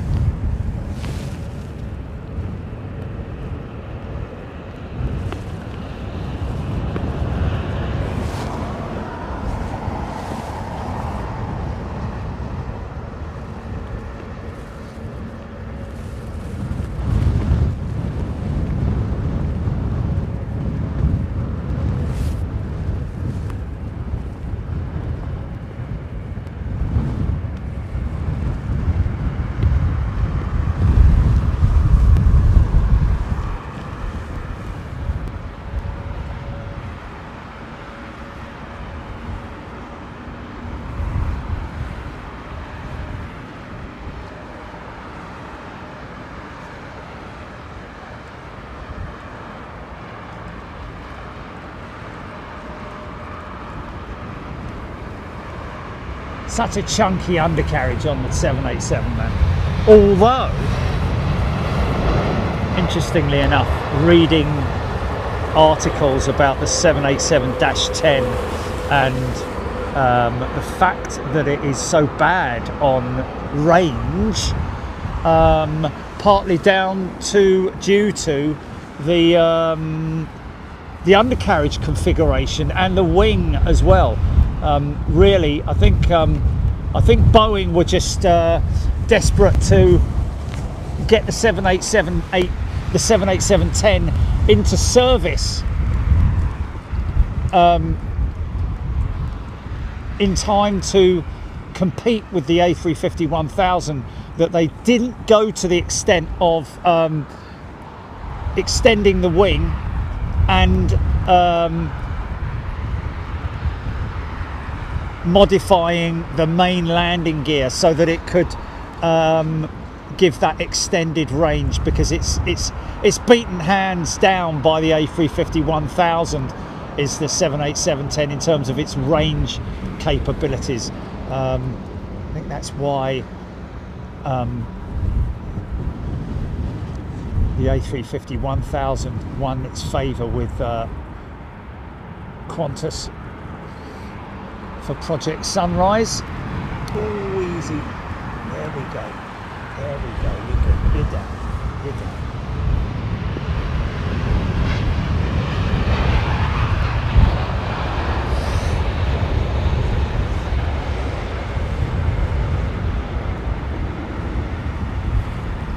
So, I'm guessing CX7 is going to... Don't think I have I?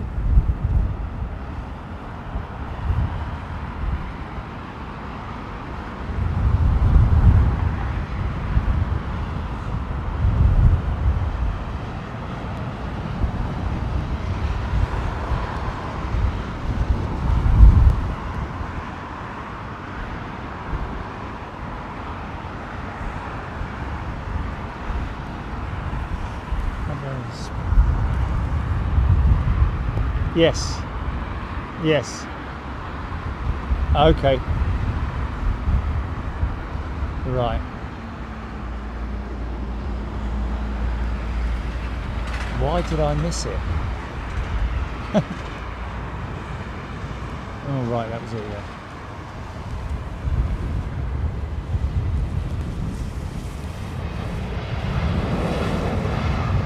Yeah, but they handled it well, man. I mean, you know, when you have a delayed flight and all that, your baggage, you worry about your baggage and all that, don't you?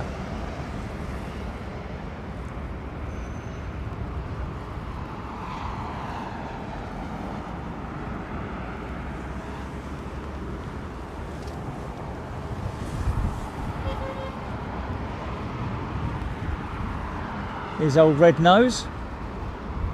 Second red nose of the day that we've had in at Heathrow.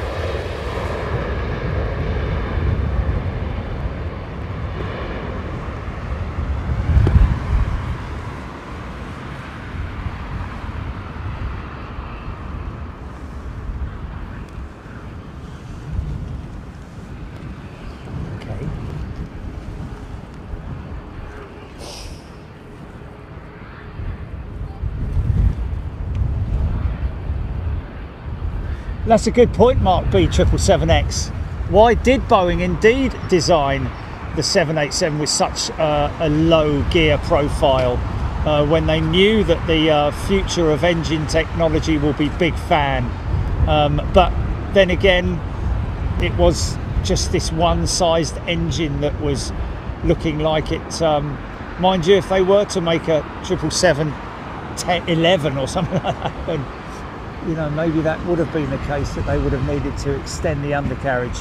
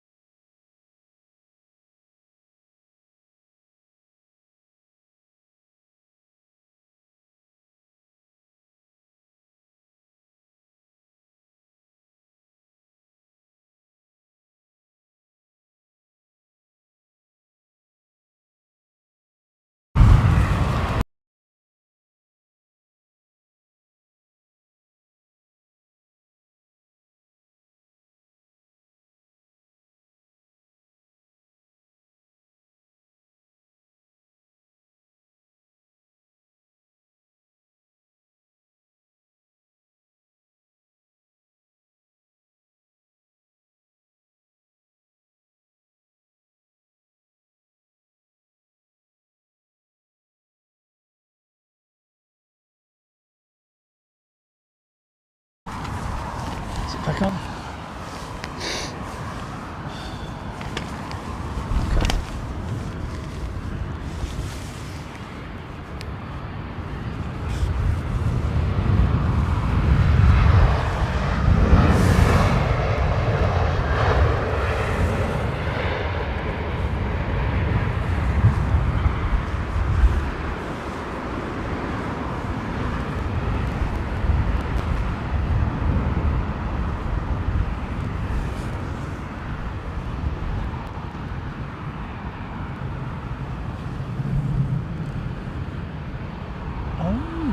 Really?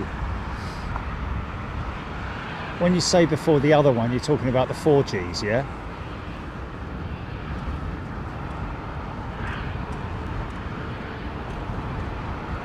Yeah, that is a good point that didn't, that is a good point, a good thing that happened then and not as the 747 was on final approach.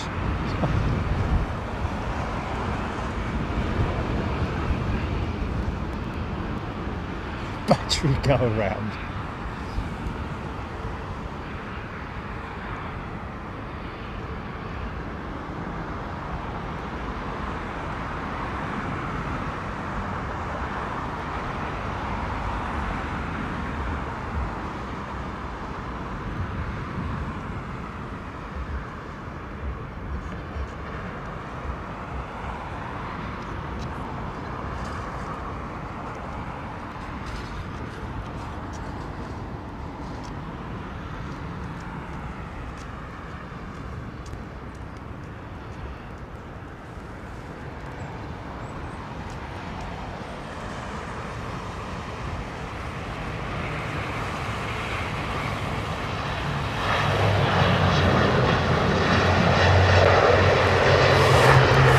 This stop and turn, man.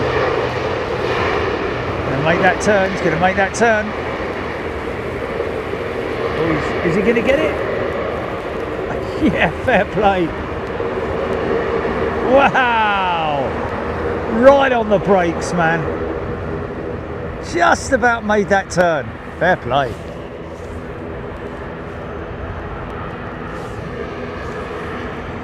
Needed to as well.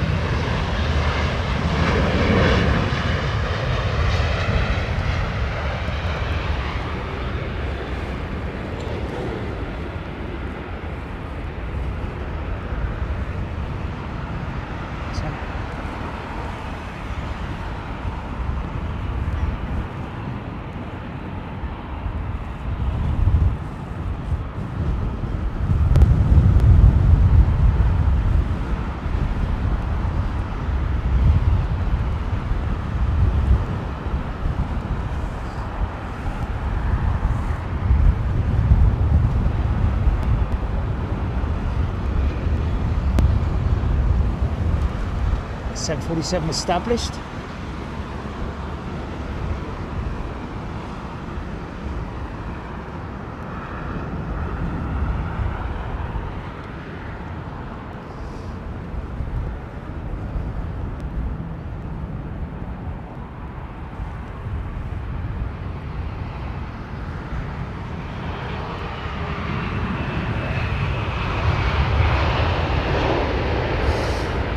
Qatar 350, 3 out.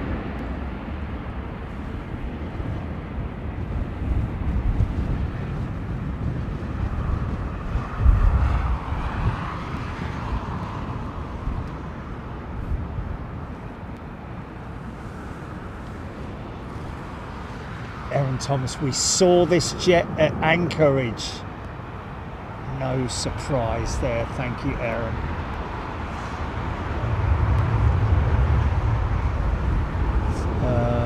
Aaron Sadler, negative. The United jet is still on a remote stand.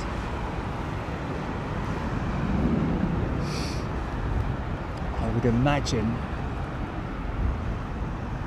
passengers disembarked, possibly. Mind you, they won't disembark the passengers, will they? Not unless they absolutely have to, because otherwise they have to put them through passport control and all that kind of crazy stuff again, isn't it? Tricky 6322 is a returning member. Welcome back, Tricky.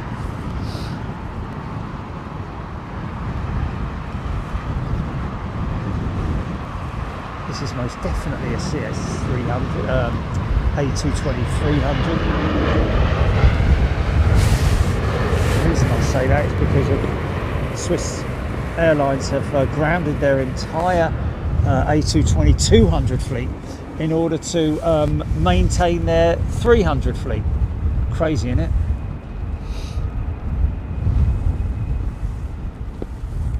Abraham, I'm not sure if I don't think the DHL jet has yet left. Here she comes.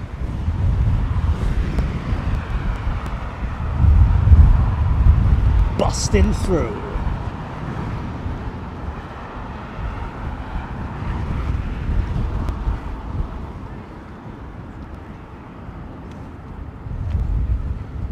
And then right behind this will be another big lump, but an Airbus 380.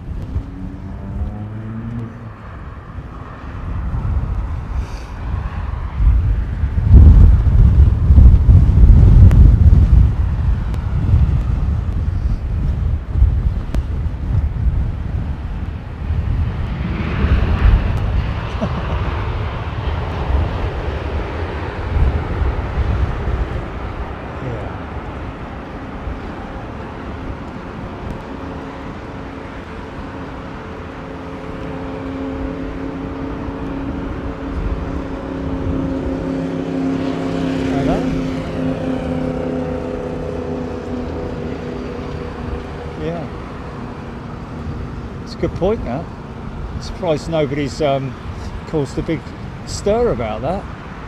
Yeah.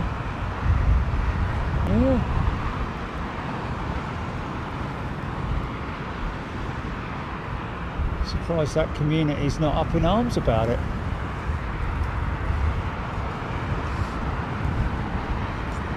Yeah.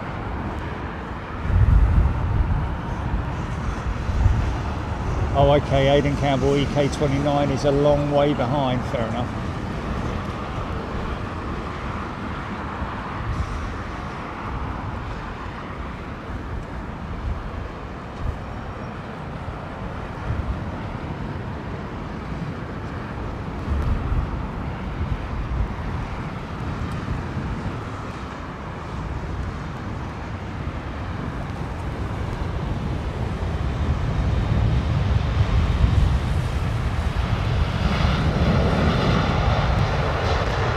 Just bringing their 900 today.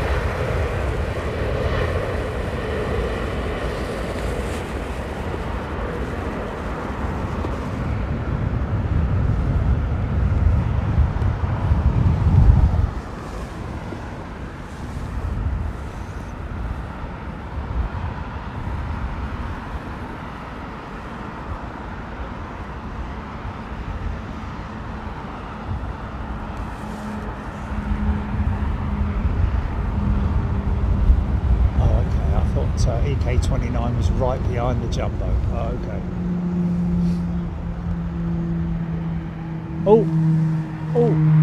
Oh, what's that?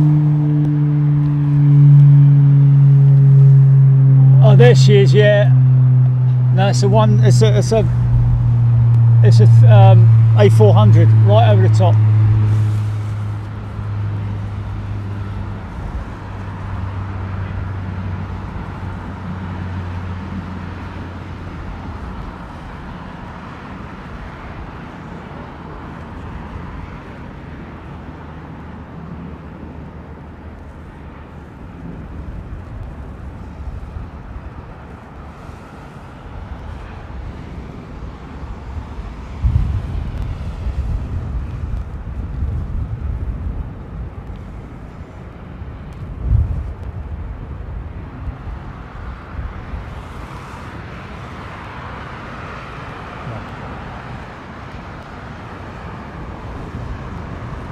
dollar. Yeah.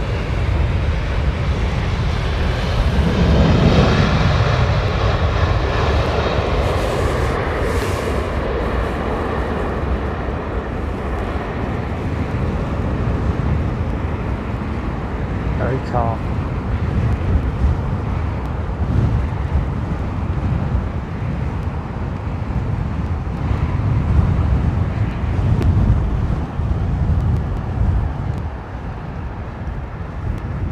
Djibouti.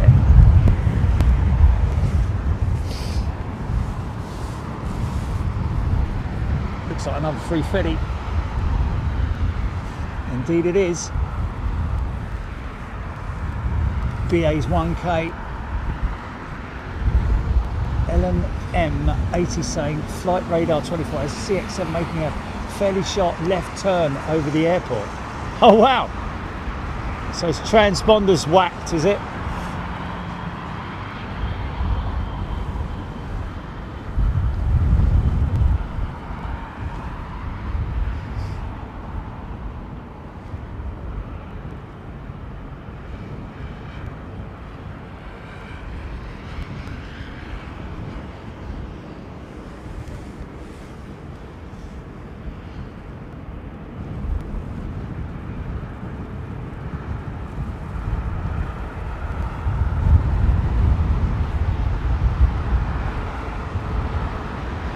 Where's that 380 gone then? Did they put her in the hole or something?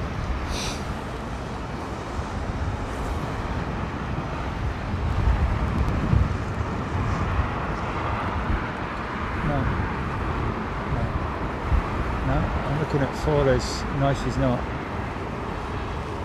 What, 4 including this one touching down? Oh, okay, so 5 out there. All right, yeah.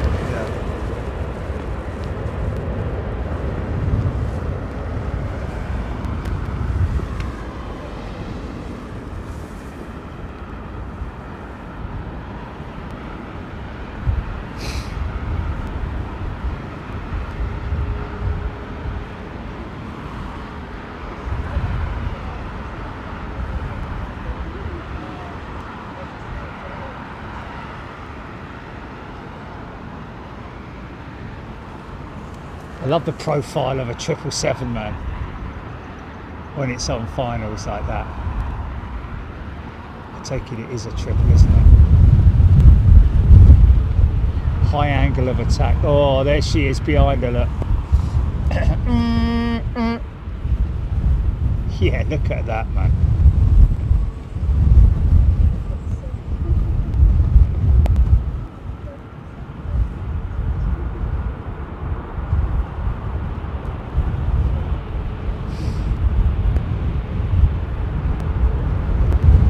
Crazy angle of attack on that triple, isn't it?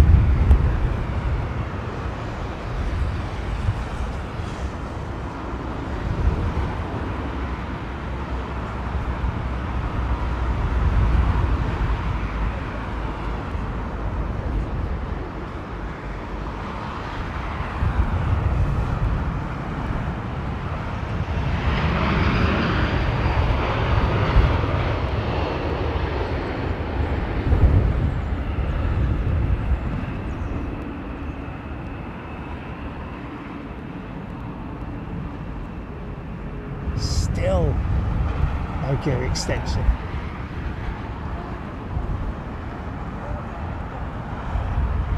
She's got a flap.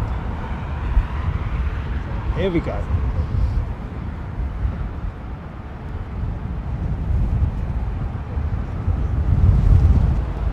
How quick that deploys, man.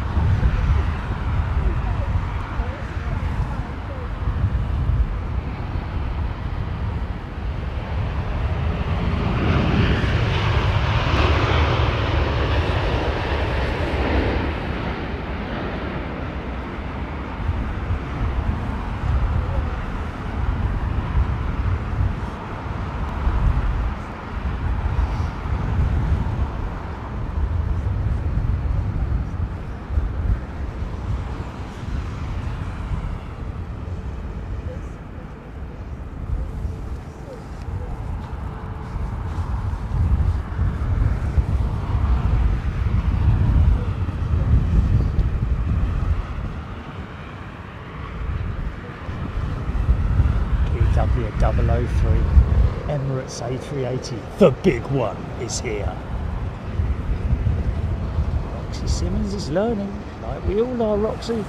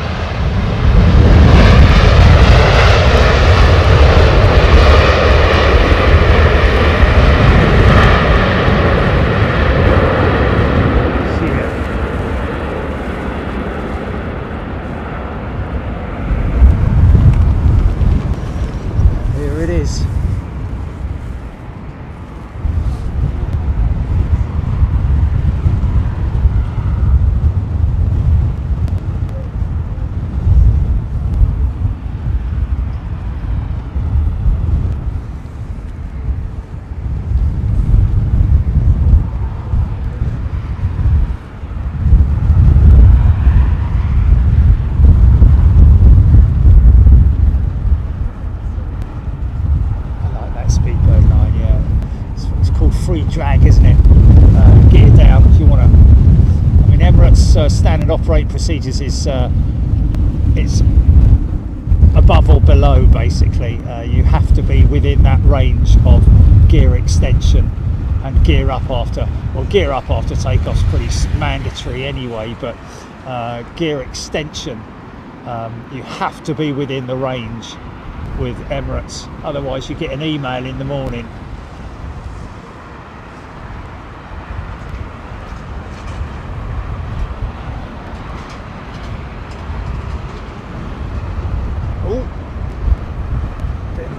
Early flare, but nice. Textbook stuff.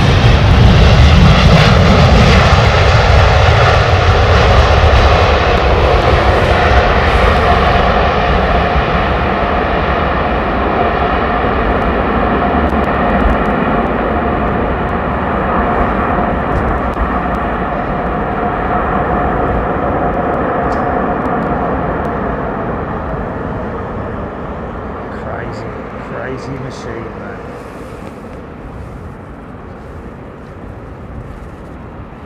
Alan Q, £2 super chat. Thanks, mate. Thank you. It's all part of the privilege to be able to bring this stuff to you, I've got to be honest. It is an honour. We are very fortunate. Thanks to all the crews. God knows how many planes we caught that time coming in, but yeah, what was it, what did we figure it out to be, around about 250 odd planes, wasn't it, Chile, or something crazy like that? Yeah,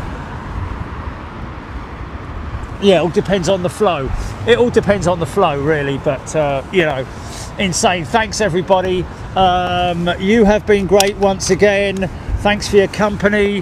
Thanks for getting involved as well in the chat and keeping me posted on what's happening, what's coming in and all that. We like your interaction. Your interaction is what it's all about, folks, with regards to aircraft, inbound, outbound, over the top, news, all that kind of stuff. We really appreciate your interaction on that whole thing. That's why we don't have reams and reams of stuff across the bottom of the screen telling you what plane it is and all that kind of stuff. We let you do the work, and you come in and let us know, or let everybody else know. It sort of keeps that interaction going, doesn't it? In fact, that's the way that we find it anyway. But yeah, thanks everybody. Thanks Jilly, thanks Trish, thanks to all our other mods. I saw Darren, I saw who else was in, Jilly? Darren and Trish, thanks. Really appreciate your input and everything, and your help. Thank you to everybody who's gifted as well, and everybody who gets involved in the channel. I have to be I have to make sure that you're aware that we really appreciate. You don't have to give money, folks. Your membership is what keeps this the whole wheels of this channel running, and it's just a wonderful thing that we have together. So thanks to everybody. We'll see you on Wednesday. If we don't see you before, we might do a road trip or one, and we will yeah, that's about it really, I think. Enjoy the rest of your Sunday, or whatever you're doing, and thanks to everybody involved as well. Thank you to the Renaissance, I've got to say. Even though they're not interested in us putting their logo up there, we've been here for since the first time we started streaming, and we cannot thank the guys here. They know who we are, and that's why when a lot of people come in here and stay with at the Renaissance or the other hotels that we're involved with, if you mention us on the desk, you might be surprised to get some kind of a special, like what happened with Mike and Kat, was it? At the Hilton Garden Inn, where they were given, they waived some special charges or something, upgrade. They waived the upgrade for them because they mentioned us. I think they asked on the desk, didn't they, how did you hear about us?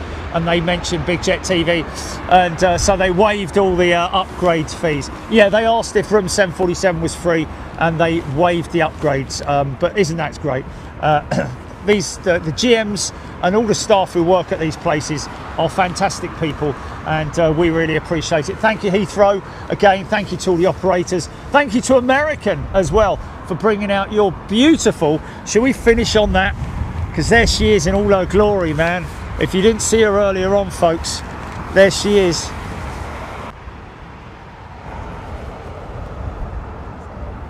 Yeah, there we go. Flagship Retro. Thanks everybody. We'll see you. Going to let you say goodbye to each other if you want to do that, and thank you to everybody who sits in the sidelines as well and just watch or get involved. We appreciate your being here, and we will see you next time. Yeah, okay, GP, just let it run for a little bit because I've got some stickers to hand out. Get myself off of here. Oh, like that. I've just completely moved that leading picture now, haven't I?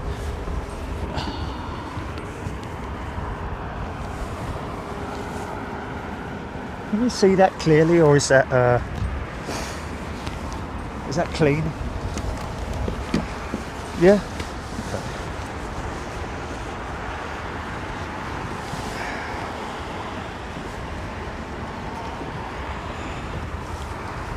Oh, bloody hell.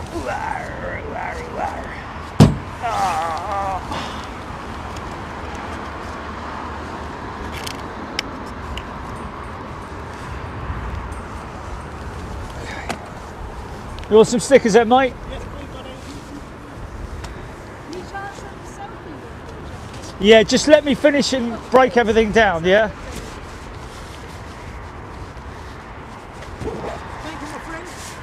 Yeah, no worries, man. Sorry, just everyone in the video. That's all right, that's all right. There you go, young man.